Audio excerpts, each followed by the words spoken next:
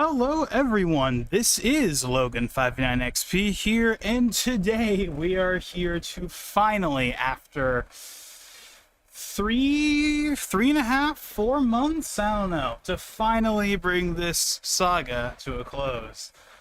This series, while I have enjoyed it, for the most part, it has definitely been wrought with turmoil. First with me getting sick and delaying part 2.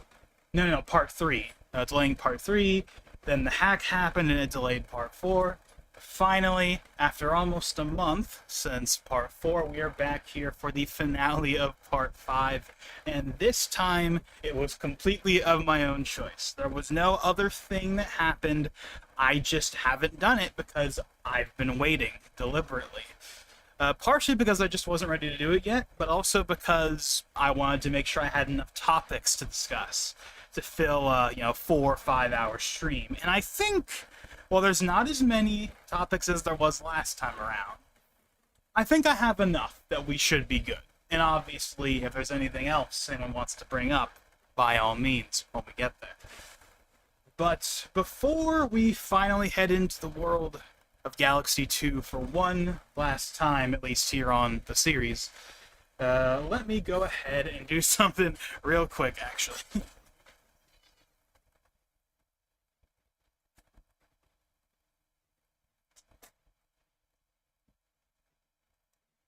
Alrighty, so enough with let's not do any preamble this time. Let's go ahead and just jump into this sucker, because we should have enough stuff to talk about. I do have a list, like I did for the last 2 streams, of topics that I have written down. And there's not really a ton. At least there's not as many as there was last time around. So yeah, last time around was technically on like February 28th or the 29th or whatever. Like it was actually in February, but of course we went into early March, 1 a.m., 2 a.m. So it's been almost a month. Almost a month. But to be fair, that is still a shorter span of time than it was from the last episode, right? Because the last episode was like what? It was like January, when did I do it? January 15th? And then I didn't do it until, February 28th. So that's still, like, a shorter time span. Instead of a month and a half, it's now just almost a month. Still a long time, but not as long. So look at it that way. But yeah, so when we left off, we finished World 4. Yeah, that last stream went on for quite some time, I think. Longer than I really expected it to. I was going to stop at arguably even World 2, but at the most World 3. And then because I was enjoying myself too much, I was like, let's do World 4. And we did World 4. But now we have Worlds 5, World 6, and World 7, and then we'll finally unlock the last galaxy and do the ultimate test and the infamous perfect run. Hence the title of the stream, which, at least as of the time of me doing the stream, assuming I don't change it later, but it'll probably stick, the title of the stream is The Final Run, because this is going to be the finale of the series, and of course it's going to end with the perfect run, so The Final Run, you get the idea. Simple title that works. So, let's go ahead and jump into Space Storm Galaxy. So, what should we talk about first? What should we talk about first, I wonder? Well, I don't want to just list all the topics. I want to, have them be a surprise, even though there's really no reason for me to do it that way.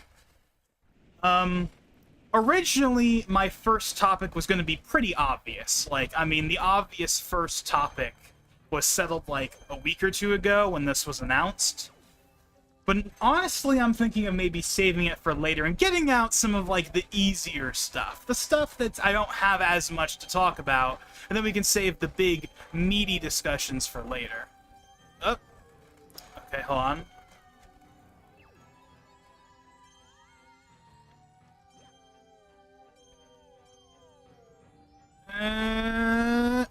There we go. That was pretty simple, actually. I didn't think it would be, like, literally, like, at the very beginning, but I'll take it. So, you know what? Let's go, I have everything, like, in my little stream topics list.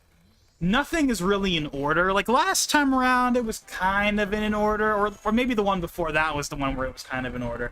This one's not really in order. This one was just me putting down stuff on the list as stuff happened that I wanted to talk about. So why don't we go ahead and talk about probably the first thing, and the thing that's actually the most relevant to what we're doing right now, which is let's talk about the final Galaxy movie trailer. Honestly, what's funny is I actually don't remember much that happens in it.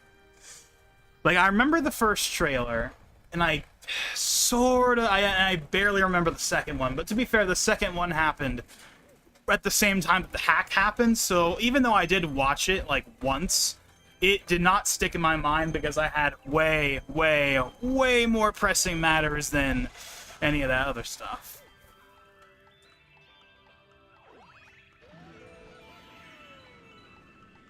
But the second trailer, you know, honestly, I might have to open it up on the second screen and rewatch it real quick because I genuinely can barely remember what's in that third trailer. Like, outside of maybe, like, one or two things. Like, it's, like, I remember the first trailer exactly. I barely remember the second one, and I can't remember a thing about the third trailer. Okay, hold on, I hear...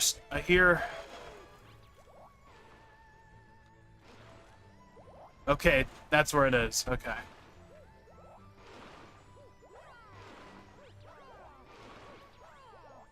You know what? Maybe I should save the Galaxy trailer for later, because there's other Galaxy-related news that we, of course, have to discuss. That's frankly bigger than anything that happens in that third trailer anyway. So maybe we should just save all the Galaxy movie talk for one dedicated section.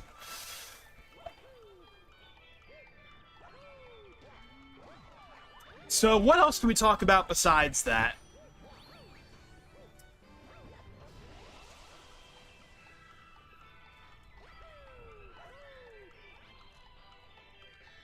Oh, what the?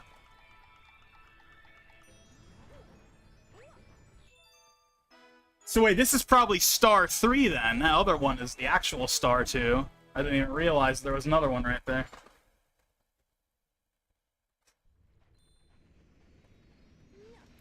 Actually, no, let's go ahead and talk about the thing that Antonio brought up here. Spider-Man Brand New Days trailer, what do you think of the trailer? Yeah, actually, let's go ahead and start off with that. Let's start off with that. I think that's a good way. It's a good thing to start off with.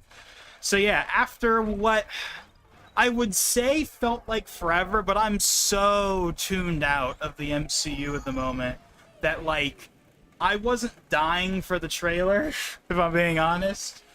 Like, obviously I knew it was gonna happen probably sometime soon, but I really wasn't thinking about it, right? But, like, I'm just so tuned out, right? Like, I'm just not in the MCU mood at the moment. I haven't been for, like, honestly a while, so, you know. And also, it doesn't help that I haven't actively kept up with, like, a lot of the trailers that have come out. Like, I used to watch, like, every major trailer for everything that came out, like, every time it happened. But over the last couple of years, I just haven't bothered. Like especially for the shows. I don't watch any of the trailers for the shows. But to be fair, that's partially because I don't even watch the shows, really, either. Oh, dang it. Actually, I think you need the bubble to get that star.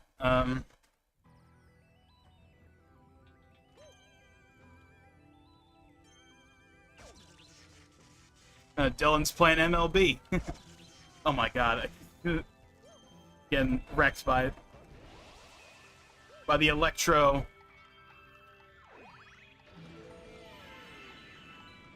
Okay, so there it is. It's at the very end. Okay.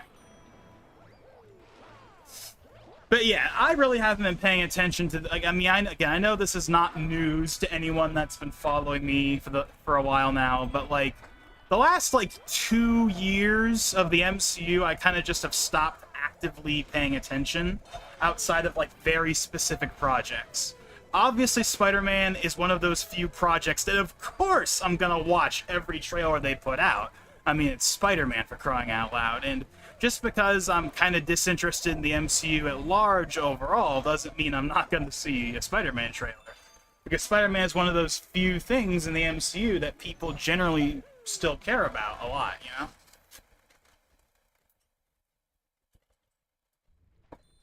Obviously, this movie is not going to have the crazy hype cycle that No Way Home had 5 years ago.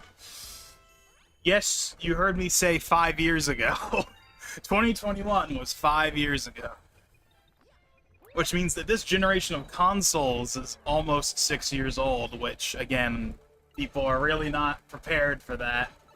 I'm not really prepared for that either. I mean, I wouldn't say I'm in the same group. I wouldn't say I'm in the group of people that's all like, oh, this generation feels like it hasn't even started. No, this generation has definitely started, and it's been that way for like the last 2 to 3 years.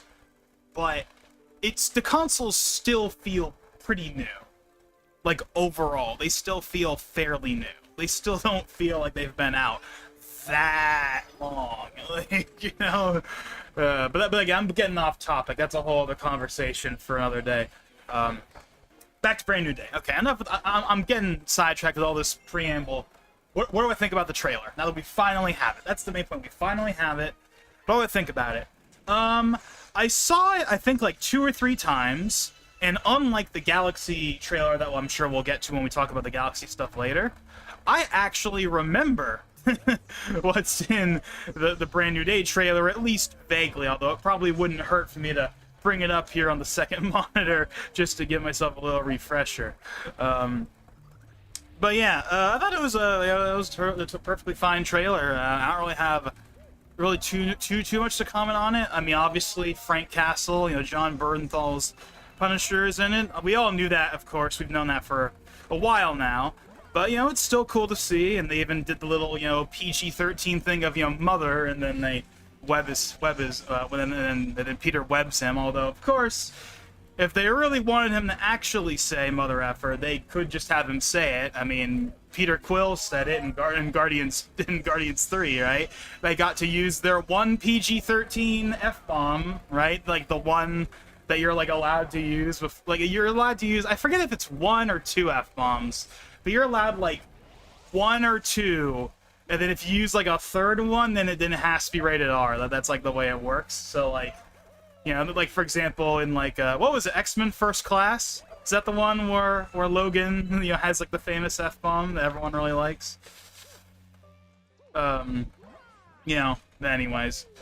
Yeah, so John Bernthal was in it. Now, I haven't seen The Punisher, like, the original Netflix series, The Punisher, so I don't really have any personal opinions on, the MCU, John Bernthal's Punisher overall.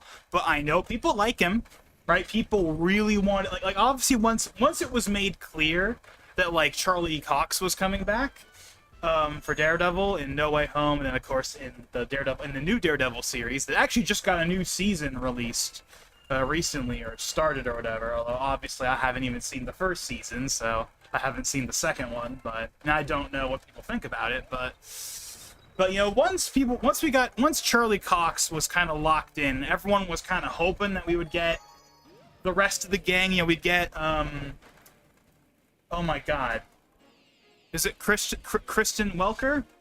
Is that her name? Jessica Jones, who was also in Breaking Bad as I forget her name, the Breaking Bad character, who's like Jesse's girlfriend, who famously chokes in the bed, and then Walt just sits there and doesn't do anything.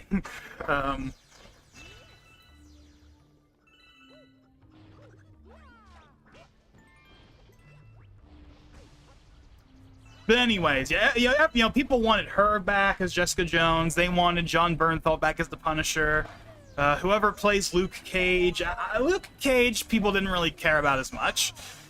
People didn't really care about Luke Cage as much. To be fair, that series, I think, was kind of on the lower end of, like, the Netflix series. People obviously loved Daredevil, so everyone was begging and pleading for Charlie Cox and Vincent D'Onofrio. People liked Jessica Jones, although it wasn't as successful as Daredevil. And people liked The Punisher. Iron Fist, I'm sorry, Luke Cage just kind of existed, and then people did not like Iron Fist. Iron Fist, you know, both the series itself and the portrayal. I forget what his name is, the actor who played Iron Fist in that series, who has yet to return in anything after that. People probably aren't going to be clamoring for him to come back. Although if they're going to bring back everyone else, they may as well bring him back too. And maybe they'll do it better this time, although, who knows. Obviously, the MCU has not exactly had the greatest track record in recent years, so who knows, but...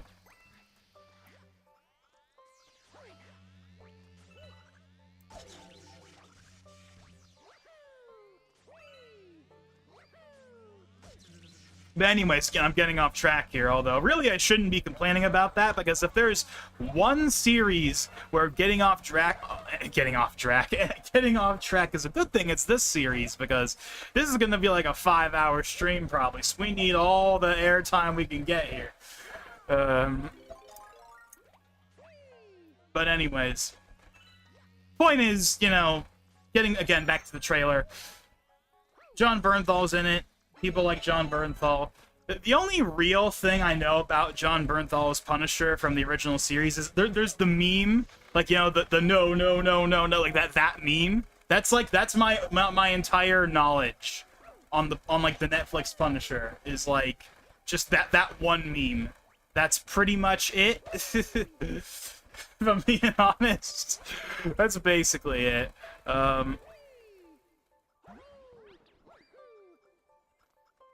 Okay, I'm gonna make sure I have an extra cloud because I'm gonna bet that this next green star is gonna be one of those ones where you're gonna need like all 3 clouds.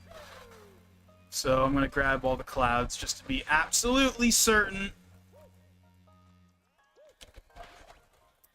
But anyways, yes, he's in the trailer. You know, he's in like the car, whatever. There's a little banter with Spidey, all that stuff. You know, obviously people love Spidey banter.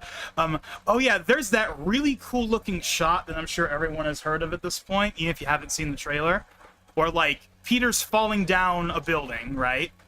And and there's 2 things about it that are cool. One, you can see like his the suit like flapping in the wind, something we haven't really gotten to see since like the Amazing Spider-Man 2's much lauded intro, right? Like, say what you will about the Amazing Spider-Man 2, but that intro is pretty cool, right? When like the movie starts with Andrew falling with the logo and he's swinging around, like that sequence is pretty sweet, right? And this is the closest thing we've gotten to that since then. So on top of us getting to actually see the suit like flap in the wind, because the MCU, I know that like one of the criticisms of like the Home trilogy is how like they have a pretty good looking suit on set that Tom Holland is actually in, but then in the actual movie they like paste over the suit with like CG almost completely. And I think that is a shame, and it is noticeable. Like, I don't think it's the biggest thing in the world, but I will say that, I mean, obviously the real deal is always going to look better than doing the CG. And it does look, at the very least, less processed. Obviously, there's still going to be CG involved, but it doesn't look like they're pasting over the suit completely like they did with the Home movies. It looks like they're actually, you know, letting the suit that he's actually wearing actually be shown for once.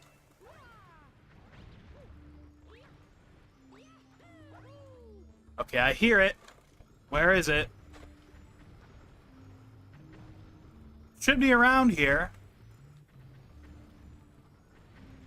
Oh. That's pretty easy. I thought it was going to be more complicated than that.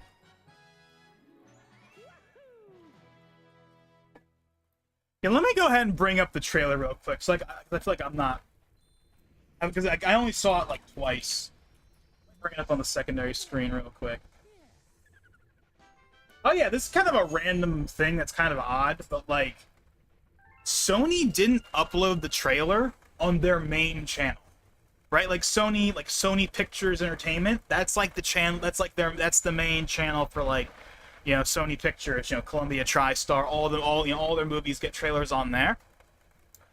Not this time around. Instead, they upload the trailer to the Spider-Man YouTube channel, which is a Sony YouTube channel. And for some reason, they put it on the PlayStation channel as well. I mean, I guess I understand why. Obviously, they have the Insomniac games. They obviously have that tie-in. So, I get the idea behind it. And I think they did the same thing with Across the Spider-Verse. I think one of the trailers for Across the Spider-Verse was also on the PlayStation channel, I think? Or was it Venom? I don't know. Point is, I think they've done it before on, like, at least one of their more recent movies. But, yeah. But, anyways, let me go ahead and just look at it. But yeah, so it's not on the official Sony Pictures Entertainment channel, but they are tagged using that new, like, collab feature. So if you look at, like, so there's the PlayStation version is its own separate version. And then there's, like, the main one that has 28 million views. And then that one is uploaded to the Spider-Man YouTube channel. And then it has Sony Pictures Entertainment, Marvel Entertainment, and just the plain old straight up vanilla Sony YouTube channel as, like, collaborators.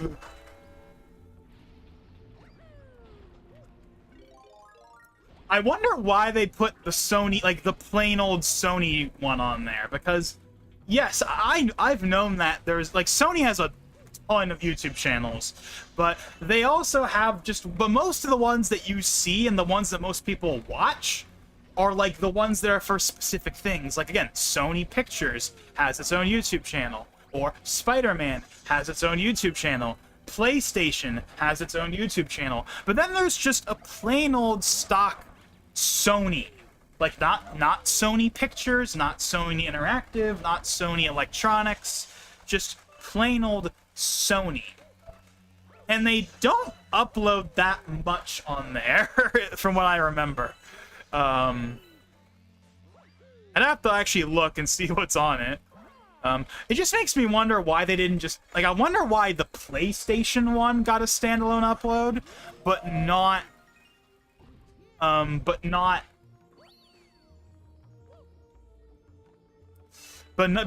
wasn't the PlayStation just tagged?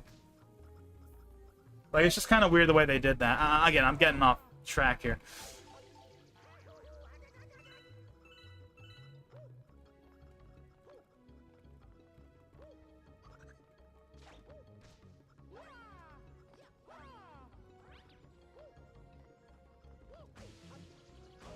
Okay, hold on. There's one here at the beginning as well.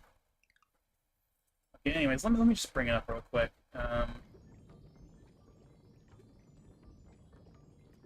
Yeah, the suit overall looks pretty good as well.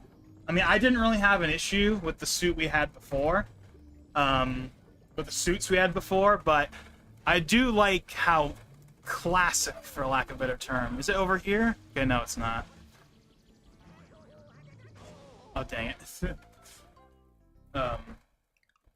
But it does look really nice. It does look really nice. The flapping in the wind when he falls down. And then yeah, this is the part I was just about to get to. Yeah, the shot that everyone's been praising. Of, like, where we get to see Peter inside of the mask, and you get to see his eye. That's pretty cool. I don't have anything to add to that. It's just, yeah, it's cool. It's something we've never seen before in a Spider-Man movie, as far as I know. Right? Like, we've seen, Tobey with his suit ripped, but we've never seen, like, just the inner part of it. In the same way that we get to see, like, Iron Man underneath the mask, Anytime they show Iron Man, you get the UI and everything.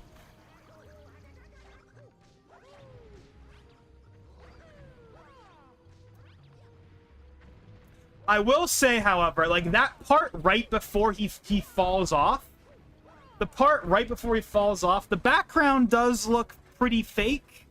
Like, it has that trademark, blurred background that Marvel does whenever they do, like they have, like, that trademark kind of, like, blurred background that like, indicates that it's, like, probably a green screen. I mean, obviously it is a green screen. Like, obviously he's not standing on top of a building, but what I'm saying is that it's like very visible. It's kind of hard to not see it. But past that point, when he's falling down, it looks pretty good. So I'm just gonna let that play over on the second screen just so I can get a quick refresher. Obviously, you know, people still know who he is. Obviously, the effects of No Way Home. Where the heck is the star? I can hear it. Oh, wait, hold on.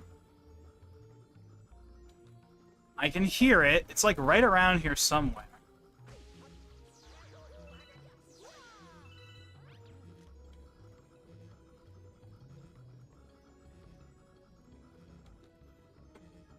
Punisher. So you mentioned that.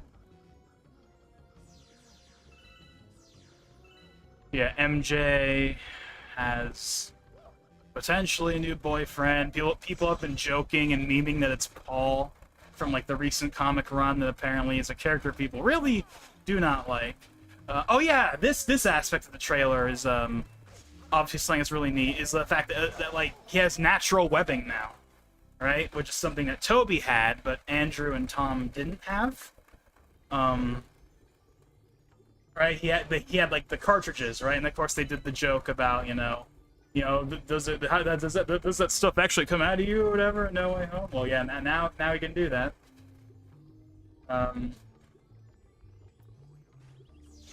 Guys, sorry, I'm like not paying attention to the game right now because I'm like rewatching the trailer.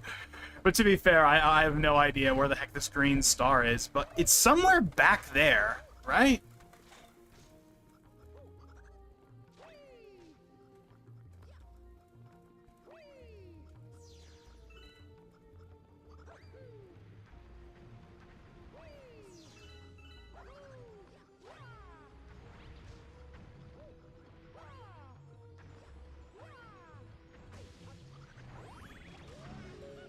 Let's see if there's anything past this point. Maybe that's like the other side of the planet or something.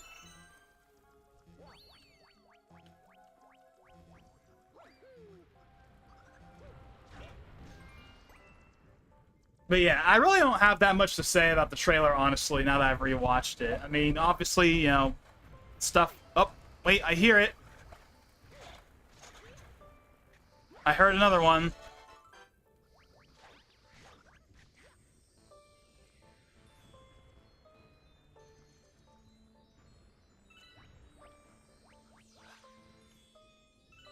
Oh. I said earlier how I feel like I need the cloud for one of these. I was right. We have to go all the way back and get the cloud power up and not lose it. We, like, can't lose it, and we need, like, at least one cloud. Oh, dang it. I have to go all the way back. But yeah, I mean... I really don't have much else to say. The suit looks good. They're following up on what they set up in No Way Home. It's got Punisher. Like I'm sure, this is gonna be solid. Like I have no doubts about that. Like Spider-Man is one of their reliable series. Yes, people have their criticisms of the Home trilogy, but generally speaking, people like them, and they obviously all do pretty well. Obviously, this movie is not going to do nearly as well as No Way Home did. It's because it's not going to be, a big event film, like the last one was. But it's going to be solid, And honestly, and this is going to be something that would be sacrilege in like 2018 or 2017. And I have seen people say it. And honestly, there's probably truth to it. But there is genuinely probably, like, a good amount of people out there that are more excited for Brand New Day than they are for, like, Doomsday. Which, if you had told someone that in, like, 2018, they would call you insane. But that's just kind of the state of the MCU at the moment, right? Like, there hasn't been enough build-up to Doomsday because people are not invested in the MCU as it stands right now, outside of like a couple of exceptions. You know, Spider-Man being one of the few exceptions of something that people still really care about. But people have not been invested in a lot of the newer characters, or just like the films and shows themselves, what happens in them. Right? Some of them have been critically lambasted, or, you know, shunned by the fans. You know, She-Hulk and Secret Invasion are two prominent examples of that. But then there have been some ones that people have liked, like Thunderbolts, for example, but didn't do particularly well box office-wise. Right? See, here's the problem. If I lose that power-up, we have to start the level all over again, right? Which means now I have to back out and go back into it every single time, which is going to be annoying.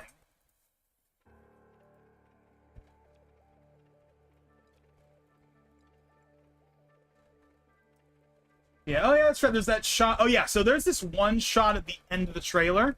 Oh yeah, there's all these, like, cool, like, comic recreations that they have. You know, the Amazing Fantasy cover, as well as a couple of others. That's neat. Then they have, like, I forget what they're called. The Hand? They're like the ninja guys or whatever. And then there's this shot at the very end that looks very similar to the infamous shot from, like, one of the No Way Home trailers, where you could clearly see, like, space for more characters. Right, you know how, there was, what was it, like, the Brazilian version of, like, the No Way Home trailer? That had, like, the lizard being punched? That they accidentally left in, like, the Brazilian version before they took it down or whatever, and everyone was like, oh, that's totally gotta be Andrew, that's totally gotta be Andrew, and then, of course, in the actual movie it was. Well, this movie kind of has a similar thing, where the very last shot in this particular trailer with, you know, Spider-Man in the hand, it very much looks like there's room for more characters. And by more characters, I'm talking about a very specific red spandexed one with 2 Ds on his outfit. That's at least what everyone feels like is going to be the case. And obviously people have been wanting to see more. You know, like, see, like, a proper Daredevil crossover. Obviously we had like a hint of that, a small itty-bitty micro-sized taste of that in No Way Home with the famous, you know, I'm a pretty good lawyer, and that was neat and all, but people want, like, a real proper team up between Spider-Man and Daredevil. And while obviously the focus has been on the Punisher for the first trailer, you know, there's a good chance we're gonna see Charlie in this as well. I'm gonna, oh, dang it, whatever. Okay, I'm gonna, like, I'm gonna stop talking for a second, just so I can actually get...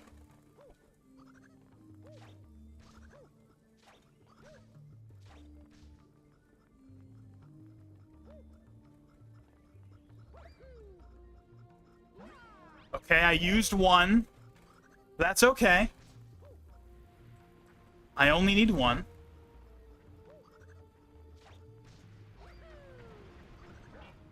Oh, whoops. I didn't even mean to land it like that. Okay. So now I just have to get over to that other platform and we should be fine. As long as I don't get hit by these meteors.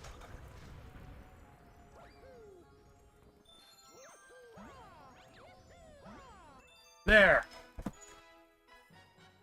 Okay, I just want to get that done with. Every time I die or lose the power up, I have to restart the level all over again. Stream is lagging. OBS isn't reporting any issues, so it shouldn't be lagging.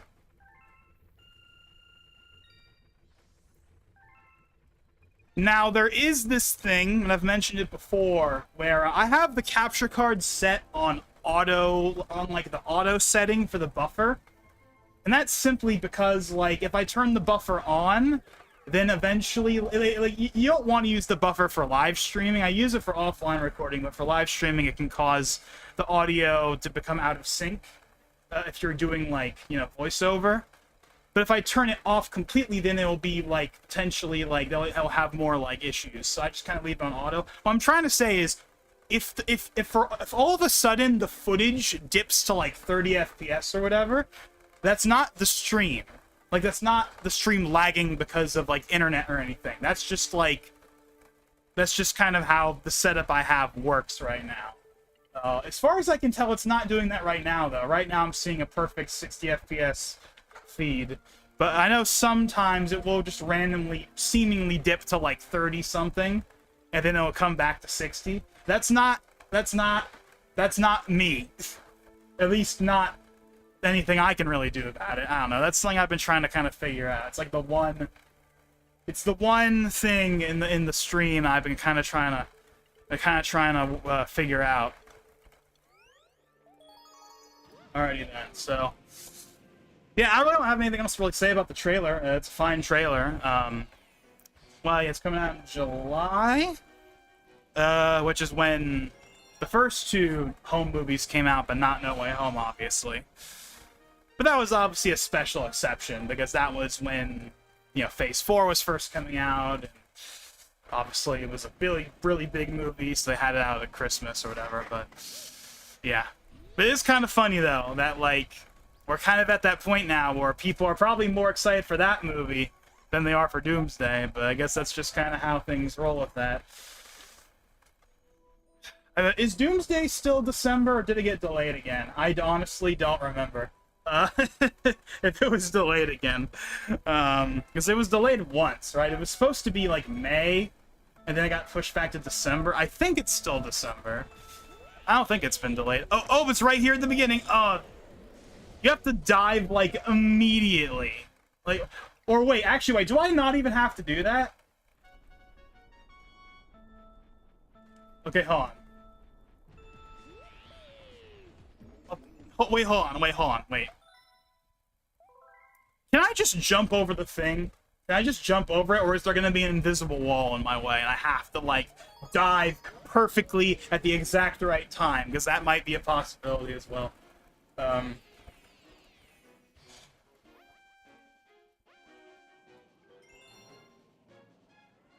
But yeah, hey Valentine, welcome to the stream. Obviously I sent you the message, but I wasn't sure if you were gonna pop in immediately or not, but it's glad to see you get here. Do you want to go into more details on the Paramount Warner thing? There's really nothing else for me to say about it. Okay, hold on. Oh, there's an invisible wall. Nope, I can't just... Okay, no, we have to do it with the bird. Okay.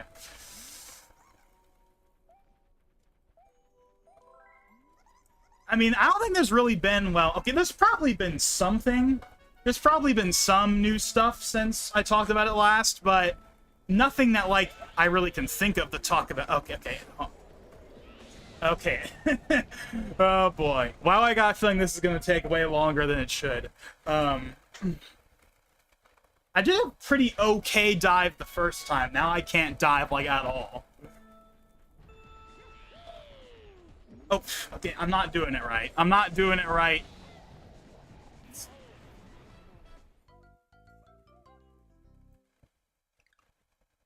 I figured out from a random static Nintendo ad on Twitter that Fox is in the new Mario movie. Yeah, that we're gonna talk about that later.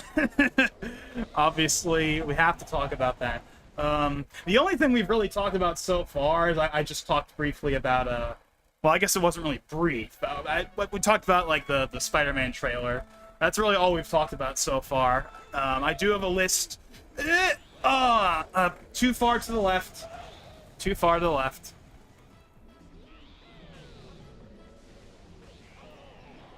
Well, I guess now that everyone is here, let me just go ahead and bring up... let me go and bring up the list again. Because, again, I had a list ready to go. Yeah, I didn't realize, like, I like, getting a game over in, like, a Mario game is, like, pretty much impossible for anyone over the age of, like, 7. But we just did it.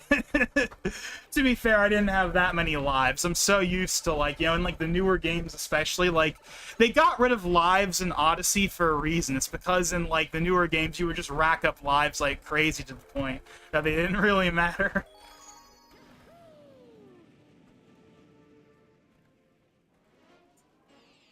Anyway, so yeah, oh yeah, again, I might have to rewatch the trailer again. Well, you know what? we talked about the Spider-Man trailer, so I think it's only fair that we do talk about the Galaxy stuff. I haven't even talked about, now the main thing I was going to talk about originally was, of course, I did stream the Galaxy, the last Galaxy trailer that came out, like, what was it, like earlier this month? I forget exactly when that happened, but what was cool about it, though, is that it was actually at 2 p.m.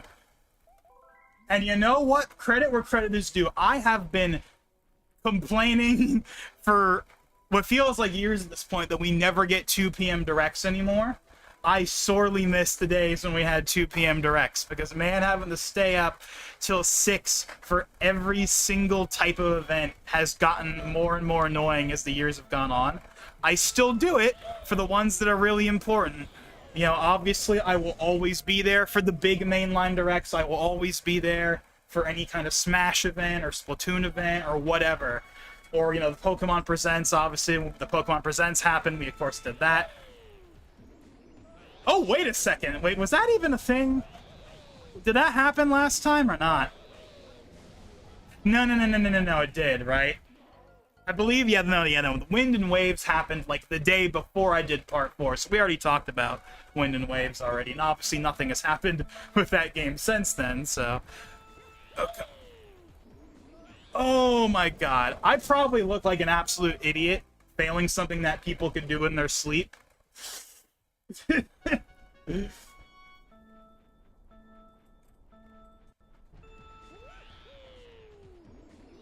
There! Finally! Wow, I failed on that way more than I should have.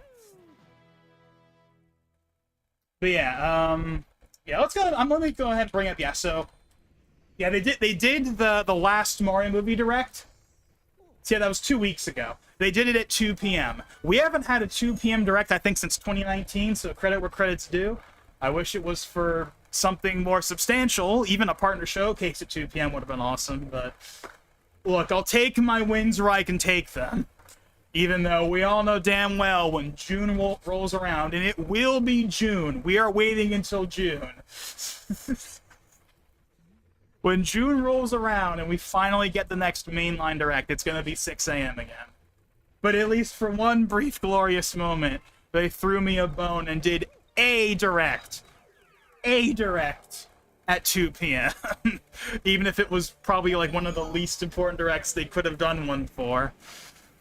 At 2 p.m., but whatever. Yeah, let me go ahead and look at the final trailer one more time. I probably will have more to say about this than I did the Spider-Man one, honestly.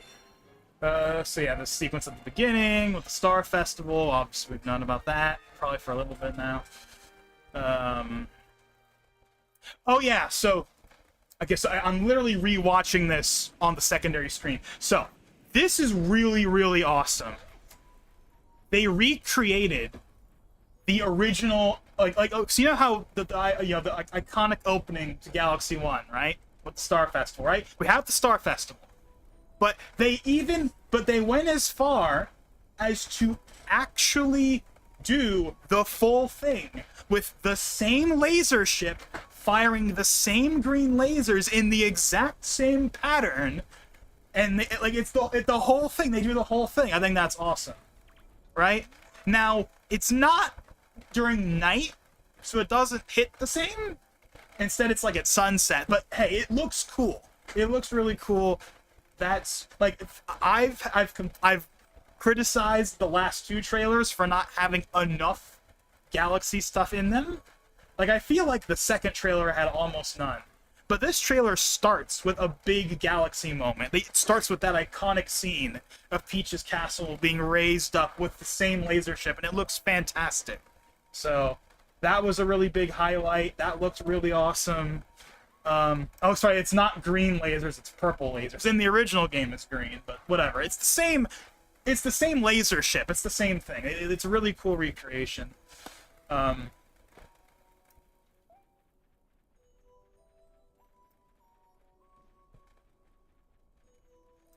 So that's cool. Obviously Yoshi's in it. Obviously we saw him in the last trailer. Yoshi does look a little odd, but yeah. Then there's Bowser Jr. again, who of course we've seen before already. Sorry, I'm not playing. I'm just. We're gonna play in a second. I don't want to fly and watch the trailer at the same time. So again, I just want to look at it real quick. Yeah. The Wonder Form, we saw that in the first trailer.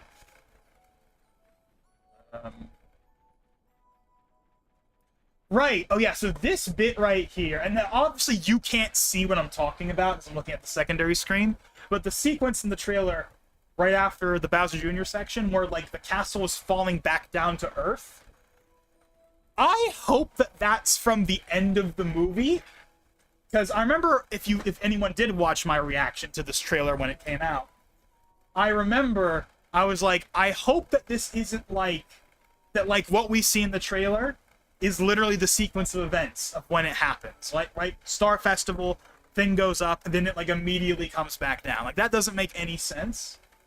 Like I hope that this section is like the end of the movie when they come back to Earth, and then that's when it crashes down. But they're just showing it out of order to like throw us or whatever. That's why I hope it is, because that would be disappointing. That'd be really disappointing if like they do that whole sequence of the castle going up, only for like 10 minutes later for it to immediately come back down again. But that can't be the case because they have to go into space later, right? So what are they gonna do? Go up some other way? I'm hoping that like this sequence is just from the very end of the movie, and they're just throwing us off by showing it now. Obviously, we'll see. Yeah, that's that sequence. Yeah, it's the sequence of Bowser with his minions. Nothing really to say there. Yeah, Bowser Jr.'s eyes look kind of weird. But overall, I mean, what do you expect? Yeah, there's Wart and Birdo. It's neat and all. Mega Leg again in the new sequence from that part we saw in the first trailer. Oh yeah, there's like that goop piranha plant that I don't know if that's a specific Wonder reference or not, because again I haven't played Wonder still, although I will be finally getting around to that soon now that the Switch 2 upgrade is out. But I'm guessing this goop piranha plant that's purple, I'm guessing that's a Sunshine reference. That must be a Sunshine reference in my opinion. Yeah, there's the... Oh, yeah, so probably the most Galaxy part of the trailer, aside from that bit at the beginning with the castle going up, is this sequence where everyone is flying through what I would say is, like, Freeze Flame Galaxy. Like, I would say, like, it's a planet from that galaxy. Like, the split in half, like, rock with lava in it. That's from, like, Freeze Flame. And you see them flying through that. So, again, they're still not showing as much Galaxy as I would like, and that has worried me because I feel like the movie has to justify that name. Like if this was called Mario Movie 2, I would have no issue with any of this. But the fact that they call it the Galaxy Movie is like, if you're gonna call it the Galaxy Movie, then you have to justify the name. And I've been worried that the name is not really gonna be justified. But funny enough, because of very recent events, I'm not as worried about that anymore. So yeah. Again, if you want to see more of my thoughts on the trailer, I did a reaction thing to it. If you really want to see more of it, but better than the second trailer, I think. And that sequence at the very beginning is pretty neat with the recreation of the Galaxy 1 opening. So I don't know. I don't really have much else to say other than that, though. But there has been a lot of minor things that have come out since then, but of course the biggest one, the thing we have to talk about, that is absolutely massive. Well, actually, no, before we talk about that, we got like a little clip of Rob. Yeah, Rob is in the movie, which that on its own isn't actually that crazy, because obviously Rob was in Mario Kart DS, and Rob is not really from a franchise in the same way that everyone else is. Like, even Mr. Game & Watch is from Game & Watch, whereas, like, Rob is from, like, what? Gyromite? Like, he's not really from anything, so to speak. He's kind of just a generic, like, Nintendo character. Like, he's not really from anything. So they can put him in whatever, and it doesn't really feel weird, right? So I mean, it's cool that we have Rob. I forget where he is in the movie. I think it's a sequence in the casino. I forget. It's a scene with Peach and like Toad, from what I remember, and like Rob is working at like a reception desk or something. So yeah, that's cool that Rob's in the movie, right? And that was neat on its own. But then we had the absolute bombshell that I already mentioned earlier because Valentine mentioned it. And sorry if I'm spoiling anyone, but... And for the record, this really should not have been revealed early. This would have been awesome as a surprise if we didn't know about it, but they revealed it, so it is what it is. But yeah, in case you have not seen it, and you somehow have only joined in now, and didn't hear me mention it earlier, huge spoilers. 3, 2, 1, you've been warned. Okay, so Fox is in this movie, like the Fox of the McCloud of the Star Fox is in this movie for some reason. That would have been amazing if we went into this movie not knowing that. But they revealed it. And it's like, they really shouldn't have done that. Now, I remember seeing, I think Game Explain put out a video that was like, hey, we see there's like a leg or there's an arm in like the corner of one of the posters and we think it might be Fox. Like, I remember seeing that, but I didn't think anything of it, because it's like, why would they putting Rob in the movie is one thing, because he's not really a franchise character. He's kind of Rob is a generic character in the vein of like Mr. Game & Watch. He's even more generic than that. Like, he's cool, like it's awesome he's in the movie, but like that's not really a big deal. Putting Cloud, oh my god, putting Fox in the movie is massive.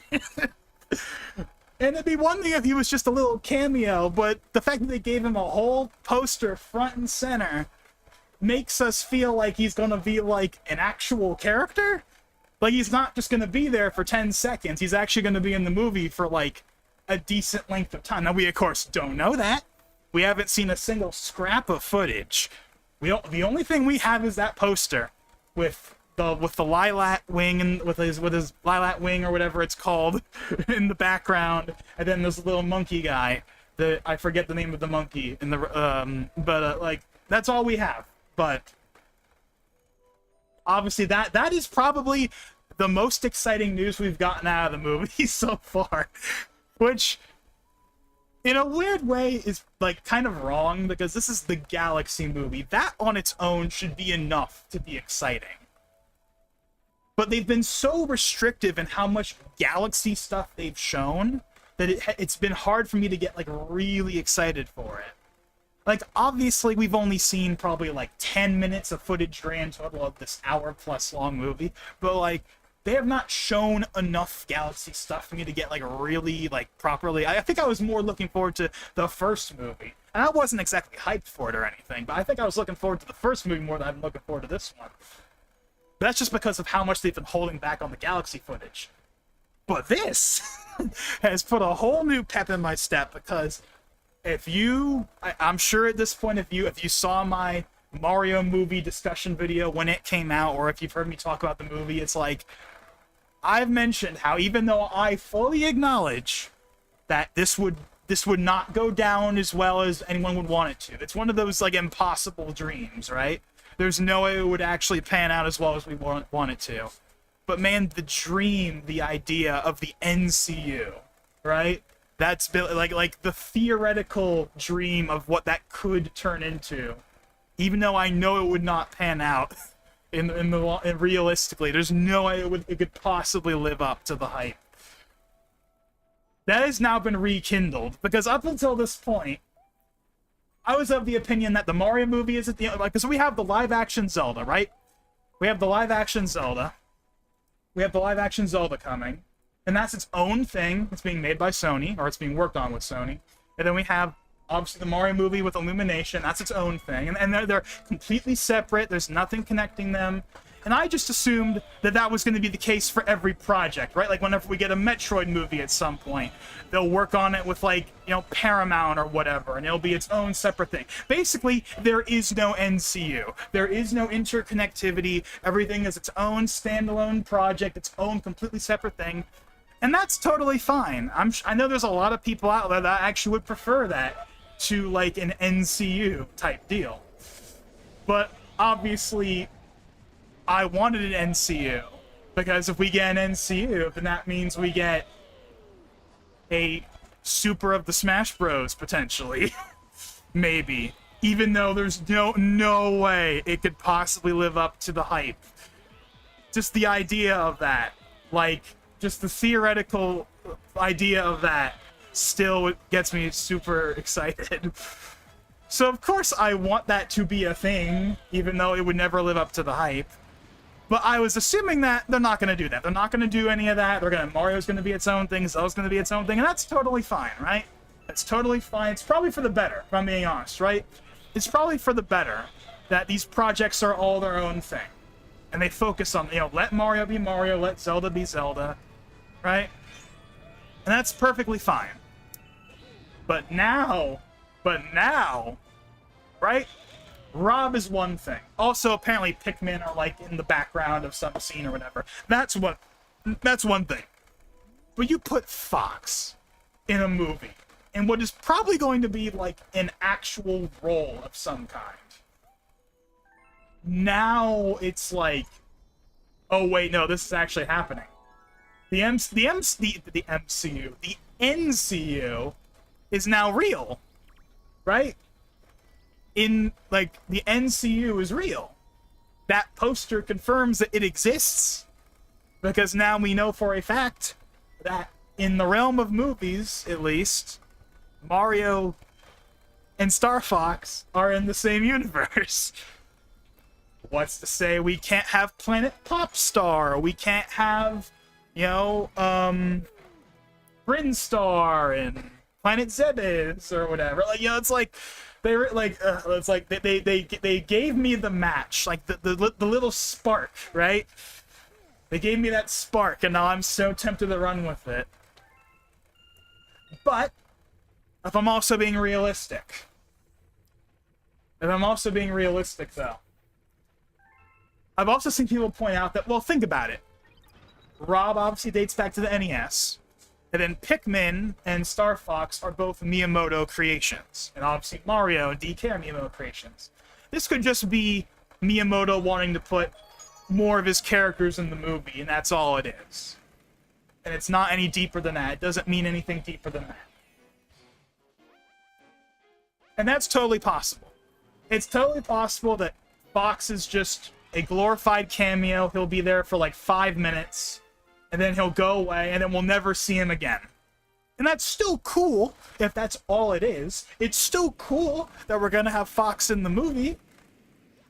And maybe we'll even get cameos from, like, Falco or Wolf while we're at it, but, like, the potential is there that it could be something more. The potential is there that this could be the beginning towards the path of the pie in the sky, never gonna happen, never gonna live up to the hype. Like, 10 years from now, when we get, like, the Infinity War Endgame, like, Smash movie or something. Like, it's not gonna happen. But man, do I want it to happen, even though I know it probably wouldn't turn out as well as I'd like. But now they're laying the groundwork. They're laying the groundwork. It's possible now. And if I'm being honest, that on its own makes me more excited to see the movie, because now, like, before it was like, okay, it'll be cool to see, Galaxy and all that stuff. But now it's like, now we get Galaxy, and now, see, you wanna know what's funny? See, you know how, like, the MCU, like a few years ago, like, people kind of memed on, like, how people were more interested in, like, the cameos than the actual movie itself, right? Like Doctor Strange, right? Like, remember like Doctor Strange and the Multiverse of Madness? Any amount of discussion and hype that movie had was all centered around, like, the cameos, right? That was the only thing people seemingly cared about. And then obviously No Way Home was all about the returning characters, right? But now, like, the Galaxy movie now is gonna have that same thing, where, like, there are gonna be people that go into that movie because they're hoping they're gonna see more characters. They're hoping that, like, Samus is gonna fly by on her gunship, or we're gonna see Kirby flying around on his warp star or something, and it's like, okay, that's not gonna happen. They're not gonna have, like, a bunch of these characters just show up for no reason. Not now. Because here's the thing about, like, Fox, right? Fox makes sense because they're gonna be in space, right? They're gonna be in space, so it's perfectly reasonable that Mario and the gang will simply run across Fox and his crew because they're in space. Like, it's not that crazy. Okay, I have no idea where this last one is. You know what I'm gonna do? I'm gonna bust out the guide. I haven't done that thing at all so far.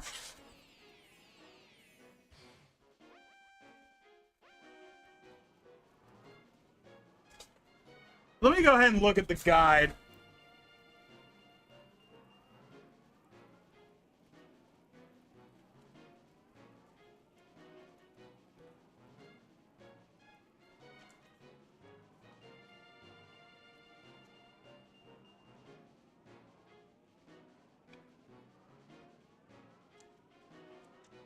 Oh, so where is it? Hold on. Right, the fan is getting in the way. It's like blowing all the pages.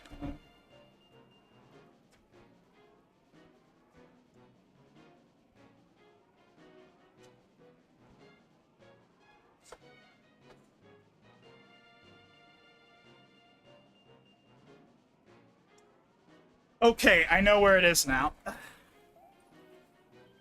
It's at the part near the end.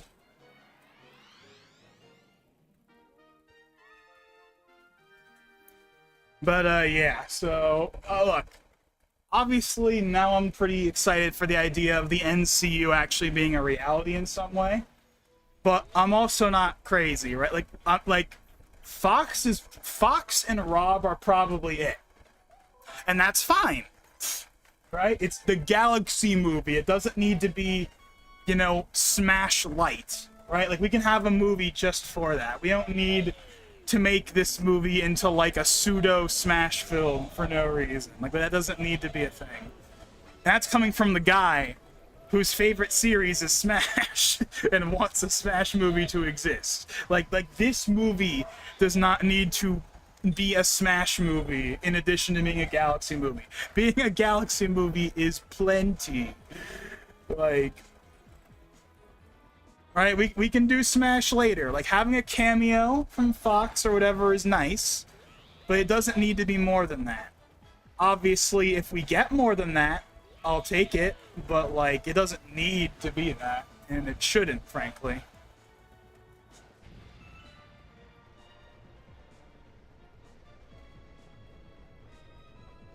There it is, yeah.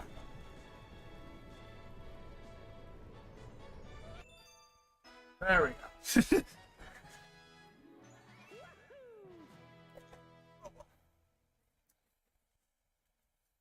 But yeah, so, yeah, Cloud's in the movie. Clouds. I keep saying Cloud. Cloud, Fox. I keep saying Cloud because I've been watching, like, FF7 videos recently, so Cloud's on the brain. No. But, yeah. So, that's pretty neat, but I'm not gonna go overboard with it, right? And frankly, we shouldn't.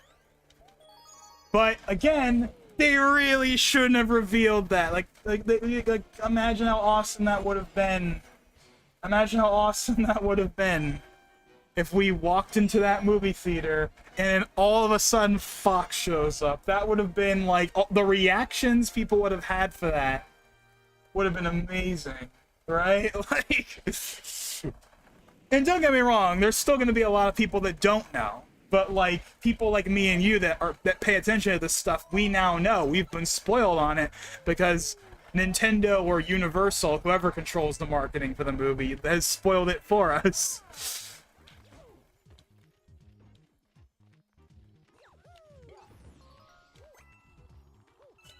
But it's still cool regardless, though. And it just adds one more reason why, obviously, I gotta see the movie. But man, it's funny because, like, I've memed about, like, man, the post-credit scene of, like, Mario gets a letter in his inbox and it's the envelope and it has the symbol and we all freak out or whatever. But what's funny is that was like a meme, like, oh, they're not gonna actually do that. at least not until like the third movie at the very least, before they even think about doing stuff like that. But now it's like they're not going to. It's way too early. It's only the second goddamn movie. They're not gonna do a tease on the second movie, right? They're not gonna do that. They gotta do at least one more Mario movie before they can even think about teasing stuff beyond it. Antonio, I'm gonna go now. See ya. Well, it was nice having you here. Thanks for watching when you did, and I will catch up on the messages, Valentine, in a second here. But I'm kind of finishing my little thing here, and I'll catch up on the messages. But yeah, it's really kind of crazy how quickly the movie is coming out, right? I mean, the movie's coming out in like less than a week. Like, it's coming out on April 1st. It's literally coming out on April Fool's. It's like 2015 all over again. Remember 2015, the April Fool's Direct? The one that gave us Lucas in one of Iwata's last appearances. It was also the time we got the Mewtwo trailer. We, of course, had Mewtwo revealed before that in the 50-pack extravaganza, but that was the direct where we got like the trailer for Mewtwo, and then we got Lucas right after. And that was a 2 p.m. direct, by the way. I remember watching that on my phone, on my iPhone 6 at school when it came out live. That was at 2 p.m. Anyway. But yeah, so Fox is in the movie. That's pretty awesome. It's totally unnecessary, but I'm glad it's a thing. But man, they really, really, really should have not revealed that. That would have been the coolest, like, that would have been almost equivalent to having, like, a Smash tease if they hadn't revealed it. Because that may as well just be a Smash tease, right? Having Fox in the Mario movie, that's almost the same thing in a sense. And they ruined it by revealing it beforehand, but oh well. I wonder if they're gonna have a remix. Are they gonna have Corneria? And when I say Corneria, I don't mean like the actual ship. I mean, I'm sure they will have the actual Corneria ship, but I mean, like, you know, the music, right? You know, the iconic one. You know, do do do do do do do do do do do do. You know, they're gonna have that, or are they gonna have, you know, the do do do do do do do do do do do do do do do. You know, I'm sure they'll have something. They'll have at least one of those iconic Star Fox tracks that we all know. They gotta have at least one. I don't really care which one it is. It doesn't have to be any of them in particular. But, yeah. So, yeah, April 1st. Not really sure what my plans are for the movie just yet. Because I'm not really sure if I'm going to see it with Antonio, or if I'm going to see it some other way. I'm not quite sure how that's going to pan out just yet. But obviously, I will be seeing it. And honestly, it probably is in my best interest to see it as soon as possible so I don't get any more spoilers. Because if there's anyone else in the movie besides Fox, for some reason, that's gonna get spoiled so goddamn quickly. So, I don't know. But obviously, whenever I do see it, which will probably be, you know, probably not like the day of, but maybe like April 2nd, April 3rd, I'm not really sure yet how it's gonna pan out. But whenever I end up seeing it, I will 100% be doing a my thoughts on discussion video for it, 100%, just like I did for the first video. I haven't done nearly as many of those as I used to, but obviously a Mario movie type thing is obviously gonna get, obviously it will be an exception.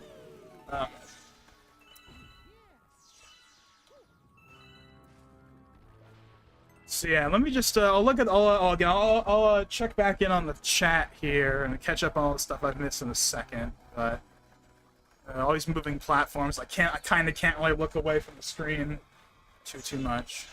Okay, so we see one back there.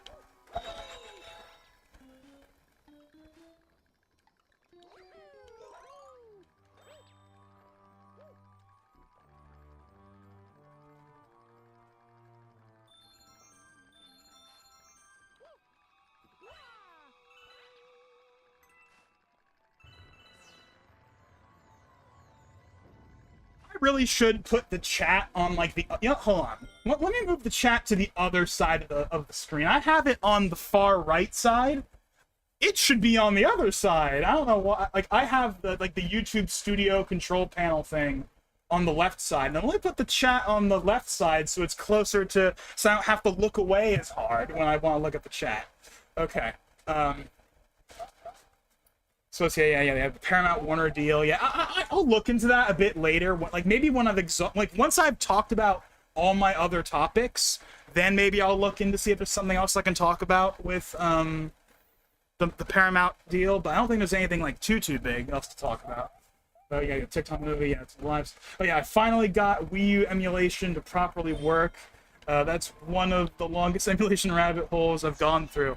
Yeah, I believe on the old Discord before I lost it, I think you actually sent me a message talking about some kind of emulation thing you were asking about, and I forget what it was. Obviously, I never got around to actually responding to it at the time.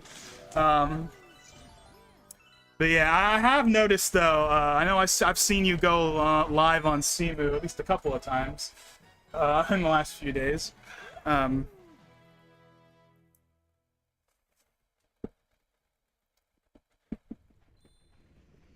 I haven't really messed with emulation in a bit. I still have to update my my Ryujinx to the newest firmware because I'm still on firmware like 20.5.0, and the only reason, and that came out, for those of you who don't remember, that came out in like November of 2025 or whatever. Like, it came out months and months ago. We're several versions newer than that now. The only reason I haven't updated it is because every time I've tried to, it doesn't work. Like, I ripped everything correctly. I'm on the newest version of everything I'm supposed to be on. I ripped the firmware with different programs just to see if that made a difference. I have the newest title keys and dev keys and prod keys all ripped correctly. And normally, if you do all that correctly, and you try to update the firmware, it'll just be like, hey, do you want to update the firmware from 20.50 to 21.0, whatever, and you just click yes, and then it works. But every time I've tried doing it, the last couple of times I've tried, it like fails for some reason, and I don't know why. I admittedly have not tried doing it in like a bit, but the last couple of times I tried to update it to a newer version, even though I was doing everything correctly, it wouldn't work, so I'm still stuck on like 20.5.0. Now that's not a big deal, because the newest game I have on there is like Wonder and Mario RPG, and those came out like 2.5 years ago. But I do know that newer updates for games can sometimes require a newer version. So there might be like newer versions of like Splatoon 3 or whatever, games that are still being updated that might require like the newest version, but I haven't really tested it. I don't know.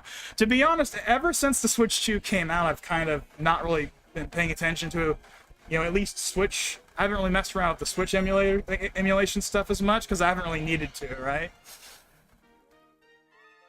Obviously, there are still advantages that like Ryujinx has over like Switch 2 back compat and whatever, or even, but most of the games that I would want patches for already have a patch or an upgrade on the Switch 2 anyway. It's just simpler and easier.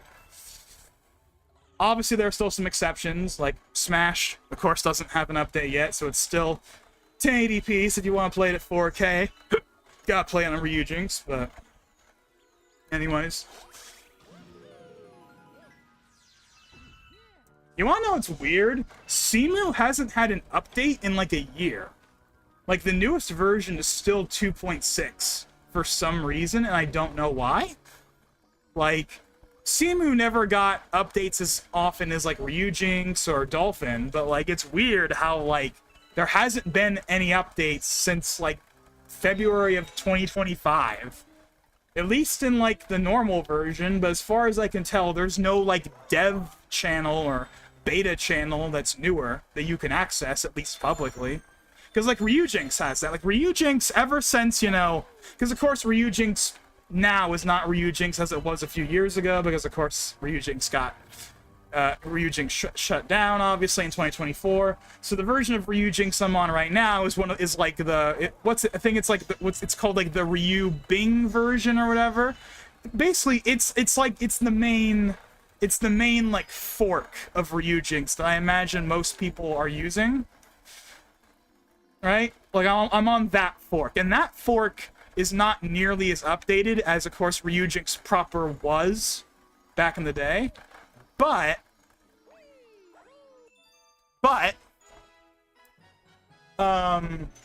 you can access a Canary version of Ryujinx that's updated much more frequently.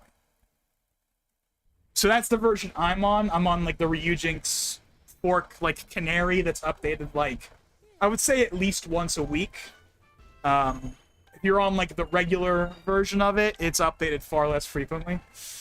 Now, that's not as important now, because obviously the Switch 1 is now... It's not in the rearview mirror just yet, but obviously the Switch 2 is out now. There's not many more games left for the Switch 1. Like, obviously it's not that big of a deal, right? Like, all of the big games for Switch 1 have already released and have already had their compatibility stuff dealt with already, but still, you know?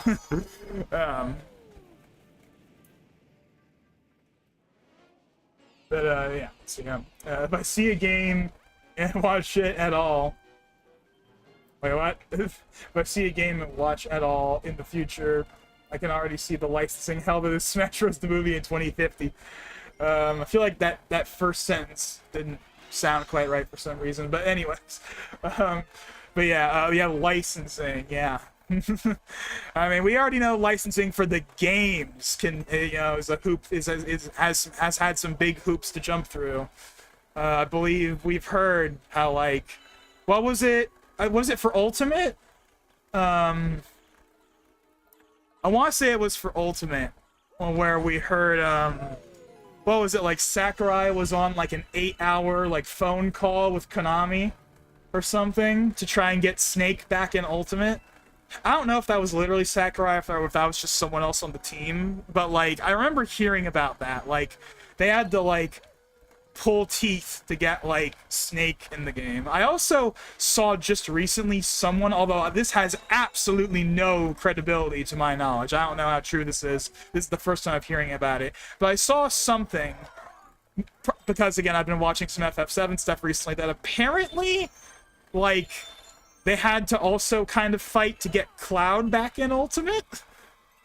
But I don't know how true that is. I don't know how true that is. There's no official story for that. Like I know, I'm pretty sure the Snake story is more or less true, but I don't know if that Cloud one is true or not. That one doesn't sound likely to me, though, because Cloud was just in the previous game, right? I mean, Cloud came out in, like, November of 2015. That was only, like, 3 years before... That was, like, just right before Ultimate started development. So I find that very hard to believe that Square would be, like, unwilling... That Square had to be pushed into, like, putting Cloud in Ultimate when they just let him be in Smash 4. So I don't think that thing I saw has any credibility. I think that's just some random person saying something. But one thing else I did see was how, so you know how with Sora, right? Everyone thought, oh, Sora's not going to happen because of Disney, right? Because Disney owns Kingdom Hearts. Even though it's really a Square Enix franchise and Disney just happens to own it, but they don't make it at all. It's not their thing, like, really, even though they technically own it. But since they own the IP, like, they'd have to pull teeth to get Sora. But then we apparently found out that, like, no, Disney was fully on board.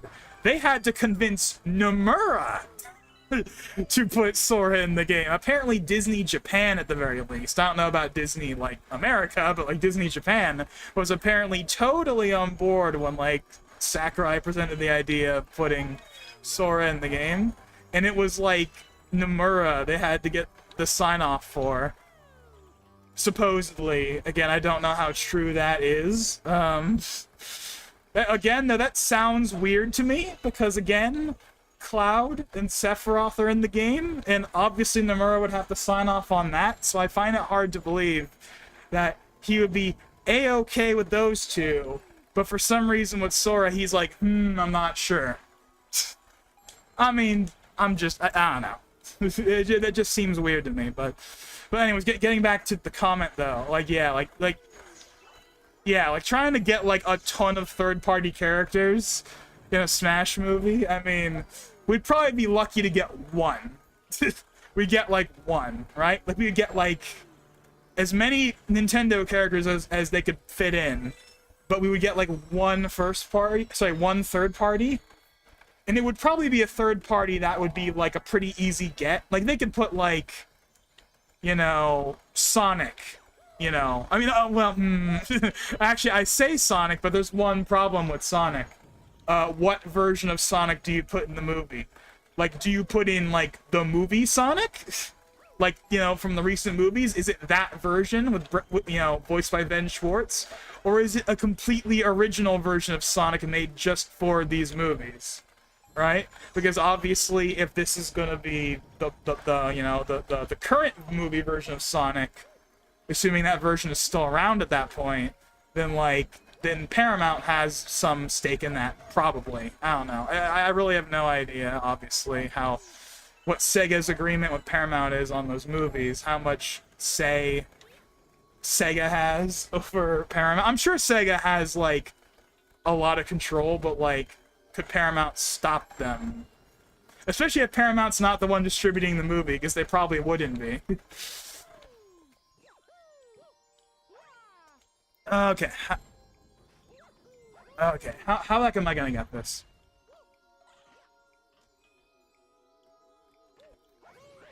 But yeah, licensing though definitely would be at least for certain characters would probably be a challenge. Not for all of them. I think like the ones that are like very like Nintendo friendly, like Sonic, Pac-Man, Mega Man, you know, those kind of characters, I'm sure that would be like pretty easy. It's more so like, you know, your Soras, your Sephiroths, you know, your Jokers, you know, characters like that. Those are the ones that would probably be more complicated, but I mean, we're talking about a movie that that's like 10 years away, right? We're talking like this ain't happening for a while, you know. Like, here's what my expectation is for, like, a Smash movie. My expectation is that the first Smash movie would basically be just, like, the core roster, right? You know, Mario, Link, Samus, you know, Kirby, Pikachu, Captain Falcon, you know, basically, like, people from, you know, the original, like, Smash 64 OGs. That's, like, the limit of what I would expect in, like, the first movie. So that means no third-party characters. And that's fine. We don't need third-party characters in the first movie. Obviously, I'd like to see that later, but, like, how the heck am I supposed to get this?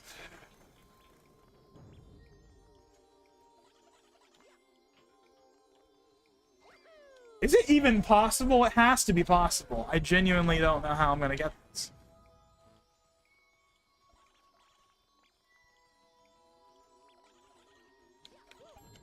Yeah, I mean, I'd be perfectly happy if it was just, you know, Mario, Link, Samus, and whatnot. Like, that'd be totally fine. I'm totally fine with, you know, just, like, those kinds of things. Just, like, the core characters you would expect.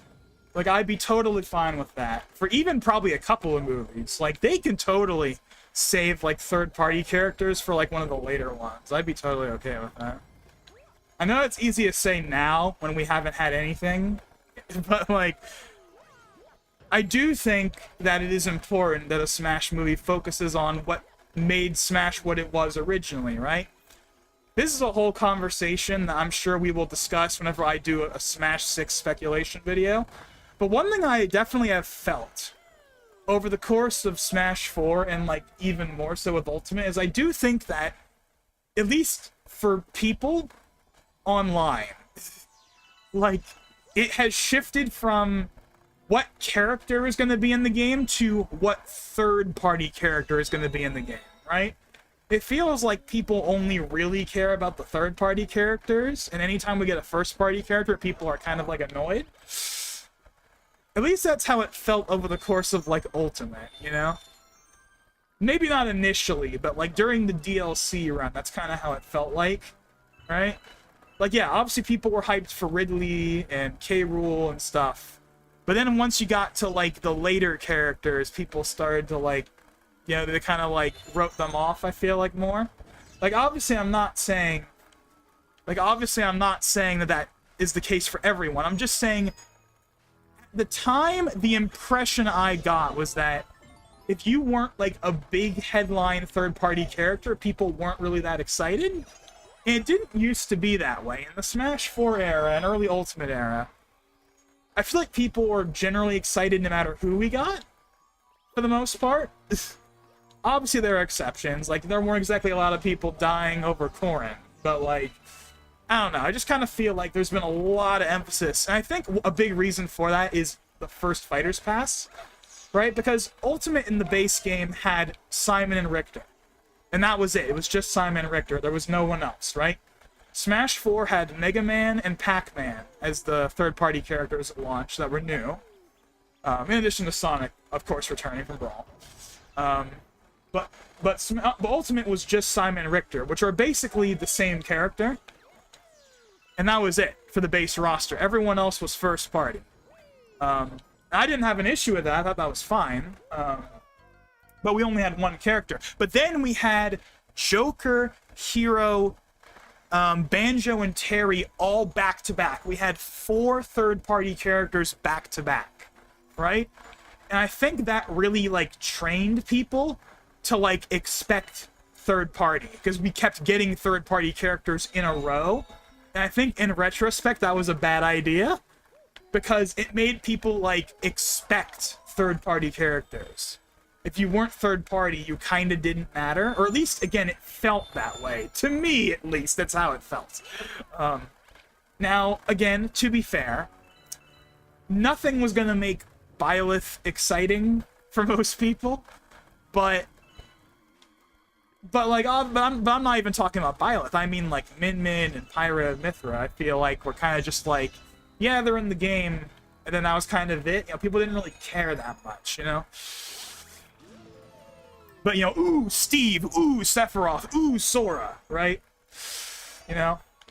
Although, okay, yeah, to be fair, though, Kazuya, I think, generally speaking, people weren't, like, super stoked for him either. I think people were more interested in Terry than they were in Kazuya, if I'm being honest, but that might just be me talking. Because to be honest, kind of by 2021, I was kind of ready for, like, the DLC to be over. Which might sound crazy for someone like me to say. Like, I was kind of ready for us to have, like, you know, the final character and for us to put the series on ice for a bit. I mean, obviously, if we had gotten a Volume 3, I would have totally taken that. I would have been excited for that. I'm not saying I wouldn't have, but by the time we got to, like, Pyra and Mythra and Kazuya, I was kind of like, you know, I think I'm ready for the game to finally be finished. And for us to finally, have Ultimate, be finally done, and for it, to finally be, finished. I think I was ready for that. And I think it ended really well, right? I think Sora was the perfect finale to Ultimate. I will stand by that. I said it in 2021, I've said it since then. I still feel that way. That trailer was one of the best trailers we've had in Ultimate. It was the perfect, final trailer. That it could not have been handled any better, in my opinion, But, anyways, getting back to the topic, though. Third-party characters. Again, I think the first movie, whenever it happens, if it happens, will be mostly, the core, Nintendo cast you'd expect, and then they'll slowly inch out from there. And I think that's perfectly fine, because, again, I think there should be more. I do think, to some extent, again, this is the whole tangent I was getting on, is that I kind of feel like Smash needs to return to being Nintendo All-Stars, right? Because that's what Smash started as. It was Nintendo All-Stars. It was the big Nintendo crossover game. Then it slowly became, the gaming crossover game. And that was cool, but it came at the cost of, again, people seemingly only really cared about the third-party characters. Especially during, the DLC, right? During the DLC run of Ultimate in particular. Particularly in Volume 2, especially. But again, that's just me. Obviously, not everyone's gonna have that same take, but that's just how I felt about it. It felt like that's what it was at the time. But yeah. Again, I'm sure I can talk more about that whenever I get around to doing a Smash 6 video. Obviously, I'll have plenty to talk about whenever I get around to that, whenever I feel like doing it. I think it's still too early for Smash 6, for like real, proper Smash 6 speculation, at least for me. I still think it's too early. Obviously, Air Riders still, Air Riders came out only, 4 months ago. So, like, we're not getting a new game announced anytime soon. So I feel like it's too early. I think maybe next year is when I would start to think about finally doing a video. Like, I feel like we got to get to, like, a point where we're, like, at least around the cusp of something being announced, Because I'm probably not going to want to do a video until something is, like, either about to be announced or something gets announced, right? I mean, I didn't make any of my Ultimate speculation videos, or videos in general, until the game was announced, right? My Veterans and, like, what Veterans and Smash Switch video, which was kind of like the kickoff to, like, the main series format. And I was going to do a follow-up on it. I had every intention of doing essentially a part 2 of that video, but for, like, new characters I wanted to see or whatever. But I just kept putting it off. I would record, now, does this sound familiar? Or, hey, there's a video I want to make, but I take too long to put it out. And I drag my feet on it. Yeah, I know. It's a story I'm sure you're all very familiar with. I did actually record dialogue for that video, though. I think I recorded like 3 or 4 sections worth of dialogue. I even had some of the assets for it, but eventually it got to the point where, like, the game was just too close to coming out. Like by the time we got to, like, October, it was kind of like, well, there's no point, because we're going to get, like, the final direct, and we're going to know the whole roster. And yeah, obviously the video would still be relevant for DLC, but at that point, it just kind of felt like it wasn't worth making. But I definitely want to do a proper video this time around that covers everything, or as much stuff as I at least can think of to cover, right? Because I did end up making a video that's still relevant to this day, by the way. If you guys haven't seen it, in 2020, I made a video called Features I Want to See Added to Smash Ultimate. And everything I say in that video still stands. Like 2-player co-op in World of Light, which of course now would just be whatever the new story mode is. More options in online, being able to play more of the modes, not just the normal Smash matches, various other things, target, break the targets, all that stuff. Everything in that video, you can just replace Smash Ultimate with 6, and everything I say in that video still stands today. I also made a video called, like, stages that should be in Smash. I made that also in 2020. That video, that one I'm less certain of if it's still relevant now. I think some of the things that are in that still are relevant. Like, for example, Bowser's Castle stage is woefully overdue. I mean, Project M had one in, like, 2015, and we still don't have one in like, the actual game. Oh yeah, I mentioned, like, a Tetris stage would be cool. There was also some stages that I think should have been, like, in an Ultimate Deluxe at the because of course this was back in the day when we were all thinking of like, deluxes, because that's what the Switch got for Wii U games, right? So we were all thinking, Smash Ultimate Deluxe. And one thing I said I wanted in a Smash Ultimate Deluxe, even though it's totally irrelevant and most people wouldn't care, was a Sun and Moon stage. Why? Because I always found that really weird how Incineroar didn't have a stage. Right? Like, Odyssey got a stage, Breath of the Wild got a stage, Castlevania got a stage, Splatoon got a stage, but for some reason, even though Smash 4 got, like, 3 new stages for Pokemon, right? We had, Kalos, Pokemon League, and Wii U, and then we had, Prism Tower, aka Lumio City, and the Unova Pokemon League and 3DS. We had 3 stages, and Ultimate got 0. 0 for Incineroar, no Alola stage. And I always found that really weird because it's like, it felt really weird to me. I mean, I get it. It's not as important as, you know, obviously they have to have an Odyssey stage. They have to have a Breath of the Wild stage. Like, obviously they have to have those. But, like, it just feels weird, you know? Incineroar is a new Pokemon, and a new Pokemon always gets a new stage, right? Lucario got a stage, Greninja got a stage, you know? Like, I don't understand, you know, why we can't have a stage for Incineroar. And I know the reason why. It's because one, a lot of the focus for Ultimate at launch was bringing back stages, right? So there wasn't that. So that's why there was only, you know, 4 fully new stages in the base game, right? We got a bunch of the old ones back, fully remade, and that's awesome.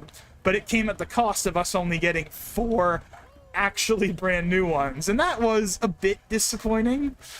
It wasn't a big deal, but it was a bit disappointing in retrospect. And that is something I'm actually really looking forward to with Smash 6, is the fact that we're gonna finally have, like, you know, probably like 10 plus new stages at launch, you know? We haven't had that since 2014. That was 10 years ago. That was 11 years. That was almost 12 years ago. Like that, like it's been so long since we've had like a ton of new stages. Like, all at once, right? Like, obviously we had the DLC, but that was obviously a slow rollout. That was like, you know, one new stage every 3 or 4 months. And that's not the same as getting, you know, 10 or 14 stages, you know, all at once, you know? I did miss that in Ultimate, you know?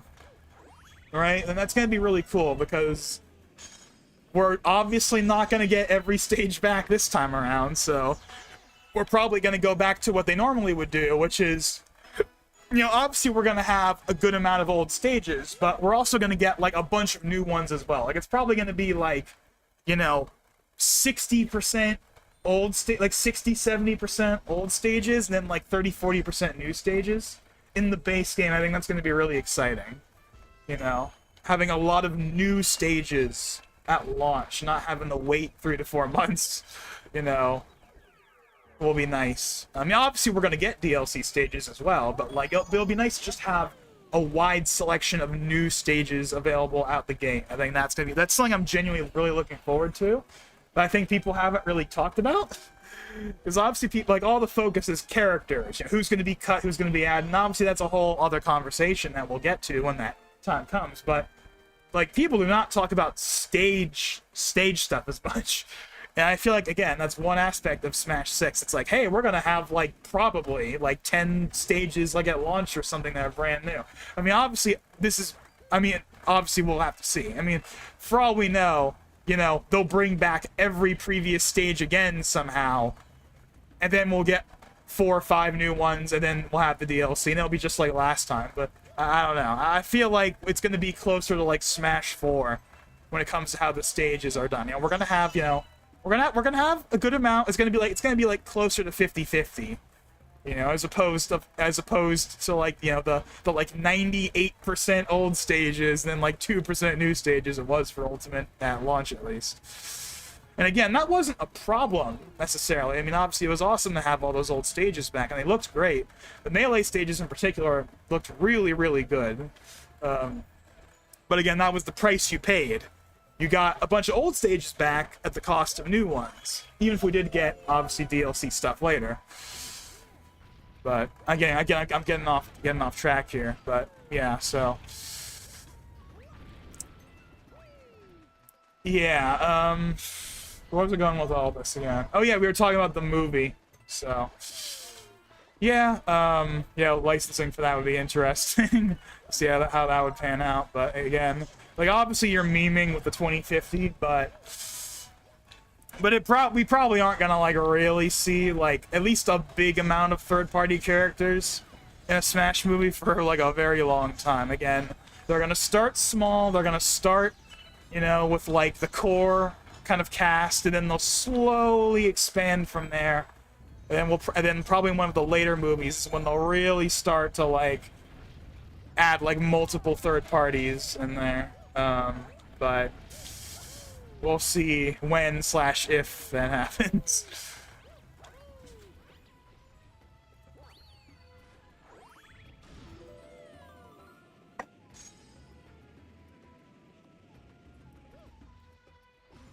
Mario and Cloud need to kill Sephiroth. um, oh man, you know what's funny? I feel like they would have a hard time topping the Sephiroth trailer, right? Because we kind of already got, I mean, not literally that Mario fighting this, but we already kind of got like a sequence, right? We had, you know, Cloud fighting Sephiroth. We had the iconic scene of Mario getting like not stabbed. That's like a reference to Advent Children or whatever. Like, we kind of already have done a little bit of that in a sense. Oh, dang it. I didn't realize it was right there.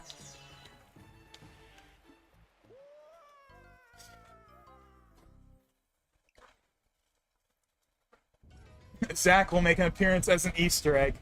You know, okay, speaking of Zack, I really want them to put I want Zack to be an alt for Cloud in the next game.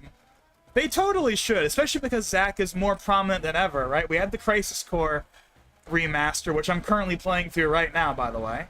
I'm finally getting around to playing it, so I can finally get around to playing Rebirth already, even though I've had it for like 2 years. Still haven't played it. But like, you know, Zack obviously is in Rebirth. He's gonna be in the next game, you know. Like he's like Square is kind of pushing Zack as like being up there with Cloud and Sephiroth. So like I think they totally should have like a Zack skin for Cloud in Smash 6, because there's no way he's not gonna come back, right? Like I don't know if Sephiroth will come back, but like there's no way Cloud's not coming back. He's just too big of a character for them to not bring back, especially when he's still super relevant because of the remakes and stuff. Like, but yeah, I really hope we get a Zack alt. Right? And that's all it has to be. It doesn't have to be an Echo. Like, Zack doesn't have to be an Echo. He can just be an Alph. You know? He can just be a skin. I'm totally okay with that. They don't have to do more than that. Oh my god. Yeah, I really hope we get a Zack alt. That seems like such a slam dunk, because it wouldn't even be that much effort, right? Because Zack's outfit is basically just Cloud's. And obviously he uses at least eventually the Buster Sword. I mean, in Crisis Core he has like the starter sword that he has for a while, but then eventually he gets the Buster Sword, obviously, and then of course eventually Cloud gets the Buster Sword later. But like they could just, like, it'd be so easy to add Zack in. Like, it'd be so easy to just make him an alt, right? It'd be so easy. It would just make so much sense, you know. It'd be easy on Bandai Namco because it's basically just swapping the head, and like it makes perfect sense from Square's point of view because Zack is a thing again because of the remakes in Crisis Core. So yeah.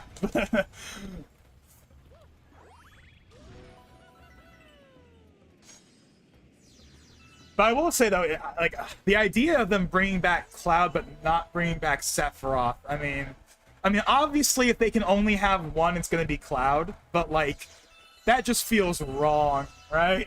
Like, you can't add Sephiroth to Smash and not bring him back if you're gonna bring back. Like now he's like attached to the hip, right? Like now every time Cloud appears, they have to have Sephiroth. They can't have just Cloud anymore because they've opened that. Well, they've opened they've opened Pandora's box. You can't go back. You can't go back to just Cloud anymore. It'll feel wrong. So it really is feeling they're conjoined at the hip. You know, it's kind of like Simon and Richter, even though obviously Simon and Richter are like literally clones of each other, whereas Sephiroth is a completely different character in every way. But like, it's like you can't have one without the other. You know, it's kind of like Ocarina of Time and Majora's Mask or Breath of the Wild and Tears of the Kingdom. They're so intertwined. If you do one, you're doing the other, right? Like if they ever remake, like if like 15, 20 years from now, if for some reason they remake Breath of the Wild or whatever, like then they now have to remake Tears of the Kingdom. You can't do one and not do the other. Same thing goes for Ocarina of Time. Like people have been talking about Ocarina of Time remake for like years. And I do think that's gonna happen. I do think we're gonna get a proper from the ground, like obviously there's the 3D version. The 3DS version's great, but the 3DS version is really just the N64 version with better models, really. Like, it's not, like, it's still the N64 game at its core, and that's the same thing for Crisis Core, by the way. Crisis Core Reunion is still the PSP game underneath. It's still the PSP animations, it's still the PSP code, but with, like, an Unreal Engine, like, layer. Kind of like what Bethesda and Virtuos did with Oblivion, right? Like, Oblivion, the Oblivion remaster that came out last year, it's still, like, the old 2006 Gamebryo underneath, but with an Unreal Engine 5 shell. Like, that's what Crisis Core is. That's what Ocarina of Time 3D is. Like, it's the same underlying game. Like, it's literally the same code. That's why there are, like, bugs in Ocarina of Time that were from the original game that still work in 3D, because it's literally the N64 code underneath, and Crisis Core is the PSP code underneath. Like, there's... Like, obviously there's big graphical updates in the case of Crisis Core, and Crisis Core Reunion is basically a remake, even though it's not actually a remake. Same for Oblivion, but it is the original game underneath. Where was I going with this? I forget where I was going with this.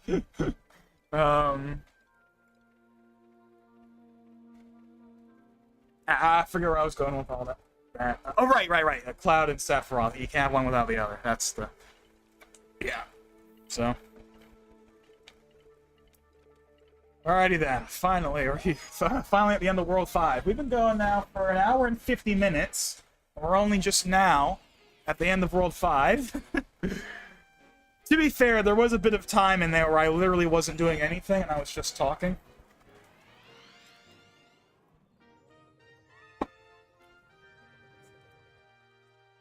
Anyway, who remembers the April Fool's IGN Nintendo Direct from, like, 2018? I don't remember that happening. I mean, in 2018... Did we have an April Direct in 2018? Or did we... No. We had... So, okay, we had the... If you were... You know, you had to have been there at the time. Like, if you were not there, I'm guessing you were, but, like, if you remember, like, the mini direct, like, the craziness that was, like, the mini direct in January 2018 with, like, the Chibi Robo Fire and, like, the bird from Odyssey or whatever, like, like, that was a crazy, I don't think we've seen a Nintendo Direct, like, lead up as crazy as that since, although, to be fair, I haven't been on Twitter since, like, the end of 2019, so I'm not really privy to any craziness that's happened. But as far as I know, there hasn't been any real craziness that's happened since then. Like, when people were like, what the hell is going on? Nintendo was, like, putting out all these really weird cryptic tweets, and then all of a sudden it was just like, oh, here's the mini direct, just dropping it. But yeah, we had that direct. Then, of course, we had the famous March 8th direct, the one that revealed Octo Expansion, and of course the big one was the one that revealed Ultimate with the Inkling trailer. And then we had, of course, E3, and we had the September Direct, etc. So there was no April Direct. But my point is, I don't remember there being an April Fool's IGN thing from back then, right? Because that was back when I was still on Twitter. So I was a bit more connected than I am. I mean, obviously I'm still following the stuff outside of Twitter just fine. Like, I follow Nintendo Life, obviously I follow Game Explain. Like, I'm still tuned in to what's happening, obviously, but, like, not quite as aggressively as I was back in the day when I was on Twitter, where everything was happening. But yeah, there were, like, it was an IGN thing where they said all the Zelda games are coming to Switch, I think. Okay, yeah, I don't remember that April Fool's thing at all. Nintendo also shut down a few emulators I was playing because, like, a month ago. Yeah, I think that happened... Did that happen after the last stream I did? The last Galaxy stream? I want to say it did. I will say right now, I did not look into it. I saw that it happened. I saw that apparently they took down a bunch of forks on, like, GitHub and GitLab or whatever, but I didn't actually look into it to, like, really see what happened. But what I do know is that it was nowhere near, like, it wasn't like it was in 2024 when it was a very big, like, public thing when, like, Yuzu and Citra got shut down, right? Or, like, when Ryujinx got shut down. It wasn't nearly as big as that. Like, it was a much more low-key affair, compared to, like, those. And for what it's worth, all the major forks are still around. Like, again, the Ryujinx fork I use right now It's still up. It's still fine. It hasn't gotten shut down. Also, what's it called? Azar? I forget. I don't know how you say it, but the big Citra fork. Like, that also was not shut down. That's still around. That's still getting updates. You know, the Discord's still there. So, at least for the current, like, big Ryujinx and Citra forks, like, nothing happened, basically. As far as I can tell. Like, the Discord's still there. It's still getting updates. They even put out statements saying, like, hey, there's been stuff going down, but, like, we're fine. Nothing's happened with us. So I think it was a bunch of, like, smaller forks that weren't really that important, I think, was what got hit. But, again, I didn't really look into it too much. Because it wasn't nearly as big of a deal as it was when Yuzu or Ryujinx got shut down. It just kind of happened, and it was just kind of like a thing that happened and it went by. It wasn't like this big drama thing like it was with those two.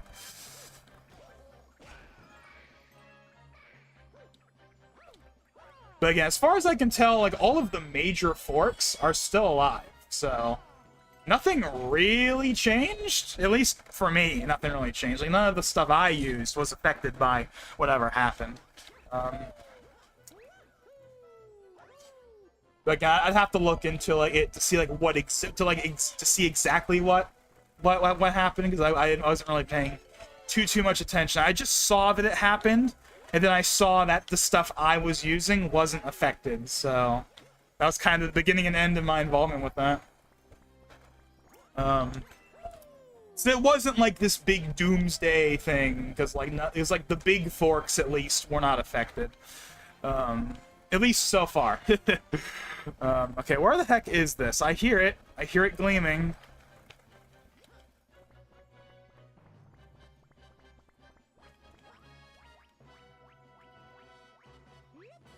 Wait a second. Wait. I'm an idiot. Wait, no, I already got that one. Yeah, I already got that one. What was whatever. Anyway, we still think about you, beloved Yuzu. I mean, to be honest, I was never the biggest fan of Yuzu. Like, don't get me wrong, I used it at one point, but I remember, like, Ethan was, like, pushing me to, like, move over to Ryujinx at the time, I believe. And then eventually I did. Actually, no, okay, here was the problem I had with Yuzu. One, trying to set up Yuzu, at least back in the day, was just more complicated than, like, Ryujinx was. But also, like, Yuzu didn't have, like, a resolution slider. And to me, it was kind of like, well, what's even the point? Like, the whole... In my opinion, this is my opinion, the main benefit of emulation is higher resolution, better performance. If I can't run a game at 4K... If it's still running at, like, whatever resolution it ran on the Switch, then what the heck is the point emulating it? I may as well just play it on the Switch. Like, the whole reason to play, like, a game in Dolphin is so you can play it at 4K. Like, that's the whole reason, at least for me, you know? Like, if I can't play it in 4K, if I can't jack up the resolution and jack up the anti-aliasing and whatever, then what's the point? But then eventually Ryujinx added the ability to have a resolution option. And then once that happened, I moved over to Ryujinx and never looked back, because I just preferred Ryujinx anyway, even outside of the resolution slider. But then Yuzu got it eventually as well. Or was it... I feel like... Did Ryujinx get it first? I think Ryujinx got it first, because Ryujinx, you know, especially at that time, was like the, you know, Yuzu was the main one, right? But Ryujinx was definitely gaining popularity, and I think the resolution slider was at least, that was like the big thing for me. It was like, oh, Ryujinx is the one where the games can actually look better. So why would I not want to be on Ryujinx? But again, maybe I'm mixing that up. Maybe Yuzu got it first. Actually, you know what it might have been? It might have been that Yuzu got it first, but by the time it got it, I was already on Ryujinx. I didn't want to move back, so I had to wait for Ryujinx to get it. That might have been what it was. I'm not entirely certain. Because, I mean, now, obviously, this happened, like, you know, 2022 or 2021 or whatever the heck. You know, I don't remember when the resolution sliders started rolling out in either of them, really. I want to say it was, like, 2020, 2021 was, like, the time that it happened. obviously I can't really look back and check because unless someone made a video about it, obviously the original websites are all long gone. So I can't check like a news post. Okay, where the heck is... Where is this? I don't know where this is. Anyways. The Game & Watch is what I meant. Oh, for the, yeah, if I see, oh, yeah, that bit, yeah, because I was like, yeah, that didn't make any sense when you were talking about that. Yeah, if I see Game & Watch at all in the future, okay, that's what, yeah. Yeah, no, I'm catching up here. Wait, hold on, isn't it, like, way, oh, yeah, I was gonna say, isn't it, like, way over here? There we go.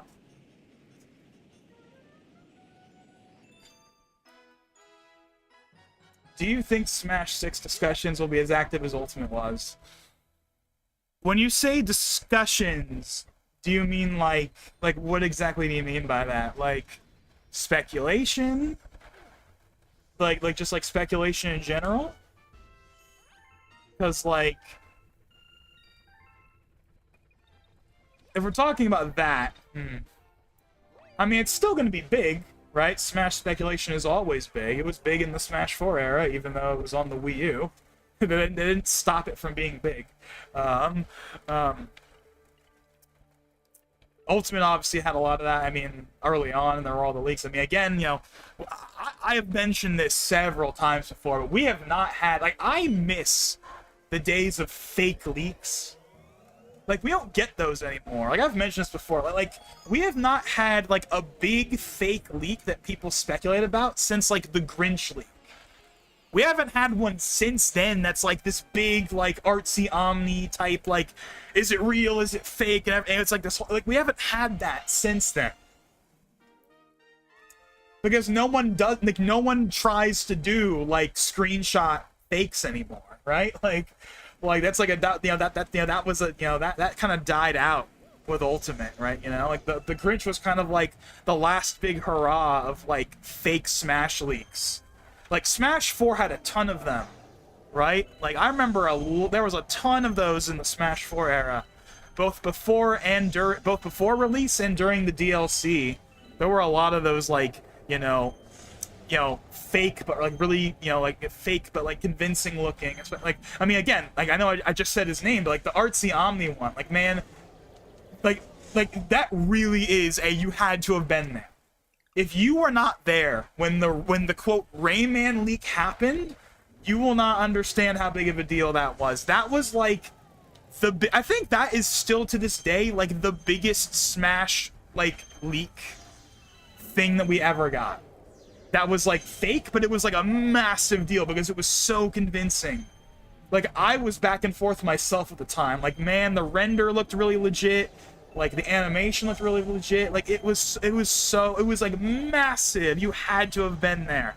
Like I cannot do it justice. You had to have been there at the time to understand how massive that was. And then of course Artsy Omni put out his video being like, hey, here's how I did it. And that was kind of, I think, the beginning of the end. Because once we had that very, very, very convincing looking Rayman leak that looked damn near real, and it was fake, that was the moment when people became, I think, a lot more skeptical of these leaks, and we started to see less of them over time. And again, Ultimate really only had, like, the Grinch leak, I think? That was about... It's all I can remember. I can only remember the Grinch leak. The only other one I can think of was around E3 2017. So this is before the game was even announced. There were screenshots going around of, like, recreations of Melee's Break the Targets. I believe it was, like, the Yoshi one. And then they had, like, 4-player split-screen Smash Run. And then there was one that was, like, Mario and Link, and it was on Fossil Falls from Odyssey. So there were a couple. But, like, I don't know. But like, they weren't as big as they were in Ultimate as they were with Smash 4. And we didn't get almost any with the DLC cycle for Ultimate. Like, there was basically no, like, here's a screenshot of something. Like, no one did that. No one even tried to make a fake leak. At least that I can remember. I don't remember any. At least not any that gained traction.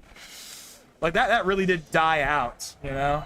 And I kind of miss it, right? That added to the fun, right? That added to the fun, you know? Stuff like Rayman, stuff like the Grinch leak, stuff like that, you know?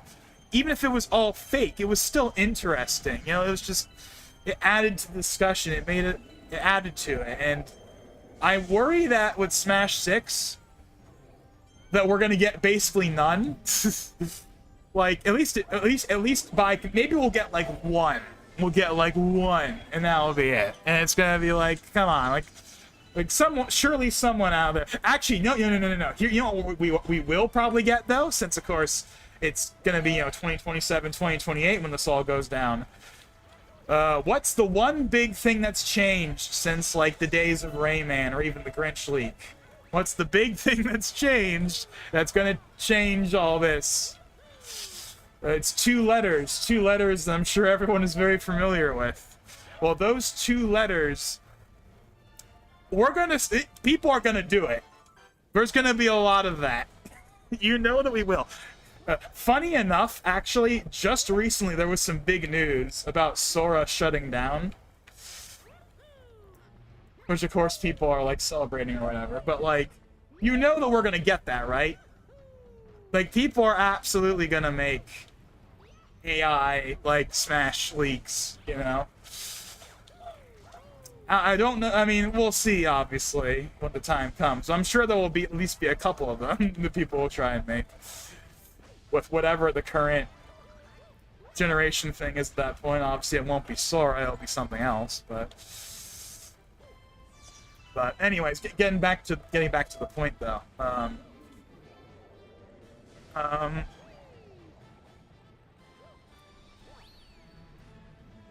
Yeah, I know the hype will be big, but speculation. So yeah, well, and again, this is speaking for myself.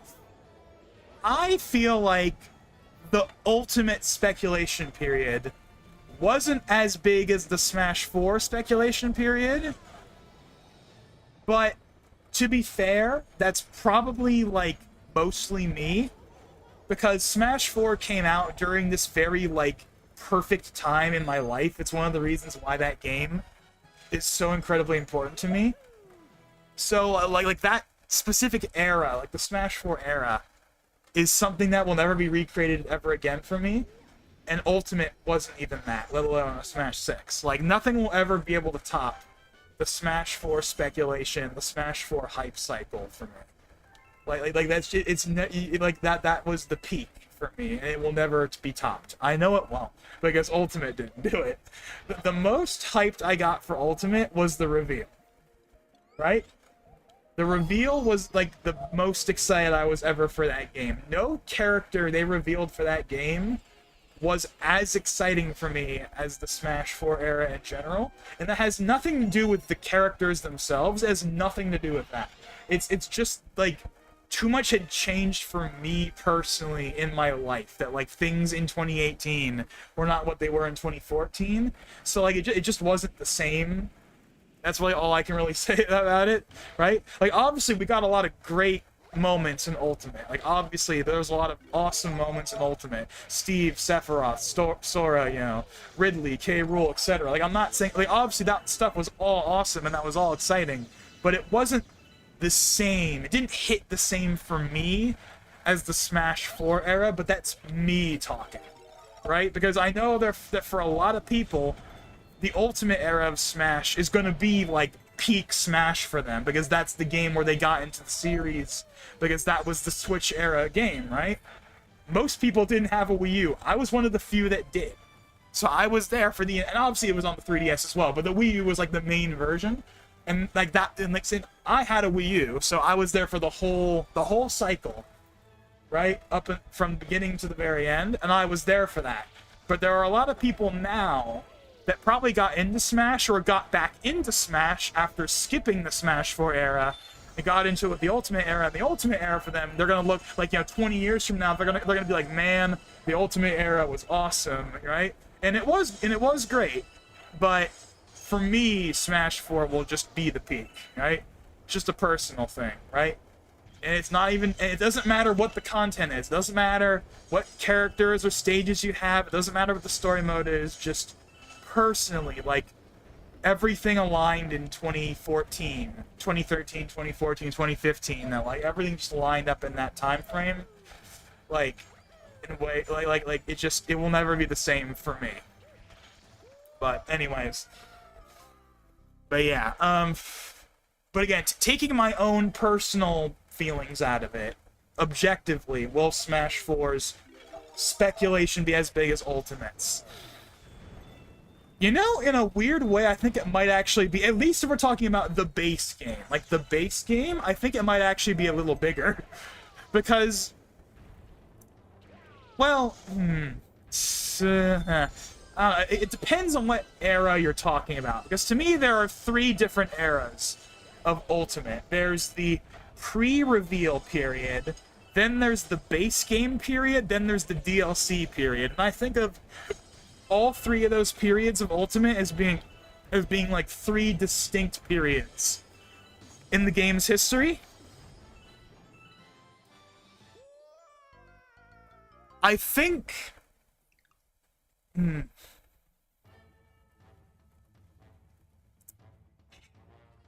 I don't know. It's hard for me to say, honestly. It's honestly hard for me to really say. It really is. All I can say is that it will obviously be big. It's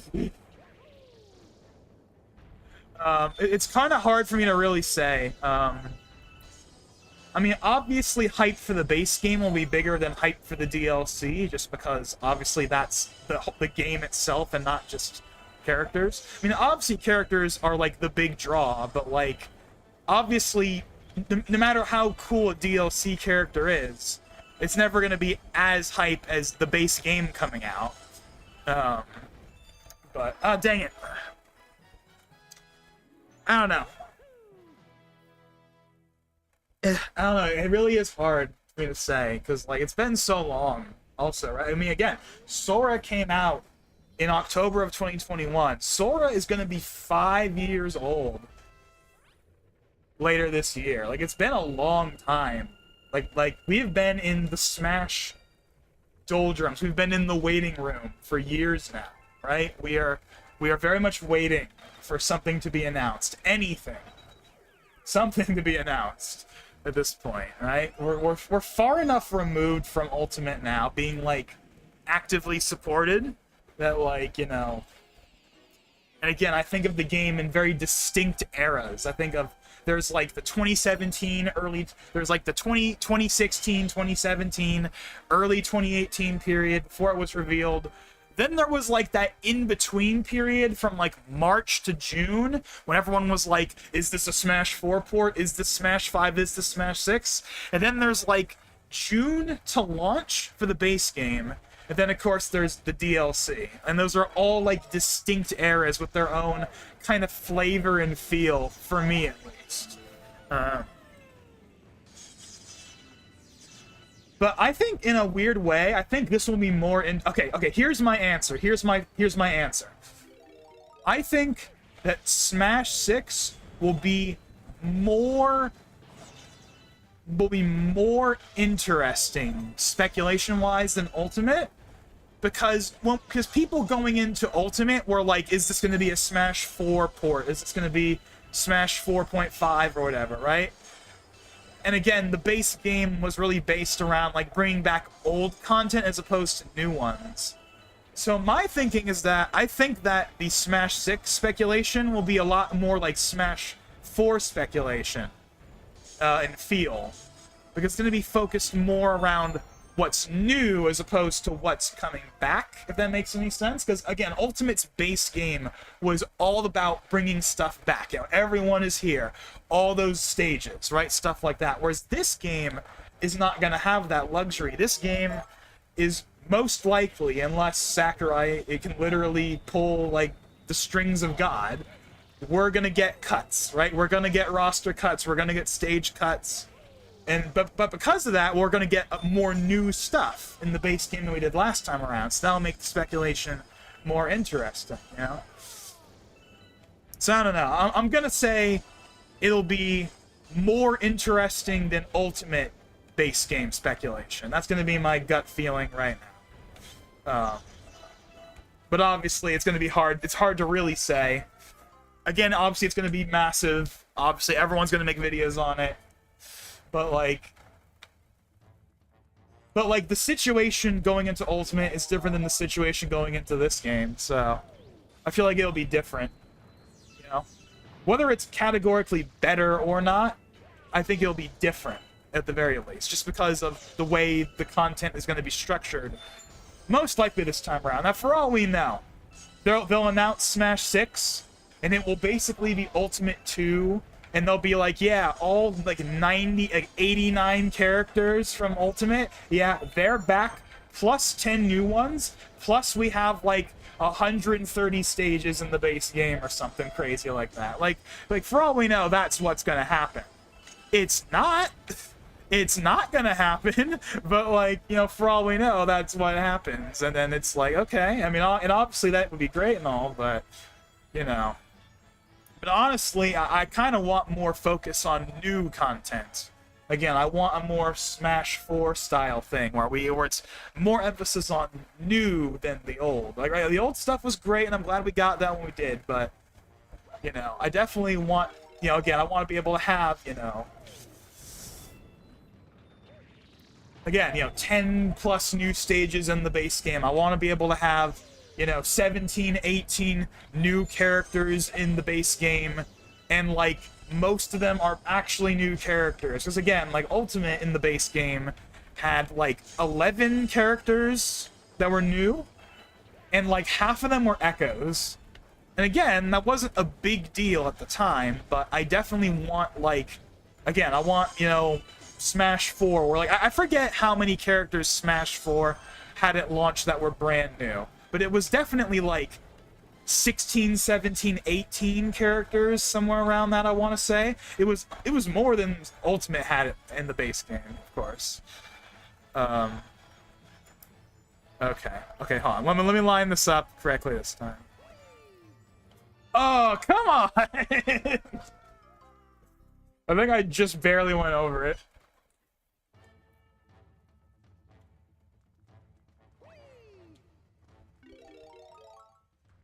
But yeah, so I guess, I don't know, that'll be my answer for now. Again, obviously, this is a whole video waiting to happen, that will happen when that time comes in 2027 or 2028, whenever. I mean, but, yeah. But there's the answer to that question, I guess. At least it's my take on it. Okay, so.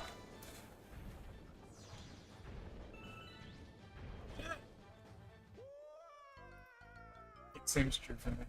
I think that was talking about the Cloud Sephiroth's acting. It's equivalent to the Skyward Sword boss cursing Link for Eternity. I never actually finished Skyward Sword back in the day. I got all the like I got stuck and stopped playing it for years, and then like in 2016, I like picked the game back up again and started playing it again. And then I got all the way up until the fight with Demise, and I just got stuck on Demise, and I was like, you know what, I think that's good enough. And I haven't beat it since. One of these days, I'll probably play the game from scratch. I'll probably get, like, Skyward Sword HD on eBay or whatever at some point, and I'll end up, you know, playing the game from scratch and actually finishing it. But, yeah. Anyway. Yeah, the IGN thing. Oh, yeah, they fools. I think they removed Citron, though, which was a good one, but there might be forks. Yeah.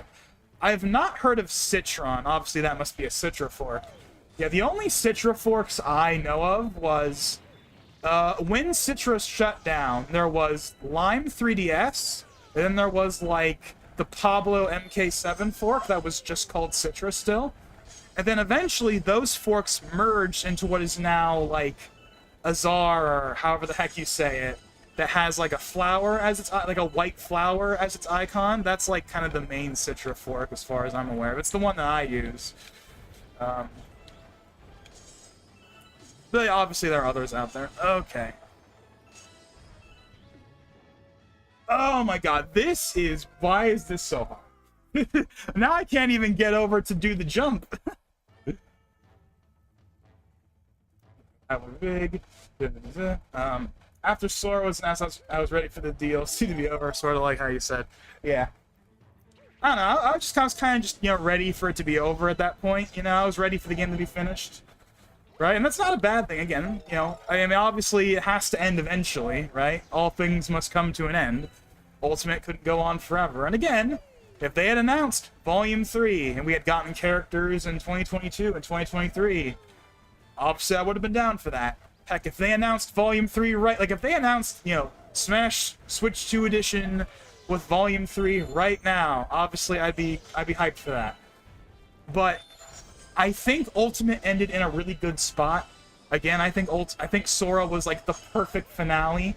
I think that trailer, that character choice, the fact that he was the winner of the ballot from all those years ago, like it all was just absolutely perfect. I'm very, very happy with how Ultimate ended, because that was something I was worried about. I was very worried about how Ultimate was going to end, because if Ultimate did not end on a strong, if it did not end strong, I think that would have, like, at least to some extent tainted the game's legacy a little bit, right? But they ended strong, and I think that was what mattered, right? Like, whether you personally cared about Sora or not, like, I think it is undeniable that, like, you can't watch that trailer and not tell me that that was not, like, the perfect final trailer and, like, the perfect character to end on.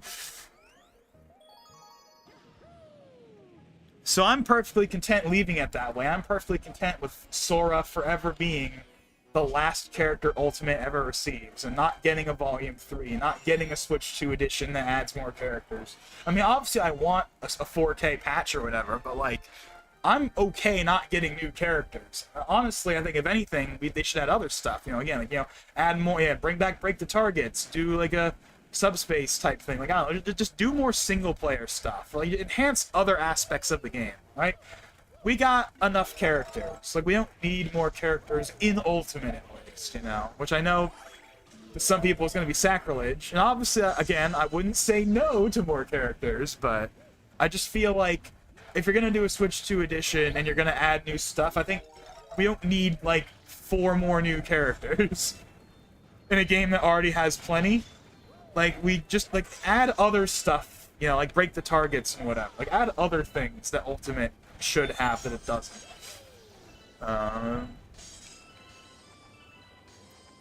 Yeah, I think we finally caught up with the chat. By the way, there's still a bunch of topics I haven't gotten to yet.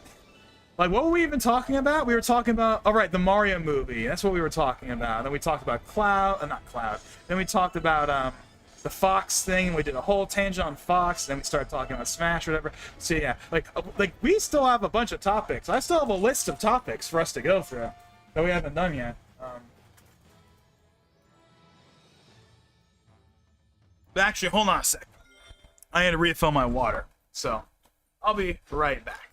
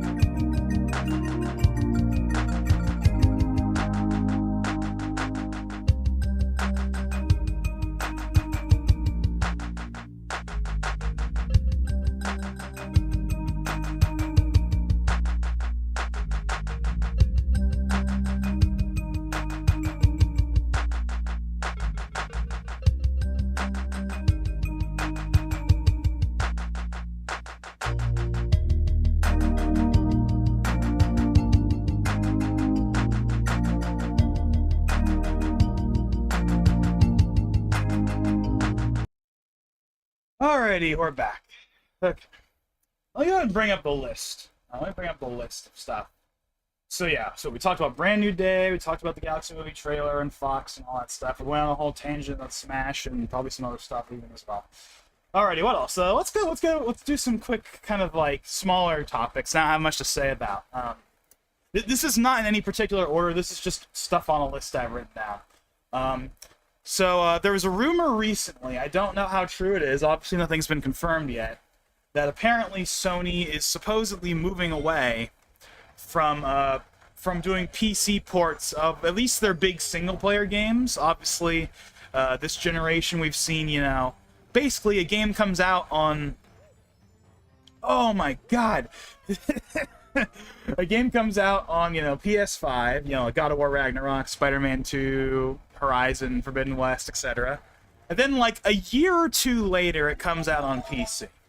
Obviously, people have varying opinions on whether or not this is a good thing or not, but it's been a thing that's been happening, and it's been a thing that's been happening for the last, like, 3 to 4 years. Pretty consistent, right? And the gap has only gotten smaller as time has gone on, right? Like, it used to be, like, 2 years, then it became like a year and a half, then it became a year. The gap has gotten smaller, I feel like, as it's gone on. And then, of course, they have the day and date, like, you know, multiplayer and live service stuff like Helldivers and whatnot. That's day and date on PC.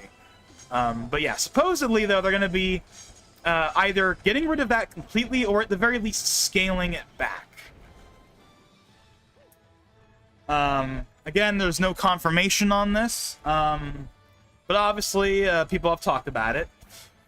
And whether or not you consider that to be a good thing... Okay.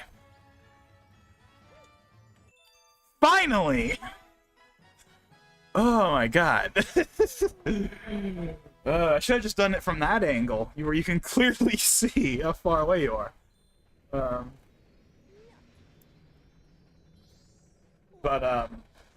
But yeah, so obviously this is not confirmed yet. Sony has not said anything in regards to the future of PC ports. But supposedly this is what's happening. So what's my take on it? Well,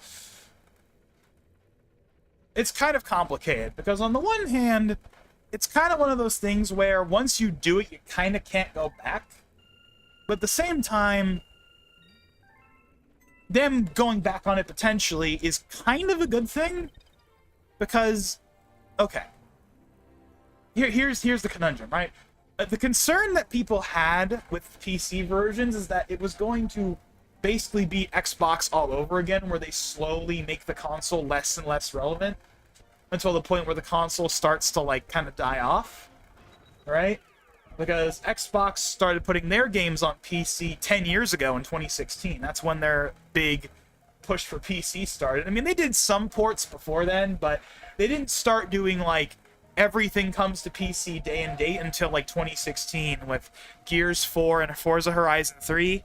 But then, you know, every game since then has been day and date on PC, right? And I remember at the time that was very controversial.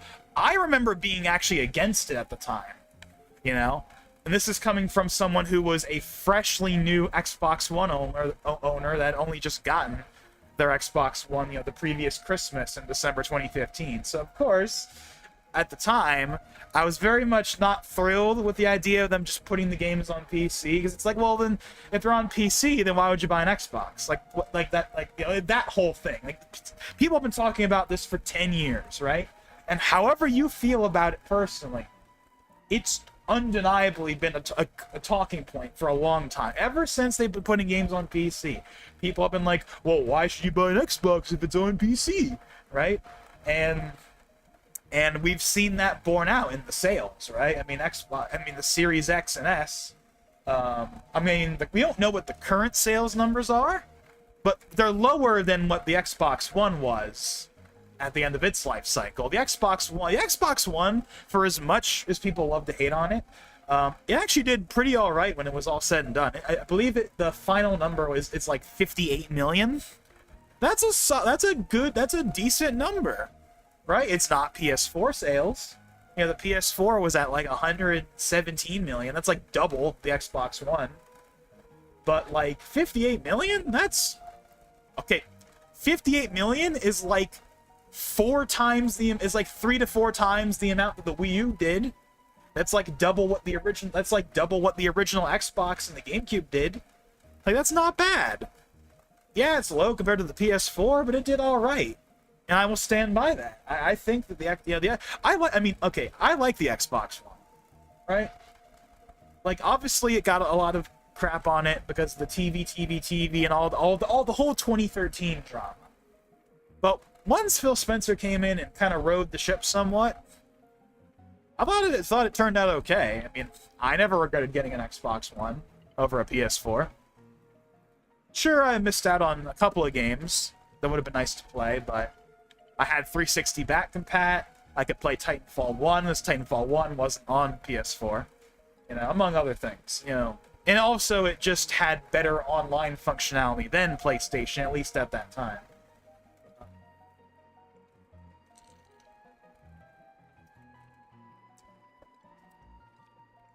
But anyways, I'm getting off track. Here. Going back to the main point here. Basically, the general opinion online, at least, is Xbox sales have gone down because now there's no reason to buy an Xbox, because you can just play the games on PC. And now, even more so, with them being on PlayStation and stuff, right? That's what the general online wisdom is. Whether you agree with it or not, that's what the general online wisdom is, right? Xbox started this long ago, again in 2016, and then they further expanded it, obviously in the last couple of years with the ports on PS5. But PlayStation only didn't really do PC stuff until like the last couple of years. But there were concerns that like they were going to run into the same problem, right? Like, sure, maybe this generation they might be okay, but the next generation there'll be a fall off, because why would I buy a PS6 if I can play the new Spider-Man on PC or whatever, right? The same exact kind of dilemma that Microsoft had. So obviously, if you're in that camp, then you're going to be happy about them potentially not putting games on PC, at least the big single player ones, the system seller type games. So yeah, I mean, me personally, I want all the consoles to have a reason for existence, so I guess for that reason alone, I think it's a good thing to not put them on PC. Because that is something that I do think has definitely hurt Xbox. The fact that, like, at least, again, the general perception is that, like, there's not that much of a reason to have one now. And it's been that, and that perception has been there for years, but it's only gotten even worse with the multi-plat ports, right? Like, if you want to play Forza Horizon 6, sure, you might not be playing it day and date, but you can just wait a couple of months, you can play the PS5 version. That will be better than it is on Xbox, because there'll be PS5 Pro support. Now, granted, you have to have a PS5 Pro, which not many people have, but if you do, then that's actually a better experience than it would be on the Series X, which is really weird if you think about it.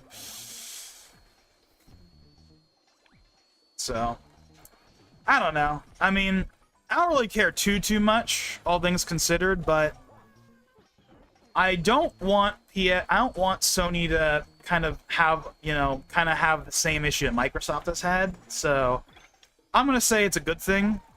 But again, this is all purely speculation. This is just a rumor that's not actually confirmed in any way.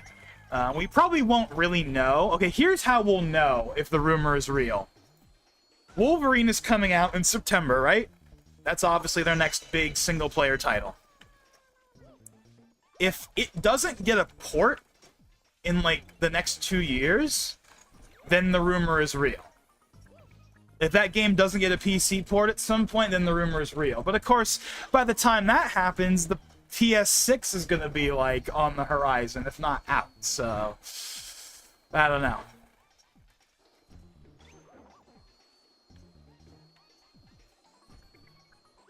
I don't know. I feel like when it comes to discussions like these, obviously, it's one of those things that can get pretty heated for certain people, right?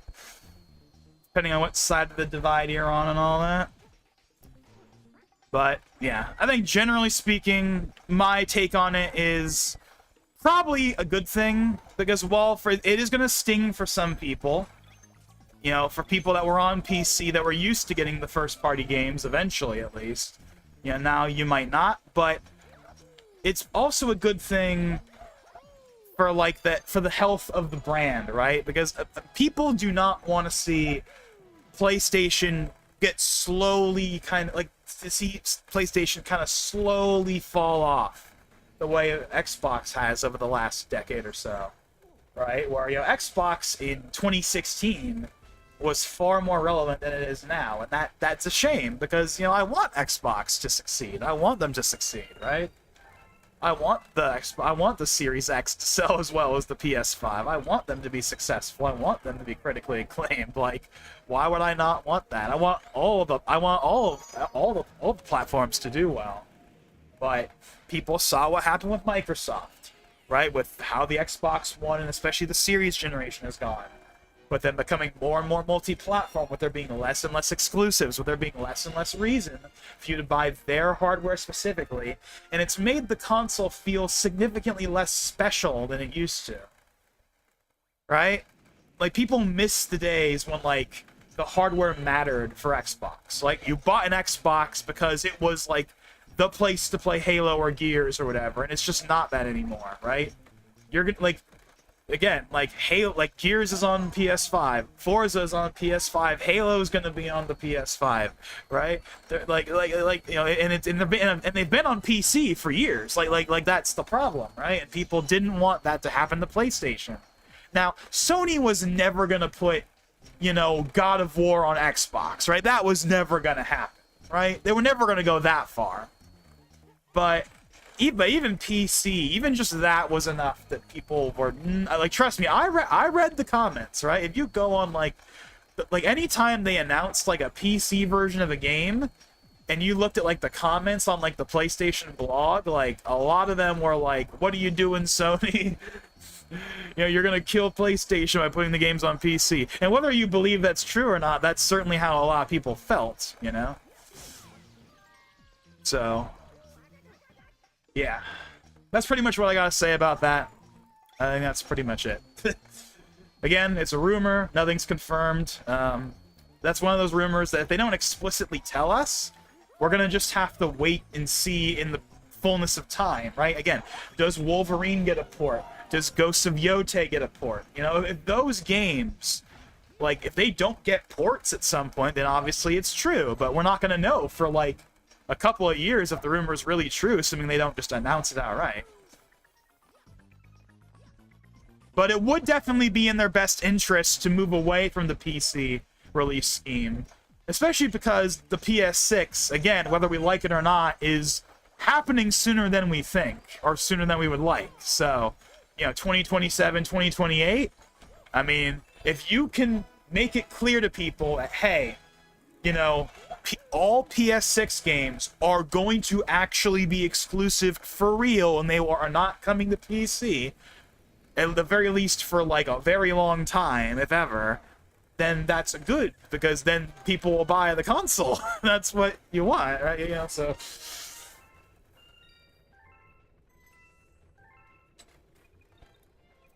So, yeah, so that's that topic, pretty much.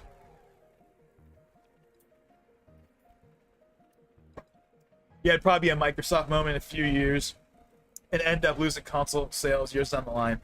Now, there is one, I will say, however, there is one key difference between Microsoft, between what happened with Microsoft and what might be happening with Sony, and that is Microsoft went, before they even did the PC push, they were already in second place, right? Again, 2013, TV, you know, if you, all the Don Matrick quotes, you know, the Sony, the iconic Sony, here's how you share games on PS4. Thanks. You know, all of that. They already were in first place. They were already beating Microsoft that generation before they did the PC ports. And arguably that's the reason why they did it. You could argue that the reason why they did the PC ports in the first place is because they were losing. And that's even more so the case now. I mean, if Xbox was selling as well as PlayStation, do you really think they'd be putting their golden boy, Master Chief, on PlayStation? No, they wouldn't. The reason why they're doing that is because the consoles aren't selling like they used to. And again, the Xbox One, when it was all said and done, sold okay. But the Series has sold much worse. The PS5 is at like 80, 90 million. I forget what the current number is, but the PS5 is selling, just as well as all the PlayStations have. It's gonna probably hit, if not surpass, the PS4 by the end of the generation in terms of numbers. But Microsoft, it's been down, down, down, right? They peaked with the 360. The 360 was up there. It was right up there with the PS3. And at least speaking for myself, growing up, people had either a Wii or a 360. No one I knew back in the day had a PS3. Heck, I didn't even know anyone that had a PS2.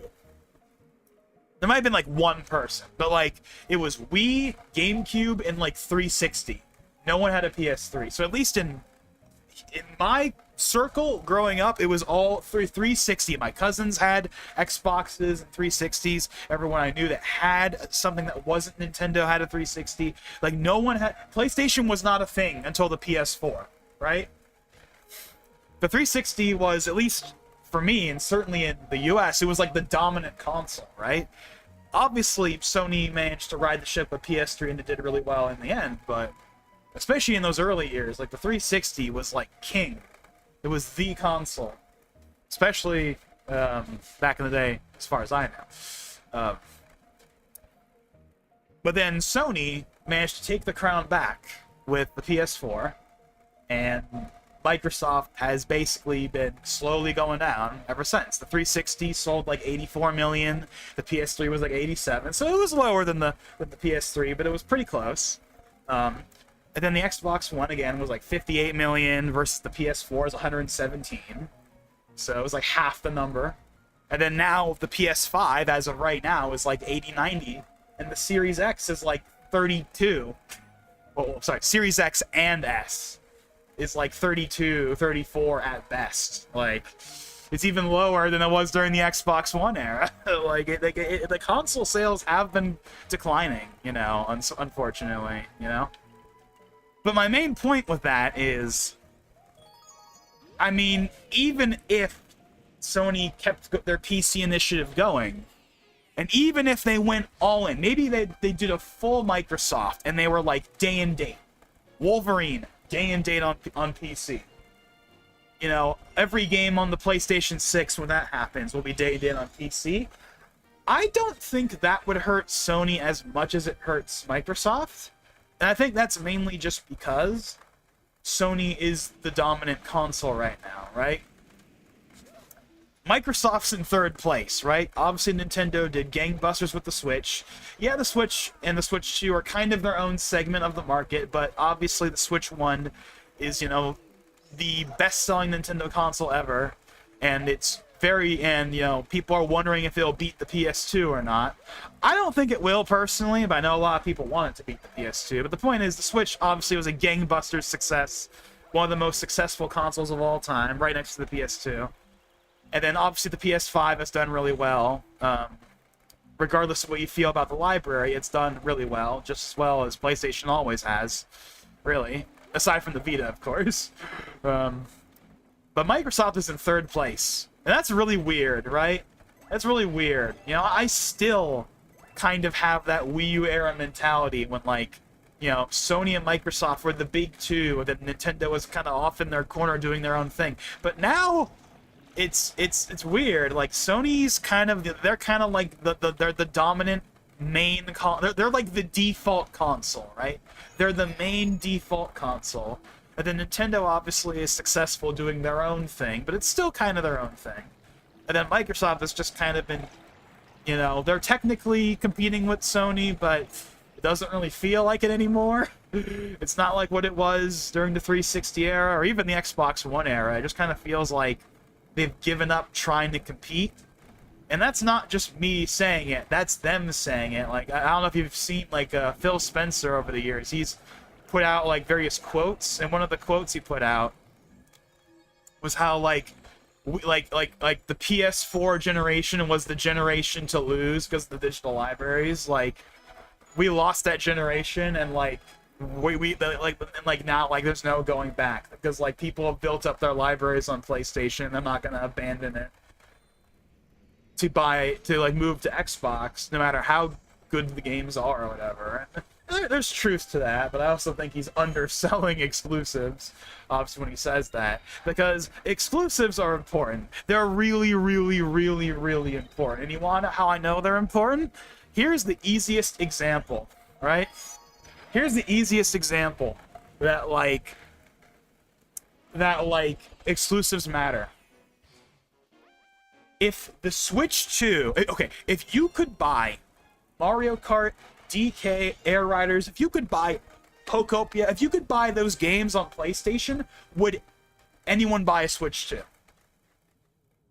I think we all know the answer to that question. Now, don't get me wrong, obviously the handheld space has a place these days, but again, if they were available on other platforms, including PC, that people could just buy, like, a Steam Deck or whatever, or an ROG Ally, or whatever your PC handheld of choice is. Like, Nintendo lives and dies by their exclusives. Their hardware only sells because of their exclusives, right? That's how I know exclusives matter. The Switch would not have sold anywhere near 150 million units if it wasn't the only place you can buy Mario and Zelda and Pokemon and Metroid and Smash and Splatoon and all the other, like, that is their whole identity, right? And that's why, well, I understand what he meant when he said, oh, it doesn't matter how many good exclusives we have, it doesn't matter what we do, we lost the generation to lose, and I understand why he's saying that, and there is truth to it, but I think he's also underselling how important big exclusives are, because Nintendo literally lives and dies by exclusives. Their hardware only succeeds if they put out enough exclusives that people care about, right? And I know this because I remember in the Wii U era, like, it felt like it took them forever to get big games out the door. And I think that's one of the reasons why the Wii U failed, was that, like, they took too long to get big system seller games. Like, in my opinion, the first really big, actually system seller game for the Wii U was Mario Kart 8. That came out in May of 2014, a year and a half after launch. That's how long it took them to get, like, a big flagship title out. Yes, we had 3D World, and 3D World's a good game. But 3D World is kind of like a spin-off of 3D Mario. It's not quite the same thing. And then before that, we had, like, you know, Pikmin 3 and Tropical Freeze, and those are good games, but not system sellers. It took them until Mario Kart 8 to get, like, a big, oh, you gotta buy a Wii U for this. It took them that long. And back in the day, that felt like forever. But to be fair, I was 14, 13 at the time. Obviously, because of the way our bodies work, and our minds work, and our brains work, time flowed way slower back then. Obviously not really, but that's what it felt like, right? It felt like time moved so slow compared to now. Now, like, years fly by in an instant. It's crazy. But when you're like when you're a kid, when you're a teenager, like, every year felt like 3 or 4 years compared to now. Like, it felt like forever. So, like, you know, I got a Wii U for Christmas 2012, you know, Nintendo Land, Mario U, and then it was basically just waiting until 3D World and then waiting until Mario Kart 8. And it felt like a long time. And Smash Wii U, of course, was the really big one. Like, it felt like forever. Like, it felt like forever back then, right? Compare that to the Switch, right? The Switch had Breath of the Wild at launch. Boom. Big system seller game at launch. Immediately rectified the #1 issue with the Wii U.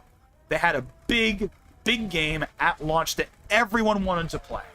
And obviously, and then we had Mario Kart 8, for everyone that missed it. We had Mario Kart 8 Deluxe just a month after. And then we had, Splatoon 2, and we had Mario Rabbids, and we had Fire Emblem Warriors, and Odyssey, and Xenoblade 2. Like, they had all of these, like, games, ARMS, their big new IP. Like, they had, well, they were trying to make their big new IP after Splatoon. It didn't really pan out, unfortunately. But, they had a ton of big games, a ton of notable games in that launch year with Breath of the Wild at launch. And, like, that was the catalyst for why the Switch went on to be the banging success that it was, right? And even with the Switch 2, right? And obviously people have the criticisms of the Switch 2 lineup so far, but however you feel about the game personally, they had Mario Kart at launch. You can't tell me they didn't have big games. Like, they had Mario Kart at launch, and then they had DK, like, the month after. Like, they have the games, right? They might not be your cup of tea, they might not be 3D Mario or Smash or whatever, but, like, they've been putting out games fairly consistently, like, every month or so, ever since the console launched. Obviously, Pokopia just came out recently, and that's been a big hit. Like, they've got the games people care about, games people will spend $400, $500 on a console for. Yes, there have been complaints about the pricing, obviously. I'm not saying those complaints don't exist, but the console still is selling. The Switch 2 is, compared to the Switch 1 in the same time span, is doing better than the Switch 1 did. Now, is that going to last forever? No. The Switch 2 is definitely going to sell much less than the Switch 1 overall, but it's going to still sell pretty well, when it's all said and done. But my point is, none of that would have been the case if it wasn't for exclusives, right? I think if Nintendo had big games out faster on the Wii U, it would have sold better. And they learned that lesson with the Switch and even the Switch 2. Like, they know that you gotta have at least one or two big games out fairly quickly. And they know that now, right? But, like, Microsoft has been struggling with that. I mean, the Xbox One launched with, like, 3 games, right? They had Dead Rising 3, Rise Son of Rome, and I think there's, like, one other one that I'm forgetting the name of. Oh, Killer Instinct. The Killer Instinct reboot. And then Sony had a Killzone Shadowfall. That was kind of their big first-party game. I don't think there was anything else. I actually think Microsoft had more exclusives at launch than Sony did, funny enough. But then in 2020, when the PS5 and Series X came out, Sony had Miles Morales and the Demon's Souls remake. But Microsoft had nothing, right? I mean, they were supposed to have Halo, right? Halo Infinite was supposed to be a launch game. It was supposed to be a launch game. But it got delayed. And even when it came out, obviously, is somewhat divisive. But the point is, they didn't have anything at launch.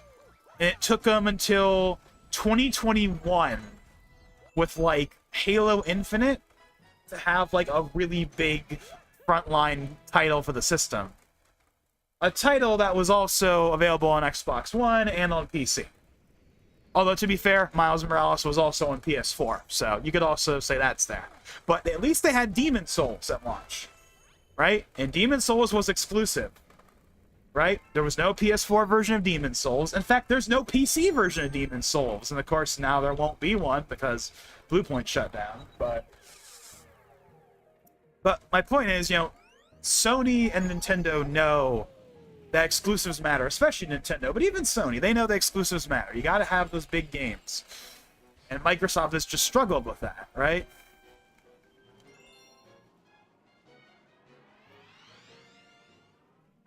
But the thing is, they also have this problem where even if they have games, it almost doesn't even matter. Because, like, what's, like, the big thing that people have said for a decade? Oh, Xbox has no games. That's actually not true, like, at all. Like, they put out, like, at least a couple of first-party games, like, every year. But the reason why people say that is because the games they put out, unless it's, like, from one of their, like, big 3 franchises, they kind of just come out and people don't really care that much, right? Like, I mean, how many people, like, talked about Avowed How many people talked about South of Midnight? How many people talked about even... I mean, Hellblade was a fairly notable game, at least at first, but, like, you know, like unless you're Halo, Gears, or Forza, like, you kind of don't matter. Like, people kind of just don't really care, you know?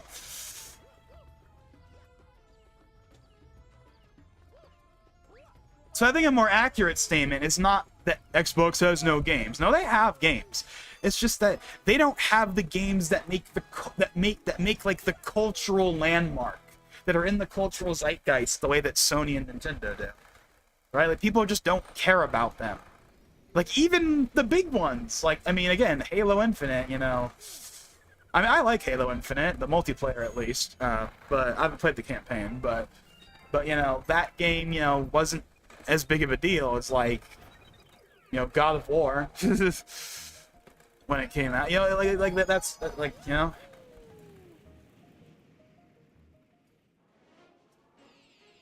Or at the very least, that's what it felt like. To me, at least.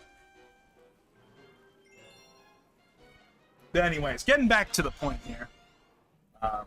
Again, we're getting off topic here. I mean, again, it's good that we're getting off topic in a sense. Again, I don't want to run out of things to talk about here, but we still got more topics on the board. But anyways, getting back to the original point though, is like, yeah, Sony dropping PC, at least to some extent, is probably the right move, because I know people wanted Microsoft to drop PC support all those years ago, and they didn't. They kept doing PC, and now they're doing PlayStation, right? And again, if Nintendo put Mario and Zelda on other platforms, their console sales would fall off, like, so hard, like so goddamn hard, right? And that's why they don't do it. That's why you will never, or almost never, unless things go really, really, really, really bad for them, you will never see an official Mario or Zelda release on Steam, or on PlayStation, or on Xbox. Because those titles, being exclusive, are what make the system valuable.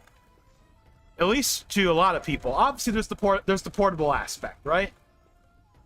And obviously, there are a lot of people that care about the portability, but I'm not one of them, right? I've made that clear, obviously, over the years, that I'm not a portable person, never have been. At least not when it came to the Switch.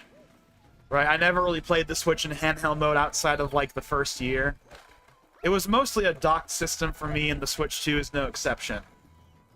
So for me, the entire value of the system is the first-party library. And that's why they will never put their games on other platforms, because then that completely murders their hardware sales. Because here's the thing about Microsoft, right? Xbox will always have third-party support, right? Say what you will about the games they themselves make, but they will always have Call of Duty. They will always have GTA. They will always have Assassin's Creed. They will always have all of the big third-party games, right? That's why Microsoft console sales haven't completely fallen off a cliff. Yes, the Series X and S haven't done great, but they still sold like 34 million units so far, at least, right? Again, that's double the Wii U, and that's with what a lot of people consider to be not very many games worth buying the system for. And that's because they still get all the third-party games, but Nintendo doesn't have that luxury. Now, obviously, Nintendo's third-party support is way better than it used to be, but, like, again, while we get third-party ports on Switch and Switch 2, and that's cool, right? That's not that's an extra. Like, third-party support on a Nintendo system is a bonus, right? On PlayStation and Xbox, it's mandatory, but on a Nintendo system, it's a bonus. It's a nice to have. If it gets big third-party games, that's great. But if it doesn't really matter, as long as they have what matters. As long as they have Mario and Zelda and Splatoon and Smash and Metroid, as long as they have all of their games, as long as they come out in a relatively consistent time frame and people like them and care about them, then the console will sell.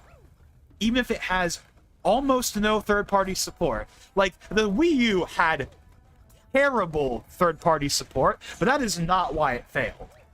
No, the Wii U failed because at least the number one reason, in my opinion, is they took too long to get big software out the door, and then by the time they did, they were already moving on to the next system, right? Like, I remember, right?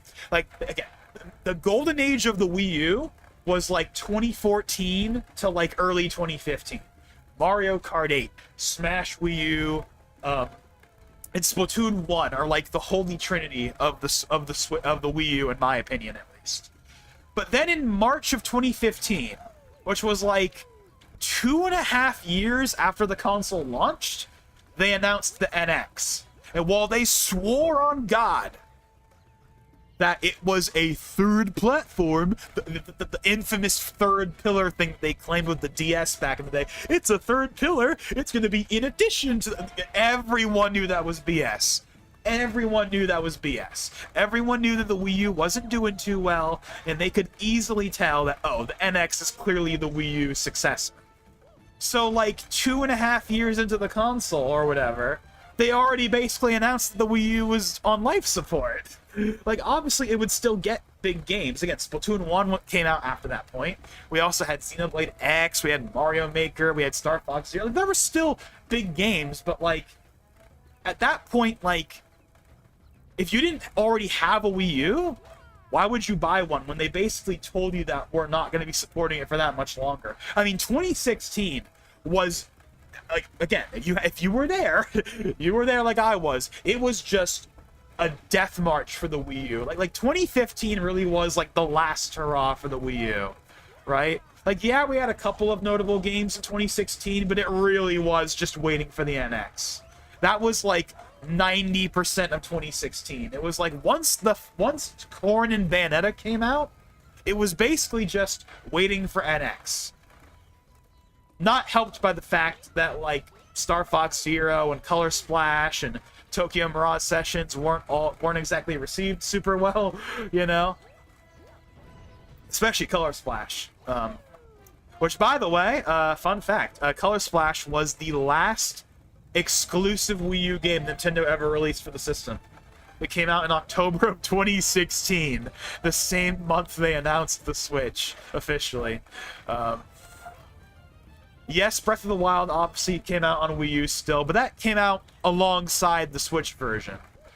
Color Splash was the last only on Wii U game they put out. Not exactly a strong game to end on from a Wii U exclusive perspective, but at least they had Breath of the Wild as like the swan song. Obviously, that was obviously a fantastic game. And a good version too. I mean, I've said this before, but my first time playing Breath of the Wild was the Wii U version because I couldn't get a Switch at launch, and it was a good version. There's nothing wrong with the Wii U version. Yeah, the resolution's a little lower and the performance isn't as stable, but it's a perfectly fine version. It's visually identical to the Switch version in pretty much every way. Although having to use the gamepad for like the motion sensing is a little annoying because the Wii U Pro controller didn't have motion sensing, but the Switch Pro controller did. So if you wanted the motion sensing for firing arrows or for doing like those shrine mini games, you had to use the gamepad. But aside from that, it was a perfectly solid version, you know? I do not regret playing the Wii U version at all. I mean, obviously I would have preferred to have played the Switch version at launch, but you were not missing out if you played the Wii U version. You got an experience that was like 95% the same as the Switch version, you know? So they did not, so, you know, the Wii U owners still got a solid version of the game. So if you were one of those people that bought a Wii U for Zelda Wii U, because there were definitely people that did that, they bought a Wii U because they knew they were going to get a new Zelda on it, and if you waited the whole generation for it, then, like, yeah. I mean, you got a good version, but it's a shame you had to wait the whole generation for it. Same thing that could be said for Prime 4, right? Prime 4 took the entire generation, but you got a solid version, right? Prime 4 on Switch 1, from what I've seen, runs pretty well. Obviously, the Switch 2 version is much higher resolution. You know, the Switch 1 version is like Actually, I don't remember what resolution the Switch 1 version is. I'm guessing it's like 810p, 900p, or whatever. But it looked pretty good in the trailers. And of course, performance, I'm sure, is rock solid. Retro is pretty good at that. You know, so again, however you feel about Prime 4 as a game, like the Switch 1 version was definitely not a compromised experience. Like, again, like Breath of the Wild was on Wii U, right? Prime 4 was a Switch 1 game that had a Switch 2 version at launch. Breath of the Wild was a Wii U game that had a Switch version at launch, just because the game took too long to come out. But it was still a solid way to play the game. But anyways, I'm getting off track here. Yeah, at that point, you shouldn't even consider making another console if they had. I assume you're talking about like. Are you talking about when I suggested like if Nintendo went third party, or are you talking about like the Xbox thing?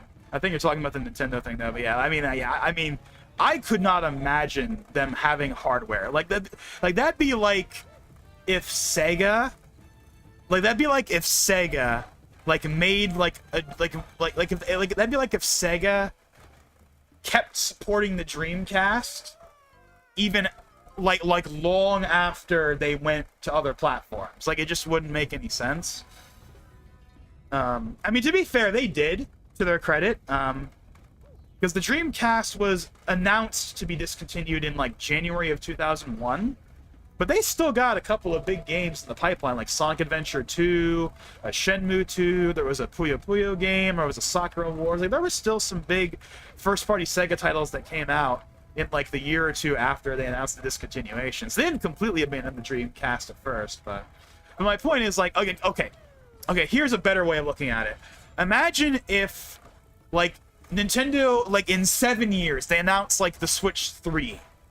But then they also announced alongside the Switch 3 that we're also going to be putting all of our games on the PS6 and like the Xbox and on Steam. Like then they would be like, yeah, why the hell even make the Switch 3 at that point? You're literally just wasting money by making a Switch 3 if you're going to just put your games on the other systems. Like,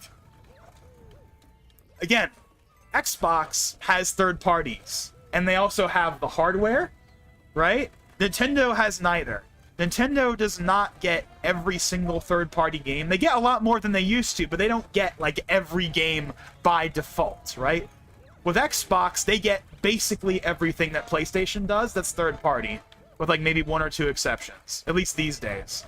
But Nintendo does not get that luxury, right? With Nintendo, you have to hope that there's a Switch or a Switch 2 version, or that you get one later.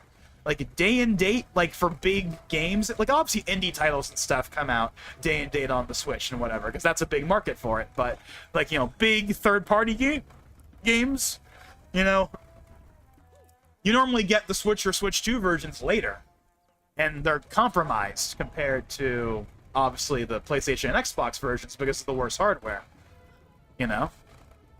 Doesn't make them bad versions, that's just the nature of the beast, right? The hardware is worse, so you're going to be getting... Basically, you're waiting to get a worse version of the game, at least if you're playing in docked mode, which is, again, the main reason why I don't buy third-party games on Switch or Switch 2, even if they're good versions of the games, right? And we've had some good Switch 2 versions, right? Like, they fixed Persona 3 Reload, FF7 apparently runs really well. We've had some other good Cyberpunk, obviously, is an impressive port. You know, that's all cool and all, but, like, there's no reason for me to buy those versions of the game so I can get the PlayStation versions that will come out at launch guaranteed and will just run better. Like, you know, again, the Switch and the Switch 2, they are Nintendo systems. I've said this before, I'll say it a million times. A Nintendo system to me is a Nintendo system. Oh, sure, I have, like, Minecraft and maybe one or two other games, but, like, their sole reason for existence is the first-party lineup. Right? I got a Switch 2 at launch because I had to play Mario Kart. Simple as that, right? Had to play Mario Kart. If they had Mario Kart on the PS5 alongside the Switch 2, I mean, I'd probably still want a Switch 2 anyway, but, like, I would have far less of a reason I wouldn't need to get it day one, right? If it was available somewhere else. But anyways, I think we've talked long enough about this. Again, this really could be a video in and of itself in some respects. Kind of like the current state of like console exclusivity and all that stuff. Like that really could be a video in and of itself, a discussion video at some point. But I think we've kind of said what needs to be said about all that. That topic went on for a lot longer than I thought it would. But the point is, the long and short of it is, exclusives matter. Nintendo proves it, and that's why Sony maybe getting rid of PC versions of their single-player games is a good thing, because exclusives are a good thing. Because if it weren't for exclusives, the hardware wouldn't be nearly as interesting as it is. And also, just like, it just feels better when like there's like an environment for some of those things sometimes, you know? Like, obviously it's cool and all that like more people get to play something when it comes to other platforms, but it does take away something from the hardware itself, and it does become this pattern again, like we see with Microsoft, where like if you give people less and less of a reason to buy your hardware, then shocker, they don't buy it.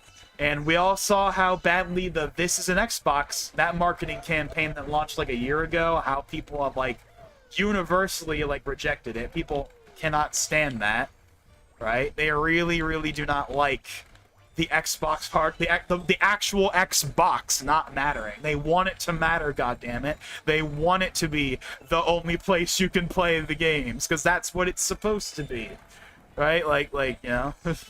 And again, whether or not you personally think that that's a good idea or not, that's certainly how a lot of other people feel.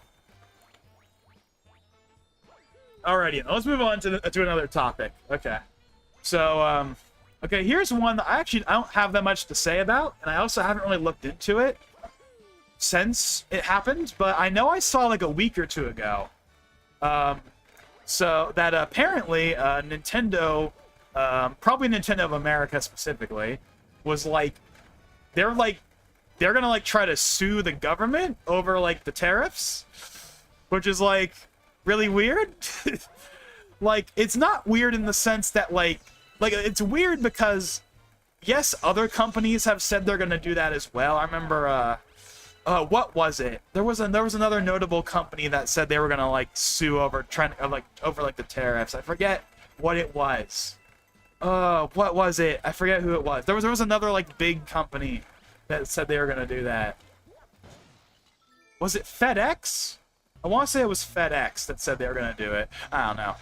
Point is, like, but it's weird that like Nintendo is doing that, right? Not because Nintendo doesn't like to sue, which obviously we all know they do, but just because like Nintendo's suing the government. That just feels so weird, right? It's such a weird concept, right? We're not used to that. And again, they're not the only one, but it's just weird. When I read that, I was like, that's weird. I mean, I don't really have anything else other to say than that. I don't have really anything else to comment on. It's just weird. That's really all I have. That's really all I have to say. Oh, I just realized what I did wrong, I think. I can't destroy the Womp, because the Womp I have to climb up on to reach the thing.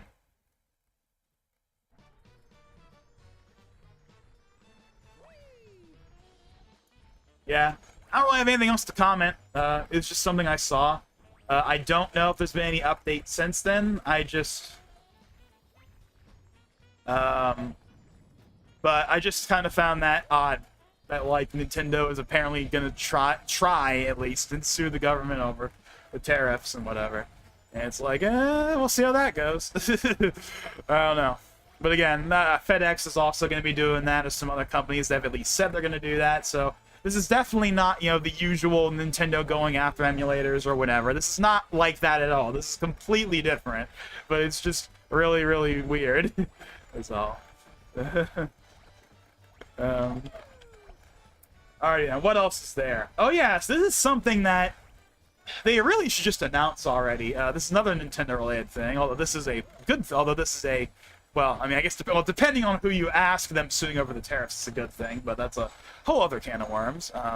But anyways, so I don't know if you saw this or not, but again, this happened a few weeks ago, but Nintendo posted some, like, Mario Kart thing on, like, one of their Twitter accounts. I'm not sure if it was a Nintendo Versus account or whatever. And they accidentally included, a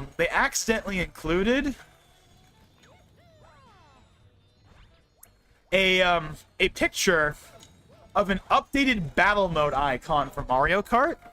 The battle mode icon in Mario Kart right now is Coin Runners and Balloon Battle, and it's just those two. It's just those two modes for the icon. But then there's an updated icon in this image they had that had a Bomb Bomb in it, which a lot of people, of course, read as being, oh, so they're going to be adding bombs. So they just leaked, you know, by accident, that they're going to be adding Bomb Bomb Blast to the game, which is cool. I mean, we're obviously very much waiting on on getting actual new content in the game, which still blows my mind that they haven't announced anything. I genuinely don't understand what the heck is going on with Mario Kart. It's like insane that the game came out like 9-10 months ago, and we still haven't heard a peep about any kind of DLC. I don't know what's going on. Like, Mario Kart was the big launch game, and it's Mario Kart. Like, how are they taking this long?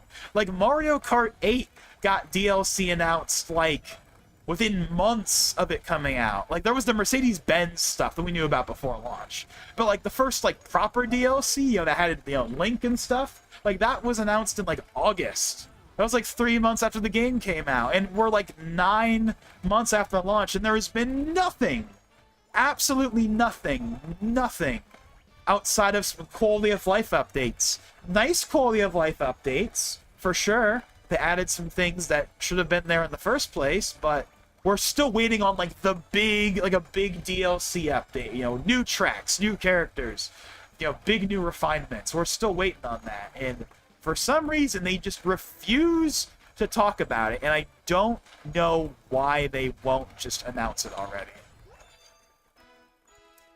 I thought it was going to be in the February Direct, when we thought a February Direct was still going to happen. And then the February Direct, at least the February Direct we wanted, didn't happen. And now it's like, are we really waiting until June? Are we really going to have to wait all the way until a year to actually get DLC? Like, can you imagine Smash doing that? Could you imagine us getting Smash 6 and then they wait a whole year to add a new character? That would be insane. They would never do that. And yet, for some reason, they're doing it with Mario Kart, and I don't know why. I don't get it. Like, I really don't understand what the holdup is. Like, unless the expansion that they have planned is, like, really big, like it adds like 20 new tracks or something. Like, I don't understand why they're taking so long to announce it. Like, I really don't get it. They're obviously working on it. It's Mario Kart. It's gonna get DLC. They just refuse to announce it. They are dragging their feet so hard, and it's kind of driving me crazy. But that's besides the point. The point is that they leaked at least Bomb Bomb Blast. That's not new characters, that's not new tracks, that's not new, like a brand new mode, but like, it's something. It's the most substantial update they probably will have done for the game so far, you know, adding in like a mode back. So, I mean, again, they haven't announced anything. It's just a screenshot that they accidentally put up. It kind of reminds me of, if you remember in 2019 when Nintendo put up like that Smash commercial, and it had like Stage Builder in it, and they had to take it down because they accidentally leaked Stage Builder. It's kind of like that, except we haven't gotten the actual announcement yet. You know? I really hope we don't have to wait till June, because that would be pretty insane if we have to wait a whole year to get DLC. Like, it's already crazy they haven't announced it yet, but like, they really should just announce it, like, right now. Like, just do a Twitter announcement. I don't even care anymore. Just announce it. Announce the freaking Mario Kart World Booster Pass, whatever they call it. Just announce it already. Like, it's been more than long enough.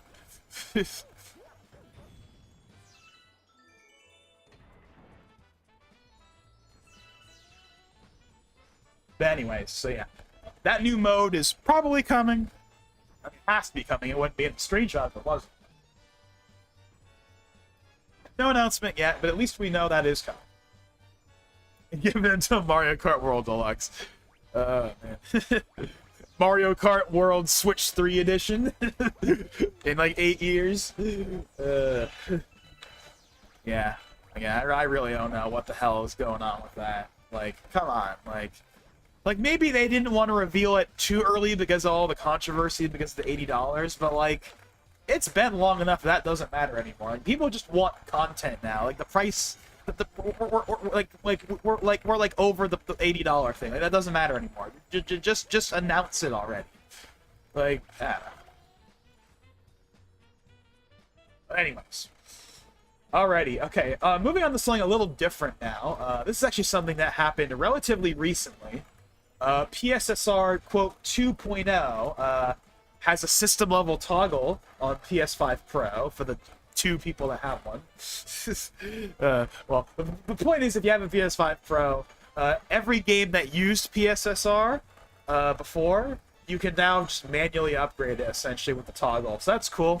There's some big improvements in certain titles. Some games have been manually updated. I believe Resident Evil is one of them. That is a is that one of its manually updated, or is that just a white flag? Actually, for some reason I've already forgotten.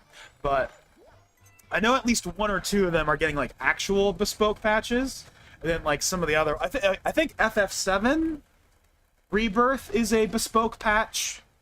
Some of I think all their first-party games are all bespoke patches, but some of the third-party ones are for the toggle. But the point is, better PSSR. That's apparently significantly better than the previous version, at least in certain titles. So that's cool. Obviously, I don't have a PS5 Pro, so that doesn't do anything for me. But that is a good thing, right? To see PSSR get better and better, especially because that's going to become like the standard, I imagine, for all games on PS6, right? Because that's the thing about PSSR, right? Is that it's going to be a big thing on the PS6, and everyone's going to have a PS6, so you know, you can think of the PS5 Pro as kind of like a testing grounds for some of the stuff we'll see later. So that's cool. I don't have anything else to really add to it. Just something that happened. Going back to Nintendo, though, this is actually a big deal. Probably our first, like, real significant update for the Switch 2 since it launched. We actually got a feature that I was really hoping for, but I didn't know if we were actually going to get, or I didn't think we were going to get, which was, they put out a new Switch 2 update, version 22, that adds a couple of neat quality of life features, but the big one, the big one, that I'm sure everyone's heard of by now, is they added in a feature that I was hoping they would do, like, before the system even came out, but I figured, nah, this is Nintendo, they're not going to do this. I mean, I didn't think they were going to have 1440p. Like, I thought they were going to have 4K, but they're not going to have 1440p. There's no way they're going to have 1440p, right? I mean, it took Sony, like, 2 years to add 1440p to the PS5 when, you know, Xbox had it in 2018. Like, no, they're absolutely not going to add this feature. But they added it, and it does exactly what I wanted it to do. If you don't know what feature I'm talking about, it's called Handheld Boost. And essentially, if you play Switch 1 games in handheld mode, you're no longer limited to 720p. You now get the docked mode experience in handheld mode in Switch 1 games, which, for certain titles especially, is a pretty big upgrade. Looking at you, Xenoblade 2. But that's a big thing, right? That's a big deal. Now, again, I said it earlier, I'm not a handheld person myself. But for the people that are, this is a this is a massive update. This is a huge deal. Like, this is going to make handheld mode much more viable for a lot of people, right? Because that was one issue with the Switch 2 at launch, was that, like, Switch 1 games in handheld mode were still limited to 720p in whatever resolution they ran at on the Switch 1, because the Switch 1 was only 720p in handheld mode at best. So now you get the full res experience for those titles even in handheld mode. There are some small There are some small quirks about it that can occur in certain titles, but for the most part, it's pretty seamless. I haven't really tried it myself much, but from what I've seen, from what other people have said, it's a big improvement in certain titles that had especially low resolution handheld mode before, and even games that were already native 720p. Like you can now play Smash Ultimate at 1080p in handheld mode. Before you would have to play it at 720p. Now you can play it at 1080p. Mario Kart 8 you can now play at 1080p in handheld mode. Like, that's all awesome, right? That's really, really cool. Even if it doesn't do anything for me, that's a big improvement. That's a feature I didn't think they would ever do. Right? Again, like, I've said this, I've said it before, but like, I still have this Wii U era mentality where, like, Nintendo doesn't really care about that aspect of like, they don't really care about, specs. They don't really care about, technical features. That was never really a thing for them. Like, once they moved away from specs being a big thing for them, they've never really cared about, features like that, right? So I wasn't expecting them to actually put that on the Switch too, but I'm very, very, very happy to be proven wrong. That's a great quality of life update. That's going to be a big deal for handheld users. Again, doesn't automatically make Smash Ultimate 4K in docked mode or anything, but that's a big, big deal. So big props. That's a solid piece of good PR, and oh boy, they could use good PR, because Nintendo does not get nearly as much good PR these days, unfortunately. So when they get something that everyone unanimously agrees on is awesome, it's great. It's probably like the one thing this generation so far that everyone can agree on, right? Not everyone agrees on Mario Kart, not everyone agrees on Prime 4, not everyone agrees on pricing, but everyone unanimously can agree that this handheld update is awesome. And I'll take my wins where I can get them. Okay, oh my god. Where is it? How far out is it? God. There we go. Yeah. Don't really have anything else to say beyond that, but yeah, that's an awesome update. It gives me hope that, like, maybe we'll get VRR in dock mode, because that's one feature that the Switch 2 is lacking right now. There's VRR in handheld mode, but there's no VRR in dock mode. Now, supposedly that's because of, like, the DisplayPort to HDMI conversion that the console's dock uses. So it might not be feasible, but who knows? Maybe we'll get that eventually. But it really does make me happy to see that Nintendo actually cares about, like, the technical side of the system. Like, again, I'm so used to the Wii U and Switch era. Like, yeah, the console, it plays games, but they don't really care about, like, the specs. They don't really care about, like, the technical aspects of it. But the Switch 2 has been a big step up, right? Support for 1440p, support for 120 FPS output, support for 4K, support for HDR, support for this handheld boost feature. Like, that's stuff I'm very, very happy to see,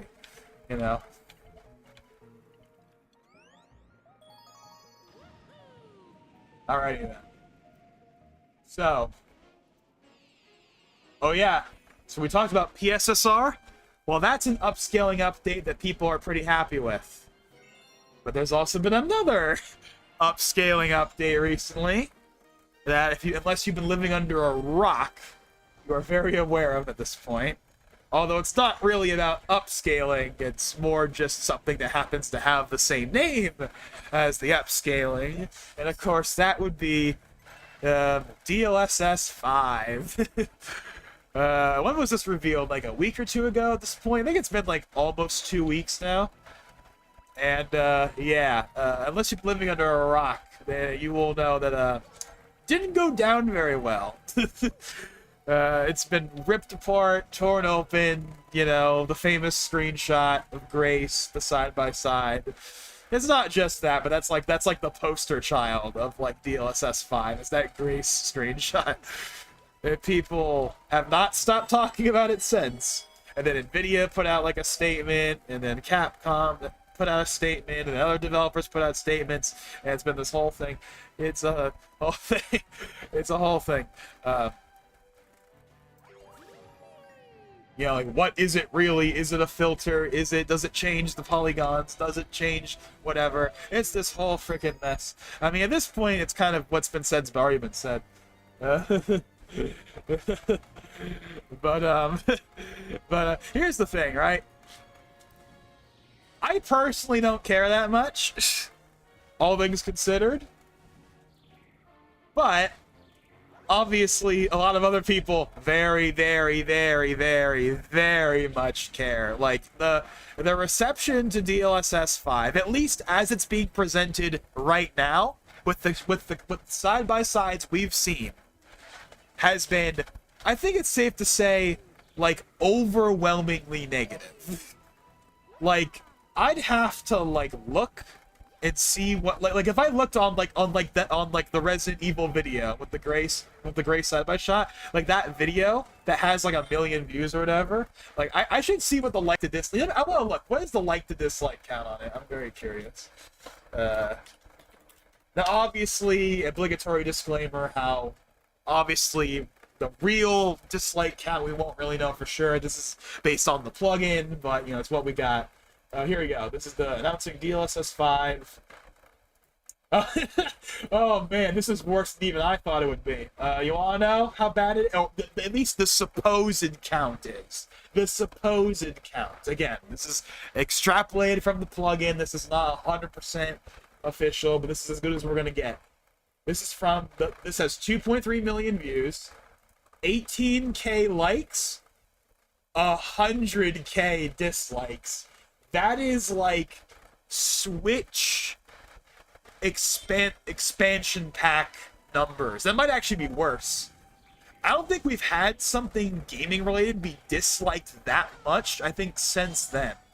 That's the last big gaming thing I can remember that got like absolutely just destroyed the dislike count.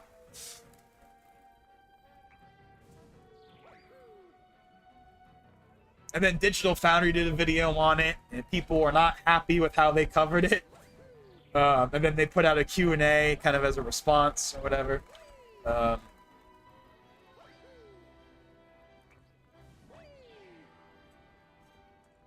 That's surprising. Again, I don't know how... Obviously, that number is not 100% accurate. But even if it's like 70k, it's still a lot. Like, it's still overwhelmingly negative. Even if the number is significantly lower than what it says, based on what the plugin says. But the point is, whether it has 40k dislikes or 70k dislikes or 100k dislikes, it has a lot of dislikes. It has a lot of dislikes. And the comment sections on basically any video talking about it is just like people tearing it into one. People absolutely hate, with a capital H, this thing, at least as it is for now.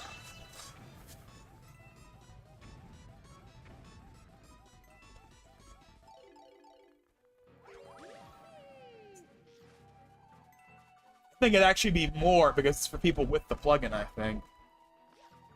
Like, you mean like the kind of people that would be... Like, do you mean like the kind of people that would dislike a video like this are also the kind of people that would have that plugin? Which is true, but I'm not sure if that's what you're saying. But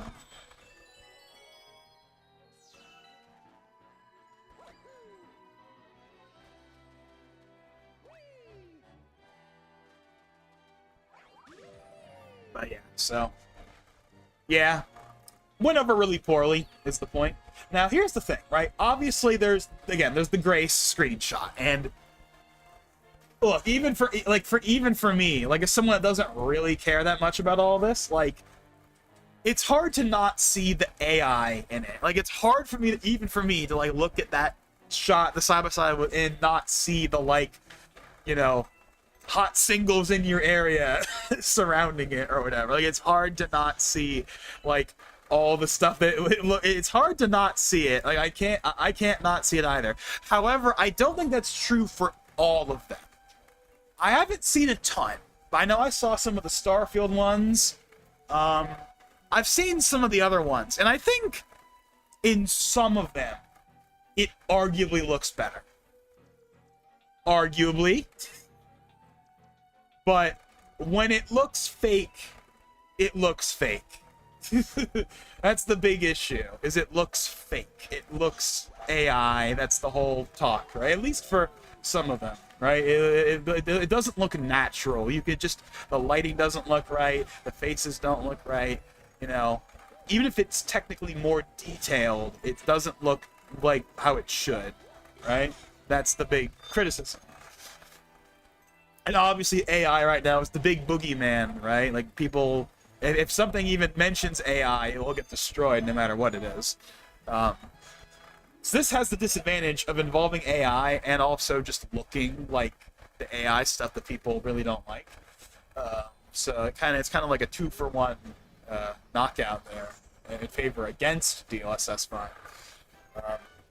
Now, I know that NVIDIA has stated that, developers could go in, they can manually tweak things to make sure that, like, you know, the original vision is not compromised, all that stuff, right? And to be fair, I'm sure that, like, when this actually starts to become a thing, that, like, we're not gonna see stuff, like we're not gonna see stuff on the infamy of Grace, right? Like, that's clearly gonna be an exception, right? Like, obviously, developers have seen how that has gone over, and they're gonna make sure that that if they ever implement that it's not gonna look anywhere near like that. They're gonna try and make it look as natural as they can, and not have it look fake. But it kind of doesn't matter because the well has been poisoned, right? People have already unanimously wrote off this, no matter what. It kind of doesn't really matter.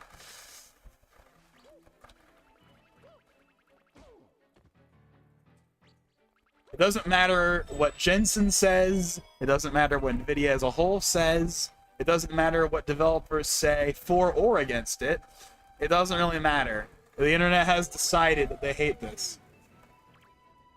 Now, to be fair, and you literally just mentioned this, but I was actually about to say that, like, it should be clear that, like, yeah, like the devs didn't sign off on all of those showcases. I believe Todd Howard, I don't know if he literally signed off on the Starfield being in that showcase, but he was okay with it at the very least after the fact. I know that that's not going to be a glowing thing for people because people don't exactly like Todd Howard at this point, but that's at least one person that's signed off on it.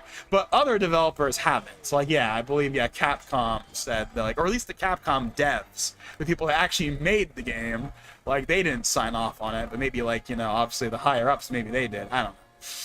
But so that's another thing too. It's like obviously developers don't want this, like, forced on them, and it won't, to be clear. And obviously it's a toggle, so, you know, it's not like you have to use it or anything. But yeah.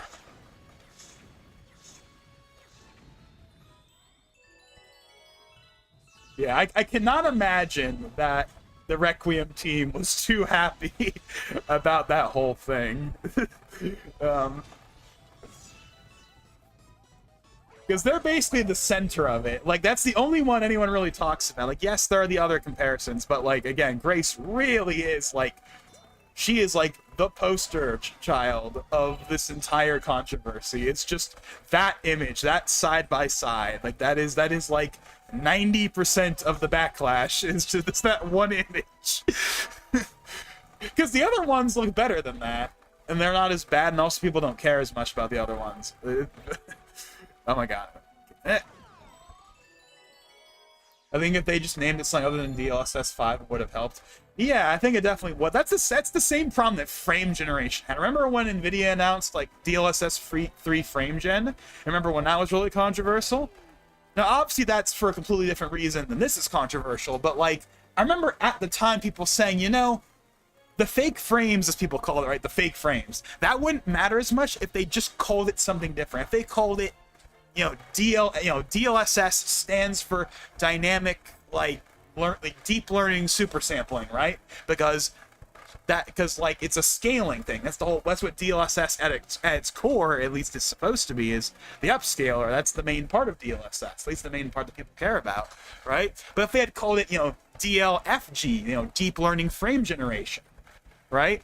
Then that would have gone over better. But they branded it DLSS 3, so they branded it like it's the successor to the upscaler when it's really not. Like, the branding around DLSS has not been good, right?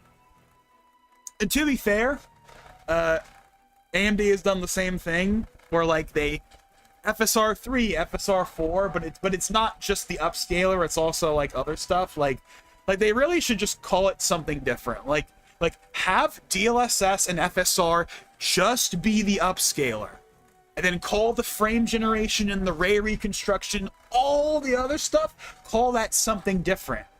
Don't call it DLSS 4 or 5 or FSR 4 or whatever. Just call it something different and let FSR be FSR and DLSS be DLSS. But they're treating DLSS and FSR like it's a family, like it's the DLSS family of technologies. There's DLSS upscaling, then there's DLSS frame generation, then there's DLSS ray reconstruction, now there's DLSS smoothing or whatever the heck DLSS 5 is supposed to be, right? And then again, AMD has kind of done a similar thing, although I don't think quite to the same extent, but they've done a similar thing where, again, there's FSR frame generation, there's FSR ray reconstruction. You know, like it's all branded as one thing, right? If they were all branded as different technologies, then I think it would have gone over better, I will say.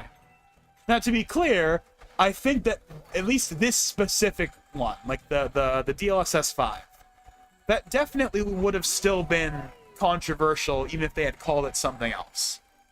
But it would have been better if they had just called it whatever the heck they wanted to call it. Call it DLIE. I don't know. That's not a good acronym, but like a deep learning image enhancement or whatever. Like just call it whatever. Just give it a different DL. You can have a different DL name for it, right? That would have helped. It wouldn't have gone away, but it would have helped. You know, branding matters. But they've decided on DLSS 5, and they have shown no indications of backing down on any of that. So it is what it is. And I assume, like, NVIDIA does one of their things, and then AMD does it like a generation later.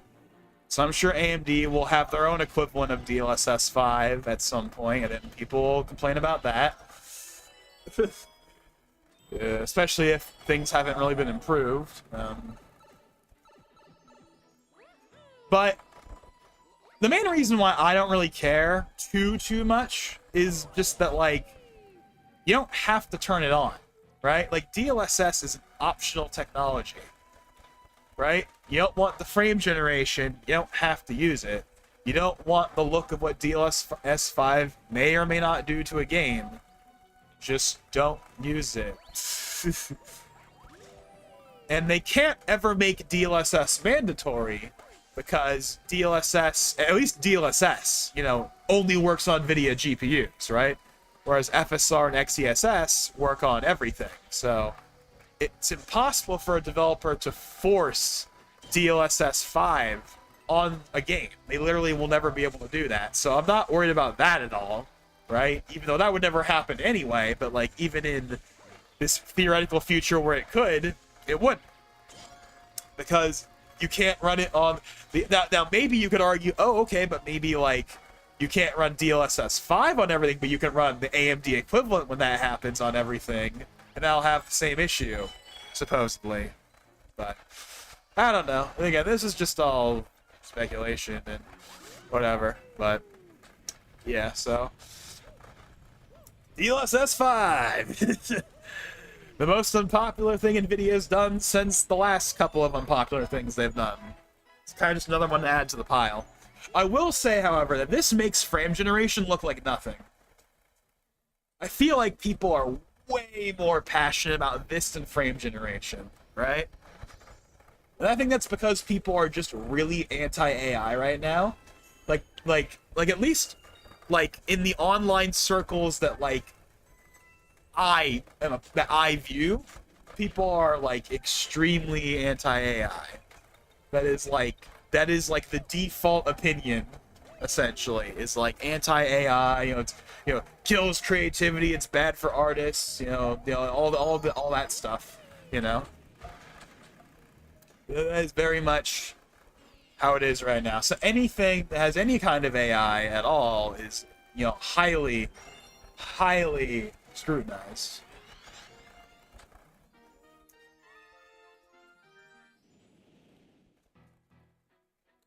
PSSR, DLSS, TTB, CCTV, MTV. Alright, so I think we pretty much said what there needs to be said about that. What else is there? I think the last, minor thing I can talk about, this is something that just happened, very, very recently. This happened, yesterday. This is actually kind of a big deal, and something that I'm actually surprised to see them actually do, but, Nintendo announced, yesterday or whatever, very, very recently, that, starting with Yoshi, digital games and physical games are going to have different prices, which is a concept that people have talked about for a very long time. And a lot of people have reported this as physical games getting more expensive, but that's not actually what that is. At least in the case of Yoshi. Yoshi is going to be $60 digitally and $70 physically.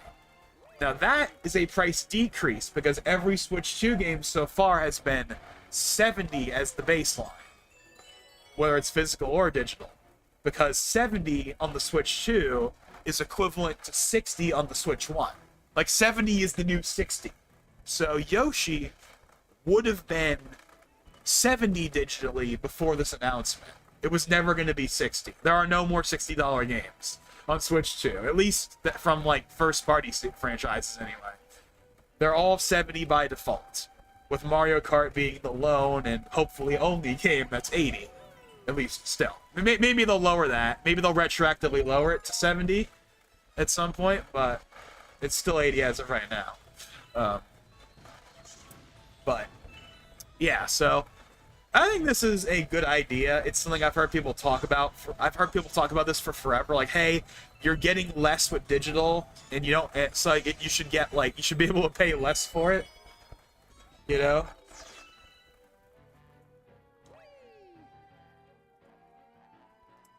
So, at least as it stands right now, I am very much in the camp that no, this is not physical being more expensive. This is digital being cheaper, because there is no $60 games on Switch 2 from Nintendo.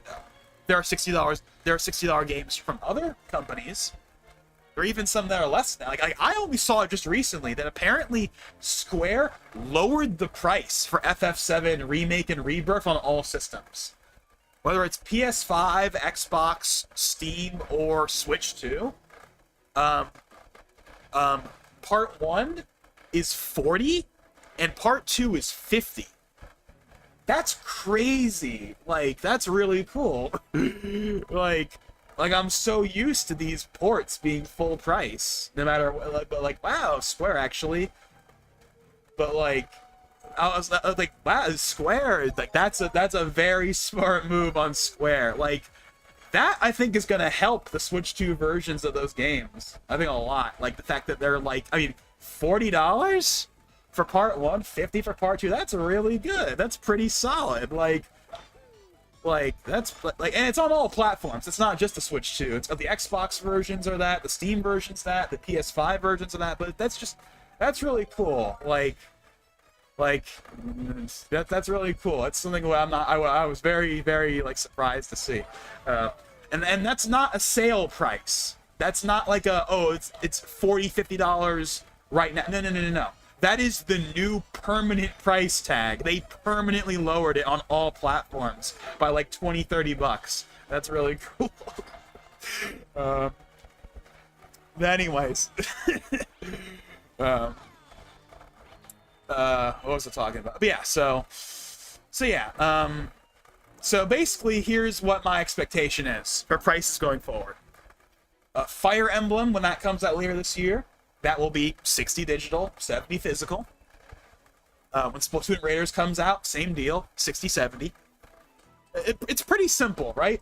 If a game was going to be $70 anyway, it's now $60 digitally. And if a game is $80 then it's now going to be 70. So for example, when Smash 6 comes out and is $80 physically, it'll be 70 digitally. Same for 3D Mario, same for 3D Zelda. That's at least the way it's looking like right now. Now, obviously, this is Nintendo. They could absolutely take liberties with that model for sure. But I think it makes sense that the digital one is cheaper, because that just makes sense in general. So that's the way I'm looking. That's how I'm assuming until proven wrong, right?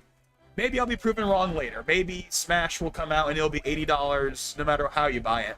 But as of right, and to be fair, that's a game where obviously they could totally do that with and it would be okay. Let's be real. But my expectation is that physical games will stay the price that they are, and then the digital versions will be cheaper no matter what price the physical game is. Whether it's 70 or 80, it will always be cheaper digitally. Now, that doesn't matter to me personally, because, of course, I'm a physical person, right? I'm going to get all my first-party games physically, no matter what. The only exception to that was Mario Kart, and that's just because it was $30 cheaper with the bundle, and it was like, sure, why not? I can live with it. But everything else is going to be physical, right? Going forward. In fact, I would rather have a game key card than have a digital version. Yeah, I said it. Because with the game key card, it's not tied to the account, which means that you can, like, you know, give it to someone or sell it, and also you can just have a box, you know, for the collection. I think that's worth it over the inconvenience of having to put the cartridge in every single time for no reason. Whereas with the digital version, you obviously don't have to do that. So that's so, you know, I would rather have a game key card over having the digital version, because at least I'm getting something for that price tag, right? It might not be much, but it's better than just buying it digitally. Now, again, I'm not an anti-digital person or anything, but if I can get something physically, I get it physically. So this price change thing doesn't do anything for me, but for those that do buy digitally, this is good. At least so far. Again, maybe they'll change it down the line, but as of right now, I'm seeing this as a net positive, so I'll take that as a win. It's probably also helped, by the way, by it's probably helped by the fact that, like, the Switch 2 first-party games haven't sold, like, super well outside of Mario Kart. That might be a factor. It's probably not everything. But that might be a factor in it, right? Because Mario Kart, obviously, because it was with the bundle, has sold really well. But DK only sold, like, 4.7. And for a DK game, like, if that was a 2D game, that'd be a pretty good number. For a 2D DK, I'd say that's a pretty good number. But for a 3D DK from the 3D Mario team, I feel like that's a bit low. And then, like, the other games, at least that we've seen so far, are even less than that. Like, Air Riders sold like 1.7. Hyrule Warriors sold like 1 million. Pokopia, I'm sure, has sold more than both of those because it's Pokopia. But my point is, like, games are not flying off the shelves or flying off the eShop probably as much as they would like. So that might be a contributing factor to it as well. But either way, it's a win. As far as I'm considering it, this price change is a win until proven otherwise. So. Again, doesn't do anything for me. I'm still going to buy it physically, as is, but still a nice change.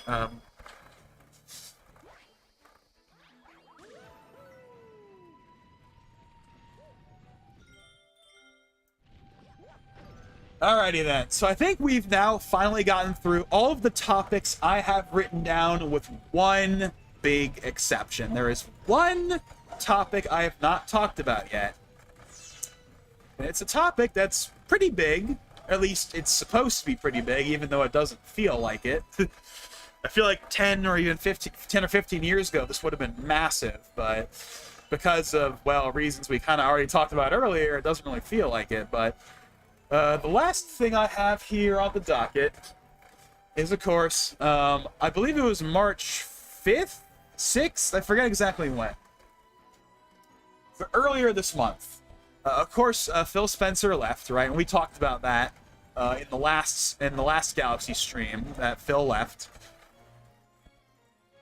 But and his replacement is Asha Sarman. I don't know. I'll just call her Asha. Asha's the new head of Xbox, who worked previously in the AI division for the last couple of years, which is why people were like really skeptical of her, to put it lightly. However, she announced like 2 weeks ago or whatever, like something that I feel like if things were better, this would be a way bigger deal than it felt like when it happened. But Asha just casually tweeted the announcement of a new Xbox like it was nothing. And then, like, I think the official Xbox Twitter, like, retweeted it or something. Like, she was like, hey, I just got done talking with, like, our developer friend, talking with, like, our development partners or our team at Xbox or something about our new hardware. And then she posted, like, a little like, GIF of, like, a little, like, quick animation that said Project Helix. And it had, like, this new, like, symbol in it. Which, for what it's worth, just to get this out of the way, no, I don't think that's going to mean anything. I think that was just for the trailer. They're not going to throw away the current logo, right? Like, say what you love about the current state of Xbox, but like, they're not that stupid. Like, they're not going to throw away the iconic Xbox logo in favor of that. That was just for this little tease video. That's all it was. There is absolutely no way they are going to replace the current Xbox logo that's been around since the 360. And technically, going back to the original Xbox, although that one was a different logo, they're not going to throw that away for this new one. No, that's not what this is. But yeah, so... But like, yeah, the next generation Xbox is announced, and it felt like no one really cared, which... kind of goes to show, yeah, where Xbox is at these days, unfortunately. That, like, they essentially announced new hardware, and no one really cared, at least compared to what it used to be. Like when this, like, the Series X... Okay. Technically speaking, the Series X was teased at, like, E3 2019. It was, like, Phil Spencer was on stage at E3, back when E3 still existed. Rip E3. And he announced Project Scarlet. So technically speaking, what Asha did on Twitter was essentially the new version of that. But when I think of the Series X reveal, I think of the Game Awards 2019 when they had that CG video with, like, the voiceover. Like, that's what I think of when I think of the Series X reveal. And that was a pretty cool reveal. That was like one of the biggest things that we've ever had at the Game Awards. And maybe they'll do it again. Maybe this year. Who knows? Maybe history will repeat itself. Maybe at the Game Awards this year, we'll see. We'll get like an actual proper announcement. We'll get to see the hardware. We'll get like the official name, and we'll get like a time frame. Who knows? Maybe history will repeat itself. But my point is,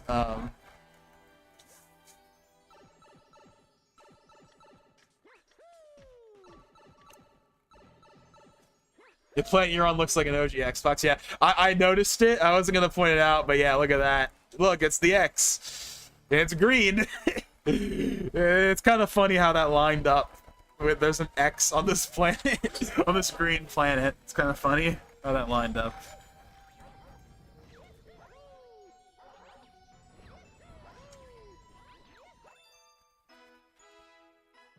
But yeah, yeah. So the big thing that came from this announcement was one thing that's been rumored about the next Xbox is that it supposedly is going to have some kind of PC support, whether that is like apps in the normal Xbox OS or it's straight up like Windows mode. We don't really know, but there's been talk for like the last year of like Steam support in particular on a new Xbox, which, depending on who you ask, is either a really cool idea or the death of Xbox. Again, this kind of goes back to like the exclusivity problem, although not in quite the same way. But essentially, they confirmed it. Like, Asha confirmed that that Helix will play, quote, your Xbox and PC games.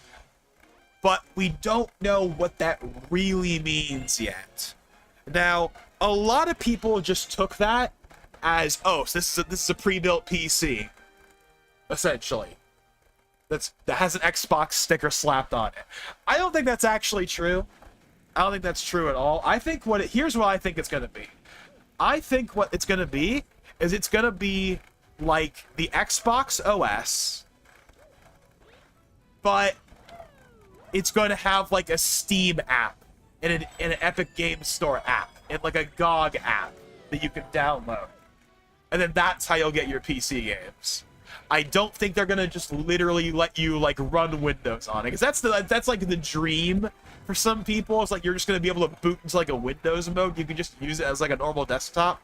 I don't think it's going to be like that. I know people have wanted that since the Xbox One, but like, nah, I think it's going to be like, it's still going to be a console. It's not going to be a PC. Everyone's acting like it's just going to be a PC. No, it's not going to be a PC. It's not going to be a Steam machine. It's going to be an Xbox. But with like an EA, but with like a Steam and like an Epic like app. And then you can sign into your account, and then you can download the games and they'll run. That's how it'll work, right? Which I think is fine, honestly, on its own, but people seem to think that like this is basically just not really going to be a console, and I just disagree with that, you know. Now, I think the idea people have is like they're thinking that, well, because we had that Xbox version of like the ROG Ally that had like an Xbox style UI on it. Right? And people are like, oh, they're going to take that and they're going to put it on the new Xbox. And to be fair, there have been hints from Microsoft this may be the case, but I don't think that automatically means that you're going to be able to run, like, Photoshop or whatever, or Premiere on your Xbox, like, or anything like that. Like, I cannot imagine Microsoft just being like, hey, here's a Windows mode with absolutely no restrictions. Like, no, I cannot imagine them letting you do that.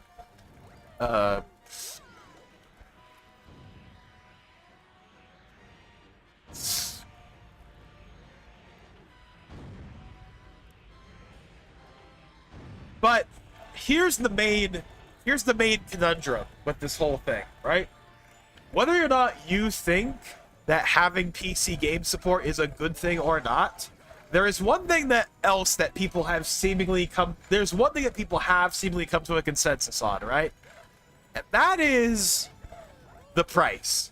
Everyone seemingly has just accepted the idea that this is somehow going to be like $1,000 console, because Microsoft has talked about them wanting this to be a premium and high-end experience, and they've automatically are like, oh, this thing's going to be $1,000, it's going to crash and burn. And to be fair, if it really was $1,000, I mean, I feel like that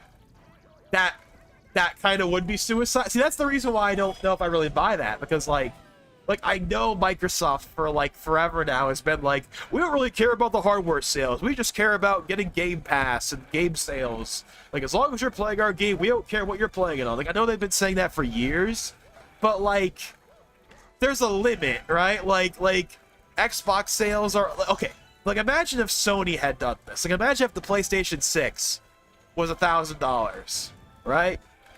That would go down horribly. I mean, we saw how people reacted to the PS5 Pro at $700, right? But at least they would have the advantage of being the default console, right? Enough people would buy it to make it successful. Microsoft doesn't have that luxury. Microsoft doesn't have a like built-in, like, enough people will buy this no matter what price it is. They don't have that in the same way that like PlayStation or even Nintendo has, right? Again, they're in third place right now. They're on the back foot. Like, they don't have that dominant luxury of being able to kind of just do that and have it work, right? Especially when, again, the multi-platform initiative, right? Like, would you rather pay, again, like, I'm sure the PlayStation 6 is going to be expensive too, but, like, it's going to be less than that. Like, would you rather pay $700 for a PS5 to play Halo or whatever, or would you rather pay $1,000 to play Halo? I think we all know who's going to win that battle. Like, even if it could play PC games, like, I don't know if that would be enough to move the needle, right? I just feel like the $1,000 price, again, this supposed $1,000 price tag, this is not confirmed at all. This is just people assuming that it's going to be $1,000, right? Or like or even higher. Like, they just assume it's going to be that bad, right? And it's just like I understand the idea behind it, because if it is here's how I look at it. If it's what I think it's going to be closer to, where it's basically still an Xbox with an Xbox OS, but it has like a Steam app or whatever, if that's $1,000, then yeah, that's gonna crash and burn, almost certainly. But if it's completely open and you can just run Windows on, like if there's like a Windows mode where you can do pretty much whatever you want, I think then the $1,000 price tag becomes more compelling, right? It really just boils down to how locked down the system is. If it's still like a normal Xbox at its core that just happens to support Steam, I think that $1,000 price tag is going to be basically a death nail for the console. But if it's a full-fledged PC where you can run Windows and do pretty much whatever you want with it, then I think then the $1,000 price tag becomes more compelling. Because then now you're competing against pre-built PCs, and that's when so that's the thing. $1,000 is insane for a console, but $1,000 for a PC is actually way more reasonable, right? Especially with, the prices on everything these days. So that's, I think, what it boils down to. It really just depends on how open the system is. If it's still a console, really, and it's $1,000, that's a problem. But if it really is a quote glorified PC with an Xbox sticker on it, then it might be different. Now, granted, Microsoft is not gonna sell 100 million Helixes, no matter what the price is, really. But I don't know. But obviously, they'd be making much more on those systems if they were $1,000 than they would on, the Series X. The Series X is like, well, it launched at $500. Now it's like $650 because of all the pricing nonsense that's been happening. But it launched at $500, and of course the Series S was $300.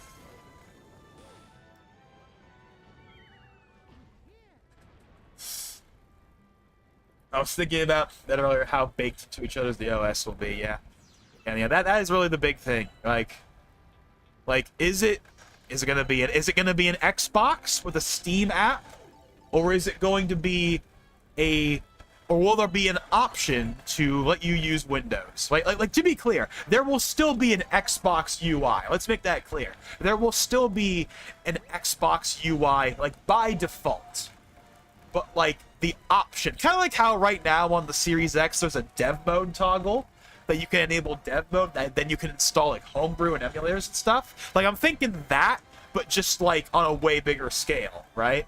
Because now you're not just in a better version of the Xbox OS, now you're just in Windows. And obviously Windows you can do like anything with, pretty much. So yeah, we'll have to see. I mean, for what it's worth, I don't think that the Helix is gonna really change the reputation all that much. Right? Like, I'm sure, like, it will have a fan base, right? Like, especially if it really is, like, a PC alternative. Like, it will have a fan base, without question. I'm sure it will be great hardware. Like, again, the Xbox One X was great. The Series X was great. The hardware has never been the problem, right? Like, obviously, the Xbox One had lackluster hardware compared to the PS4. And that was a big problem with them that generation. But they rectified that. Like, the issue with Xbox right now is not the hardware. The One X was great hardware. The Series X was great hardware. The Series S, not so much. But the Series S is the secondary machine, so... Or at least it's supposed to be, even though... Supposedly, most of the people that have a Series console have a Series S. That's a whole other can of worms right there, but...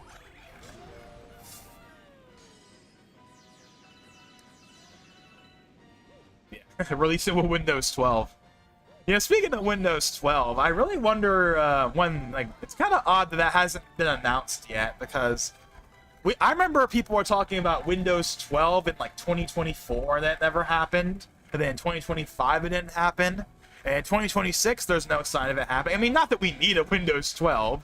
I mean, people would much rather them just improve Windows 11, which, to be fair, apparently Microsoft is going to be putting out some big updates that are going to address a lot of the issues people have with Windows 11 sometime this year. There's a lot of, like, features and stuff that, like, people have been wanting for years, and, like, they're currently going to be finally addressing a good amount of those. So that's nice, but yeah, people have been memeing that they're doing all that because of the Neo, the MacBook Neo, right, with its $599 price tag. That's kind of setting the world on fire. And they're like, oh shoot, now we have competition. Now we have to actually improve things. At least that's like the meme, at least. I don't know how true that actually is, but I mean, obviously improvements are always nice to see.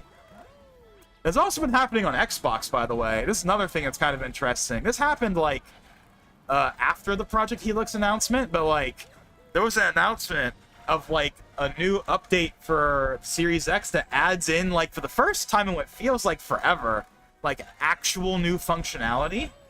Like, I feel like we haven't had an Xbox update in like years that like actually adds new functionality, right? Like, there was a lot of changes during the Xbox One era, but the Series X era has been mostly minor updates. At least it feels that way, right? And apparently they've been testing on some updates that had some pretty neat stuff from what I've seen. So yeah, that's another thing. So I don't know, maybe they're just like, for whatever reason, they're just like, we're gonna like do more substantial updates to the OSs now for whatever reason, you know. I haven't tried the new Series X update because I'm not on the Insider preview. I could sign up for it if I really wanted to. I have an Insider thing, but I just haven't really felt like it. I'll probably just wait until it actually comes out. I used to be a lot more into running Insider builds. Like, I used to run in, like, 2017, 2018. I used to run, like, Insider builds of, like, Windows 10 and the Xbox One OS, but I kind of eventually stopped doing it when they, like, stopped being as substantial, right? Like, I did that in the Xbox One era because the Xbox One UI was changing, like, every other year. But, like, they haven't changed the UI, like, since, like, the Series X launched, really. So there really hasn't been much of a reason to, like, do, like, preview updates. I'll just wait for whenever they put out an update, you know, because they don't really do anything too major at this point. I'm just waiting for the Windows update that eventually breaks my system. Oh yeah, speaking of Windows, by the way, I mentioned this earlier, so I don't know if you saw, but of course Xbox, earlier today, they did their, they did the partner preview, which people were hoping for Persona. Didn't happen, obviously, but I did stream it because why not? And I mentioned how I'm actually on Windows 10 again, funny enough. I moved to Windows 11 in, like, November, not long after the EOL, the main EOL. And the reason I moved back to Windows 10 was just because, it wasn't because of anything, like, Windows 11, like, related to, it's not any of, like, it's not really a Windows 11, like, any of the stuff people complain about with Windows 11. No, it's not that. I was fine with that. I was actually having a totally fine experience with Windows 11 once I got used to it. No, the main issue I ran into recently was, for whatever reason, like, Vegas 18, specifically Vegas 18, which is the version I use, Vegas 18 would not open on Windows 11.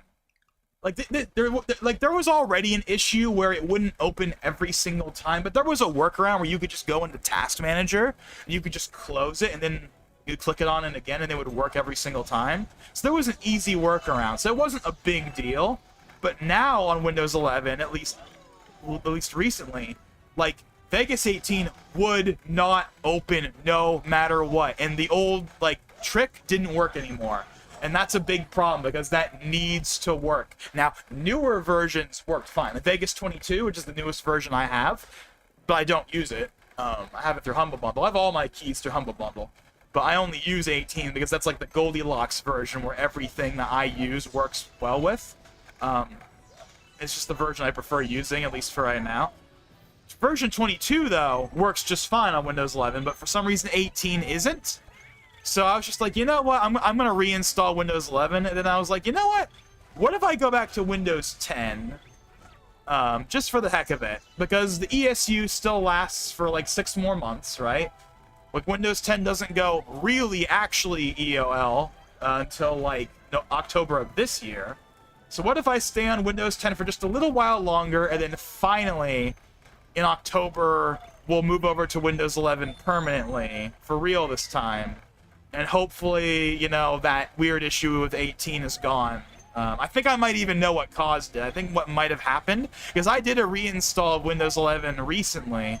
And I think here's what I think happened. What I think happened was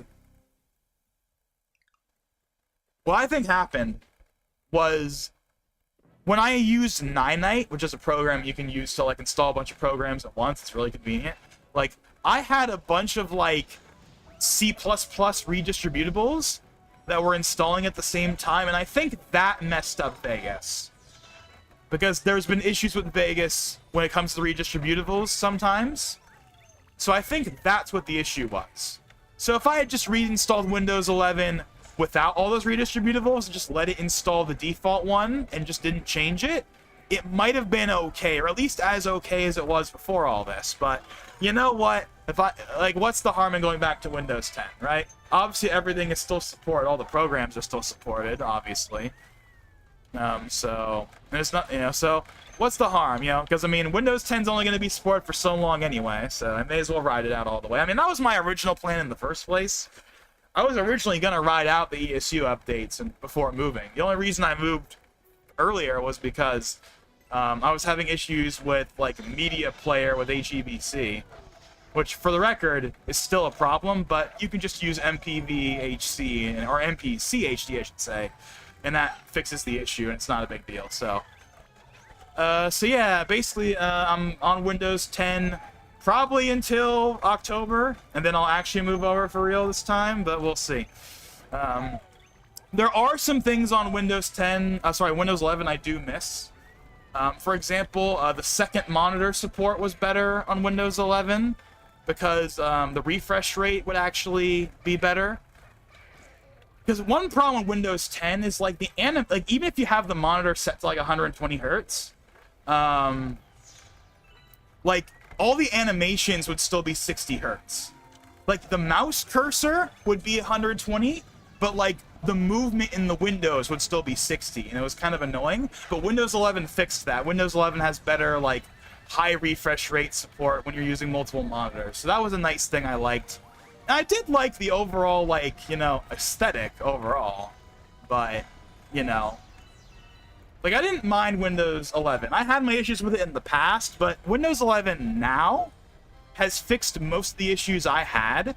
The only issue I had with it was just the Vegas thing. That was literally it. If it wasn't for that, I'd be fine with it. But whatever.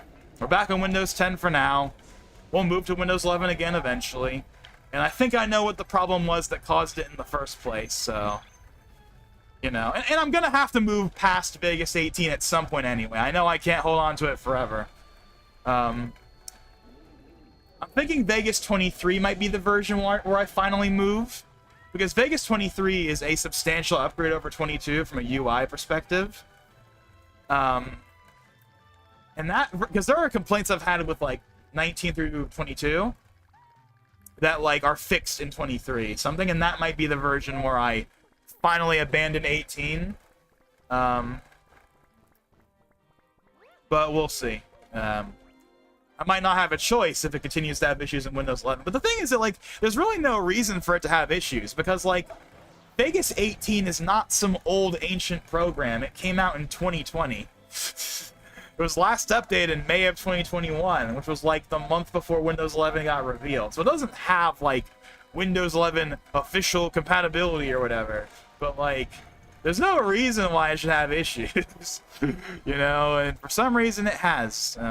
Even before this most recent thing, it's had again that weird thing where sometimes if you click on it, it doesn't actually open correctly, even if there is an easy workaround to fix it.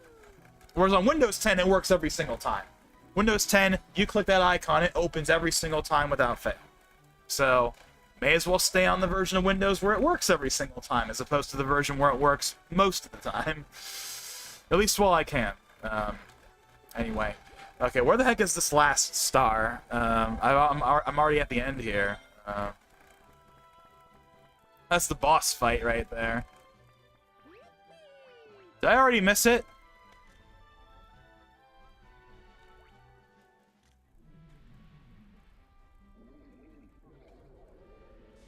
I mean, maybe the render distance is too low, so I can't, maybe I can't, I think I missed it. I think I probably missed it, because that's the boss fight right there, so I had to have missed it.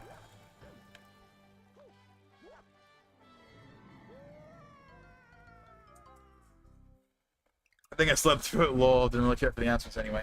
I mean, the most notable thing at that event was the RGG game, which looked cool. I like I like the eras that they, because they got the thing that they revealed for what's it called, Stranger Than Heaven, I think is what the game is called. It's like I'm guessing it's like a new spin-off of Yakuza or whatever. Like it has all these like old like Tokyo settings, all these old Japan settings from like the 1910s, 1920s. I think it looks really neat actually. They also announced that there's going to be like a standalone like Xbox presentation just centered around that game. It's going to be happening in May. But aside from that, there really wasn't anything else of note to mention. But I wasn't really expecting much anyway. I mean, people talked about Persona 4 maybe being there, and I was like, maybe, because they do have the RGG game, but we're probably waiting until the June event. And yeah, shocker, we're waiting until the June event. But hey, I didn't have to stay up for it. It was at 10 a.m., it was at a reasonable time, so I figured, you know what? Whether we get something or not, why not stream it? What's the harm in it? If we don't get anything, then whatever. We didn't really get anything, but there was no real harm in it, right? Again, this goes back to the whole thing of, like, I would stream the partner showcases if they weren't at 6 a.m., but I'm not going to stay up all night for a partner showcase. But 10 a.m. or 2 p.m., I'll stream that. Whether I get something in it that I like or not, I'll stream it, because there's no harm in it. I don't have to put any, like it's not a big deal, you know?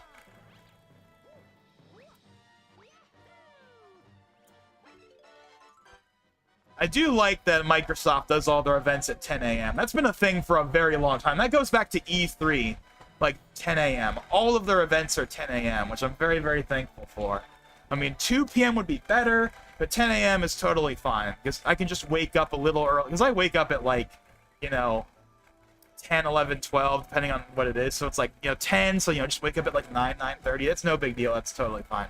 It's the Nintendo Directs where they're all at 6 a.m. that drive me crazy. Like, I'll do it. Again, I've said it before. I'll say it again. I will do it. Right? I will be there. But, like, at least for, like, the main ones that matter. But, like, 6 a.m. for a partner showcase ain't happening, Nintendo. I'm sorry. If you want me to watch it, if you want me to stream it or even watch it, you gotta do it at 2 p.m. Right? Which is why, again, I was glad that the Mario movie Direct, the last one, was at 2 p.m. It wasn't much, but it was something. It was something at 2 p.m. after years and years of only 6 a.m., 7 a.m. events.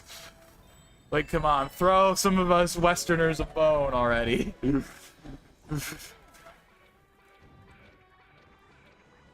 And another reason why I don't like it, by the way, it's not just that, like, I have to stay up all night for it. It also just makes the events less exciting, right? Because at least if you're in my camp where you have to stay up all night for it, by the time the Direct actually starts, you're not going to be that excited because you're tired. So even if they announce something cool, you're not going to be as excited for it as it would be if they announced it at 2 p.m. because you're going to be tired and you're going to be wanting to go to bed. Right? Like, that's another problem with it. Like, it's more exciting when it's at 2 p.m. because it's during the actual day.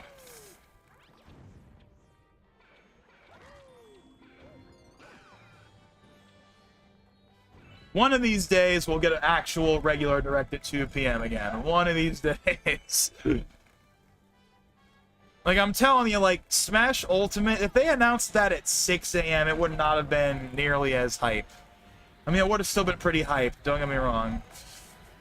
But, like, you can't announce a Smash game at 6 a.m., and yet they're going to, right? They're gonna announce Smash 6 at 6 a.m. Well, okay, 7 a.m. by the time the direct actually ends. But you know what I mean? Like, they're gonna announce it, like, early. It's like, this really should be a 2 p.m. announcement like Ultimate was, but it's not gonna. It's gonna be a 6 a.m. like all the other directs. And it's gonna be annoying, but it is what it is. I remember I could almost never catch this in time. Which ones? The 6 a.m. or the 2 p.m.? Because if we're talking about the 2 p.m. ones, I mean, I definitely was in that boat back in the day, because obviously 2 p.m. meant back in the day, like right when school was about to end. Like I remember, like, watching directs, like, on my phone or, like, on one of, like, the school computers. Like, I would watch, like, it on the computers because it would happen, like, you know, when it was, like right before or whatever. I've told this story probably 1,000 times, but I will keep telling it because it's a story that I will never ever forget. I remember watching the November 2015 direct, which was the first direct since Iwata died. It was a big deal. These people were like, "Are directs dead?" You know, and they had Reggie and all that stuff. And I remember watching, like, the first, like, 75% of the direct in one of the computer, like, areas in, like, the library. They had a computer area. I watched it on, like, the computer up until I think it was around the time they were showing Star Fox Zero that, like, I was kind of, like, shooed away, like, hey, we're, like, closing up, you know, like, you need to leave. And then I went over and I watched the rest of it in a different school computer area that no one was in and no one has a problem with. And I still, and to be clear, there was no speakers. I was watching just the video. There was no speakers. There was no sound. And I specifically remember the end of the direct. I will always, always, always remember it. Again, this is one of the reasons why Smash 4 is such a like very important game to me. Because, like, I remember all these, like, iconic moments. But, like, I remember I was there in the business lab or whatever the heck they called it. And watching this on a 4x3 screen, on a 4x3 like flat screen monitor in 2015 on one of those school computers. I was, like, the only one in the room, really, aside from maybe, like, one other person. And Reggie appears on screen for the last time, and then he fades away. And again, I can't hear anything. I don't know what he's saying, and I can't hear any of the music. That's very important. And all of a sudden, stars appear. And in that moment, I'm thinking, Pikmin? Metroid? Those are my two thoughts. And again, no music. If I could have heard the music, I probably would have picked up on it pretty quickly. But I couldn't hear the music. I only saw the visuals.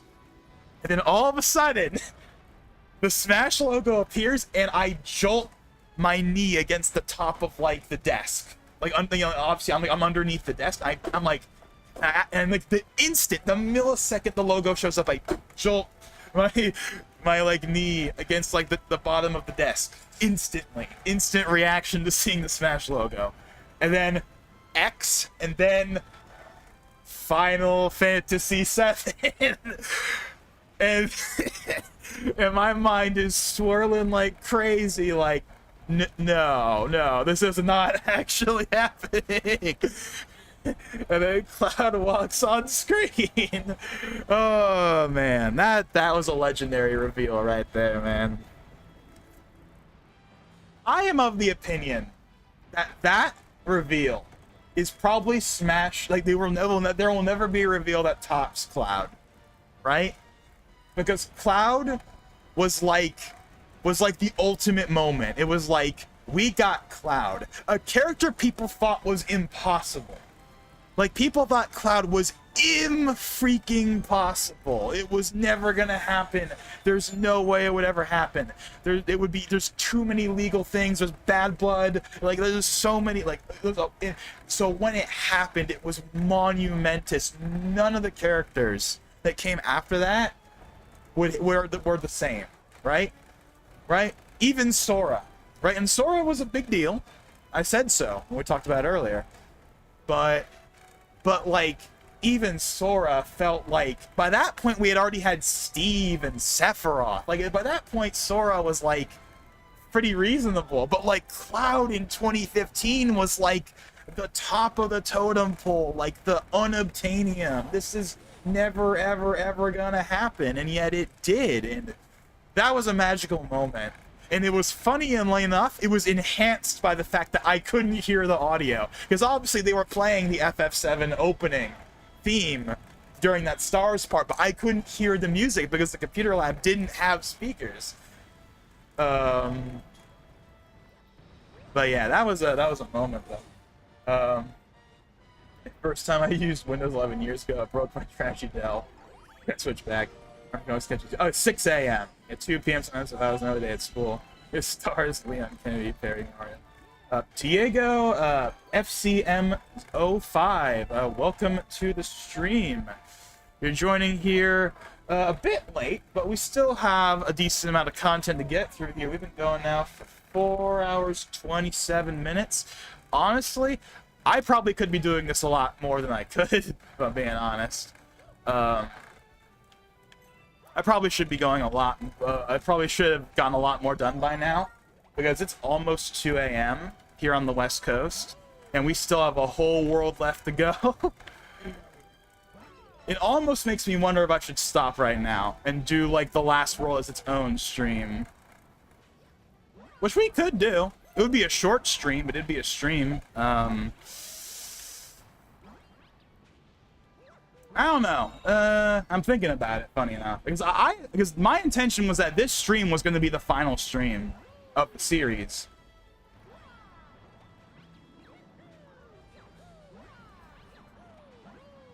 Just came in to say hi. About to go to sleep. I wish you luck in the Mario Galaxy 2 round. Well, thanks for stopping by, though.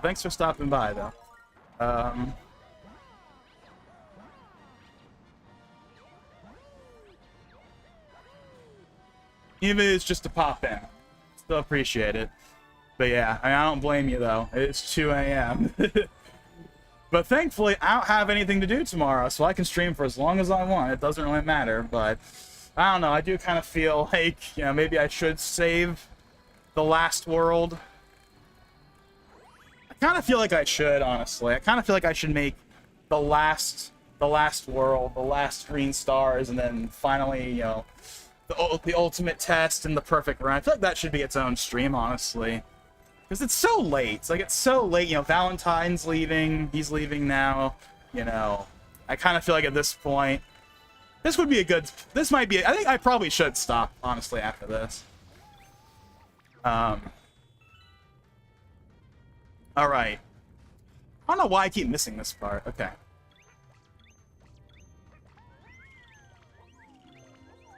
Okay. So yeah, I don't know. I mean, we've been going again. We've been going now for what? 4 hours? Yeah, 4 hours and 30 minutes. That's plenty long enough. And I've already exhausted all the things I can really talk about anyway. So honestly, this really would be a perfect time for me to end, because I don't know if you are a regular viewer of any kind, or if you're just tuning in for the first time, but in case you don't know, I kind of have this thing where, like, sometimes in streams, like, if it goes on really long, like, I'll eventually run out of things to talk about, and it gets, like, really awkward. Because it's like I'm just sitting here playing the game and not really saying anything, and that's obviously not very entertaining. Okay, how the heck do I get this thing?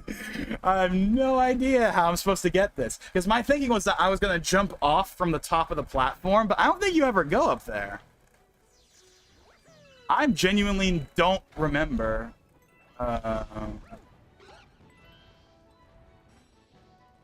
Wait, hold on. I have an... wait, no, I don't have that anymore. Wait. I know exactly how you get it, and I have to go all the way back. I just realized how I get it. I just realized. I know how you get it. I know how you get it now. I just realized. It's one of these. It's like the one in the Galaxy we did at like the very beginning of the stream.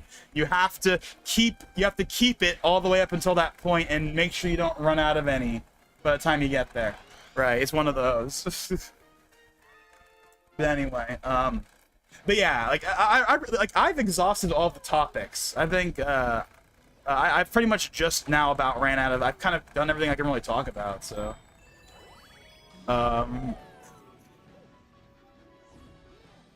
so honestly, I probably should save it for like one more stream, and maybe I could do it earlier on in the day too, because most of the time, like when I do the reaction videos, I just do them, you know, whenever the event happens. Like obviously when a direct happens, that's at like 6 a.m. When Xbox does something like they did earlier today, that's at 10 a.m. You know, State of Plays are at 2 p.m. But for like the gaming streams, I tend to do them like, you know, 8, 9 p.m. at night is kind of when I start, and then I basically just go as long as I feel like going. And sometimes that's 2, 3 a.m. in the morning. You know, depending on how I feel. But yeah, honestly, I think I probably should. Like, we'll get this last green star, and I think that's a good stopping point. The only problem is that now I'm gonna have to change the name of the stream because the name of the stream is the final run. That's because I intended for this to be the last stream of the series, but now I gotta change the name because now it's not actually the final run.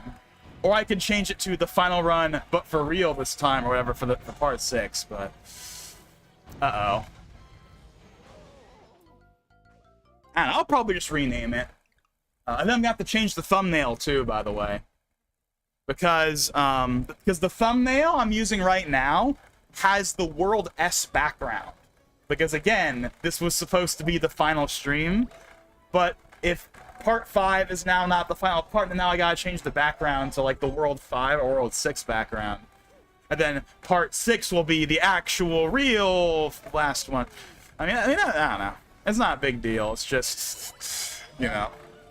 I've technically already done that once already. There was an earlier episode, there was an earlier part in the series where I changed the thumbnail after the fact because of how long I ended up doing. Call it the true final run. I could, but I feel like World S as its own thing, that deserves the title of the final run more than this one would. Although I'm not really sure what I would call this episode, right?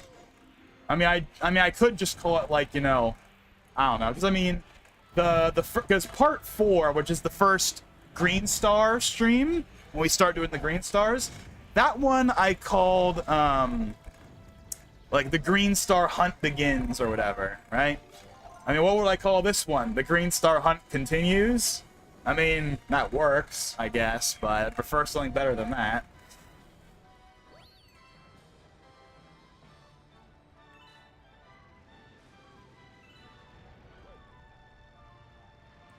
Is this emulator or is this console? This is on console. We are playing this on the Switch 2. So this is on console.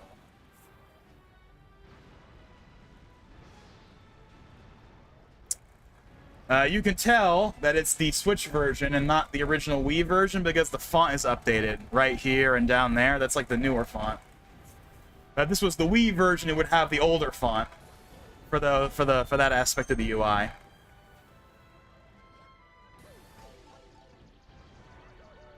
Okay, so now we just gotta make sure that we don't lose that cloud power up. And we gotta probably have at least 2. I don't think we're gonna need 3. I think we're just gonna need 2. That's probably all we really need, is 2. Well, it's time to sleep. Good luck. Well, thanks for popping in, though, when you did, though. And hopefully I'll see you when we do part 6, since at this point, part 6 is pretty much what we're going to be doing once this wraps up. But, yeah, thanks for stopping by, though. I just don't have a Switch, that's why I was wondering. Well, yeah. But, yeah, so that's the big indication, if you want to know if, like, Galaxy 1 or 2 is the Switch version or the Wii version. The big indication, outside of resolution, of course, is, like, the UI is updated somewhat. Again, like, you can see down here, like it's got, like, the newer Mario font as opposed to, like, the older one. So that's, like, the big indicator that this is the Switch version. How many consoles do you have and what type? Overall, right now, I have my original GameCube and Wii from back in the day. They still work. Well, the GameCube works just fine, but the Wii's disk drive has been forked since 2012, unfortunately. But I do have another Wii that I got later, and that one works just fine. That's kind of my primary Wii anytime I want to use a Wii, which is not very often these days, when the Wii U obviously plays Wii games. And yeah, I have a Wii U. I'm one of the 13 million people that have one. A Wii U representative right here. And then, of course, I have a Switch 1, and then I have a Switch 2. Then I have two 360s that are not in use anymore, and they both red ring, especially the one I used back in the day. We have two 360s. Both of them are the OG 360s, not the S or the E. One of them is even like the OG one that doesn't even have HDMI. That's not the one that I used. That was the one my brother used, because we got that like in 2015 from like some like garage sale or something, before we ended up getting an Xbox One. But the one I used was a slightly newer version that had HDMI, but unfortunately it red ringed a decent amount of time, and the disk drive built on that is not great at the moment. Like, if you try to open the disk drive, it like never opens. I've been tempted to get like the slim version, because the slim version is much better in like every way, but it's not really worth it at this point when the Series X, which by the way, I also have a Series X. The Series X pretty much makes that a non-starter. I just realized what I just did. Now I gotta replay that whole section all over again. I completely forgot what I was doing. Yeah, I have a Wii U. Well, congratulations, you're one of the few that have a Wii U. I don't know when you got yours, but I can't say I'm a day one person when it comes to the Wii U, but I'm a almost day one person. I got mine Christmas 2012, so I was there for the entire life cycle, from beginning to end. The Switch, I did not get day one. I tried. Believe you me, I tried to get a Switch on day one, but I couldn't, so I ended up playing the Wii U version of Breath of the Wild instead, which is a solid version, as I mentioned earlier on in the stream. And then the Switch 2, however, I got day one. June 5th, baby, 2025. Mario Kart bundle, the whole shebang. And that was really cool, to have a console day one. That was the first time I had ever gotten a console on day one. You know, and it had its issues, like trying to transfer my save data from the Switch 1 to the Switch 2 was being kind of annoying for me, unfortunately, but it was still really cool, and it was definitely worth it, in my opinion at least. I absolutely do not regret getting the Switch 2 at launch. That's just me. Yeah, so those are... And then I have a PS5. So right now, in terms of like current consoles that I actually play, I have PS5, Series X, Wii U, Switch 1, Switch 2. Those are the consoles that are all sitting right next to me on a table. All lined up from tallest to shortest. The PS5 further in the back, then the Series X, then the Wii U, then the Switch 1, then the Switch 2. And then I have the gamepad right here next to my mic. I mean, obviously I don't play the Wii U much these days, but it is hooked up, and I do have Pretendo on it. I do have a Pretendo account on it, which is nice, so I can play Splatoon 1 online, which of course you cannot play officially anymore, so... Yeah, but hope you have a great day, Mr. Logan. Well, appreciate you for stopping in, even ever so briefly, again, like Diego. I always appreciate when people show up and talk in the chat, no matter how long they're around. And yeah, hopefully, I mean, who knows, maybe I'll see you in the next one, maybe I won't, but it was nice to see you regardless. So yeah, it looks like I think at this point we're finally down to the end here. Everyone is left, Valentine's gone, the other guys are gone. So it's just me and, well, no one really, probably for the rest of the stream, but this is gonna be the end, right? Like, this is the end. Like, we're gonna get that last green star, and then we are done. And we will catch up on this. I want to do it sooner rather than later. Like, I would like Part 6 to happen before the movie comes out. But at the same time, if I wait, then I can talk about the movie in the next stream, but... I don't know, I'd like to have it done before then. Only thing is that now I need to find, like, 2 hours worth of stuff to talk about. That's the only problem with that. In like a 3 or 4 day span, and that's probably not gonna happen, but we'll see.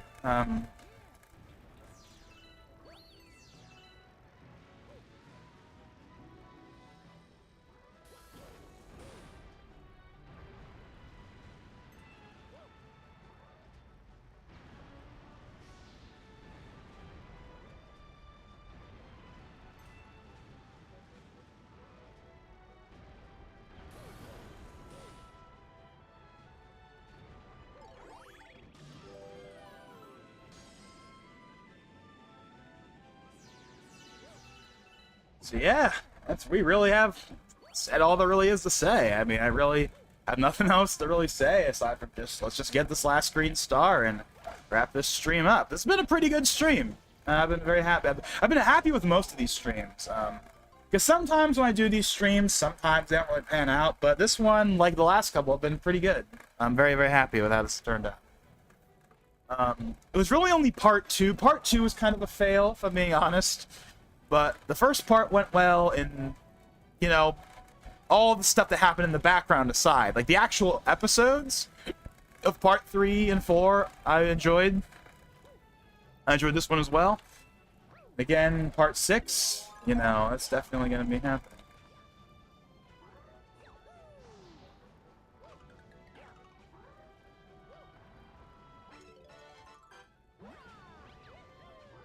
But yeah, going back real quick, though, to, like, the Cloud reveal, right? That reveal really was something special. It wasn't a fancy CG trailer like we got with Sephiroth or Sora. Or most of the other characters, but god damn it, it was like we will never, like, the impact, the sheer impact of that character, it's something we will never ever have again, right? Master Chief getting in the game wouldn't come close to Cloud. I'm sorry. It would be big. It would be big. Obviously, I'd love to see it, but okay, how the heck am I gonna get up?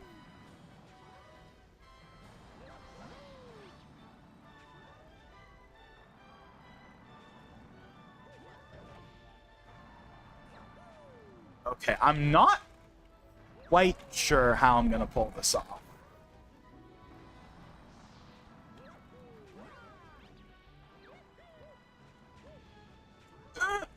Come on. Okay, 2 clouds. We got 2 clouds. That should be enough. That should be enough. All I have to do is not get hit by Kamek. That is the only thing I have to do.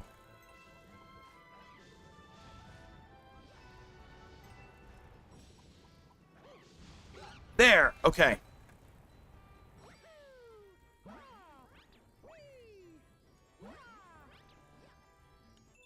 There. We are done. 4 hours, 45 minutes, and 44 seconds. And counting.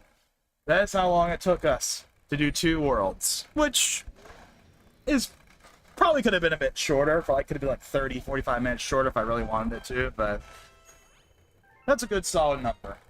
And again, it's 2:02 a.m. It's more than late enough. There's no point in continuing on for another 2 hours or whatever. There's no point. It's late. No one's gonna show up. Right?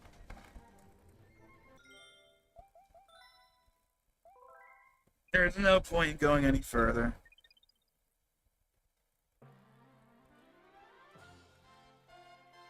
But that's okay.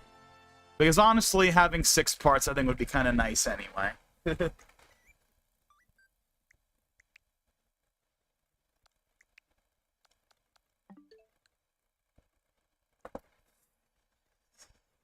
So, yeah, that was that. So, worlds 5 and 6 are done, which means we have 1 more stream left, and because it's going to be a shorter one, I'm probably going to do it maybe earlier than I normally would. We'll see, though. But I want to do it sooner rather than later. Honestly, maybe even tomorrow. Now, I know that backfired for me with part 2 because I didn't have enough stuff to talk about, but we're near the end of the line here, so I kind of feel like I could justify it. I feel like I could justify it.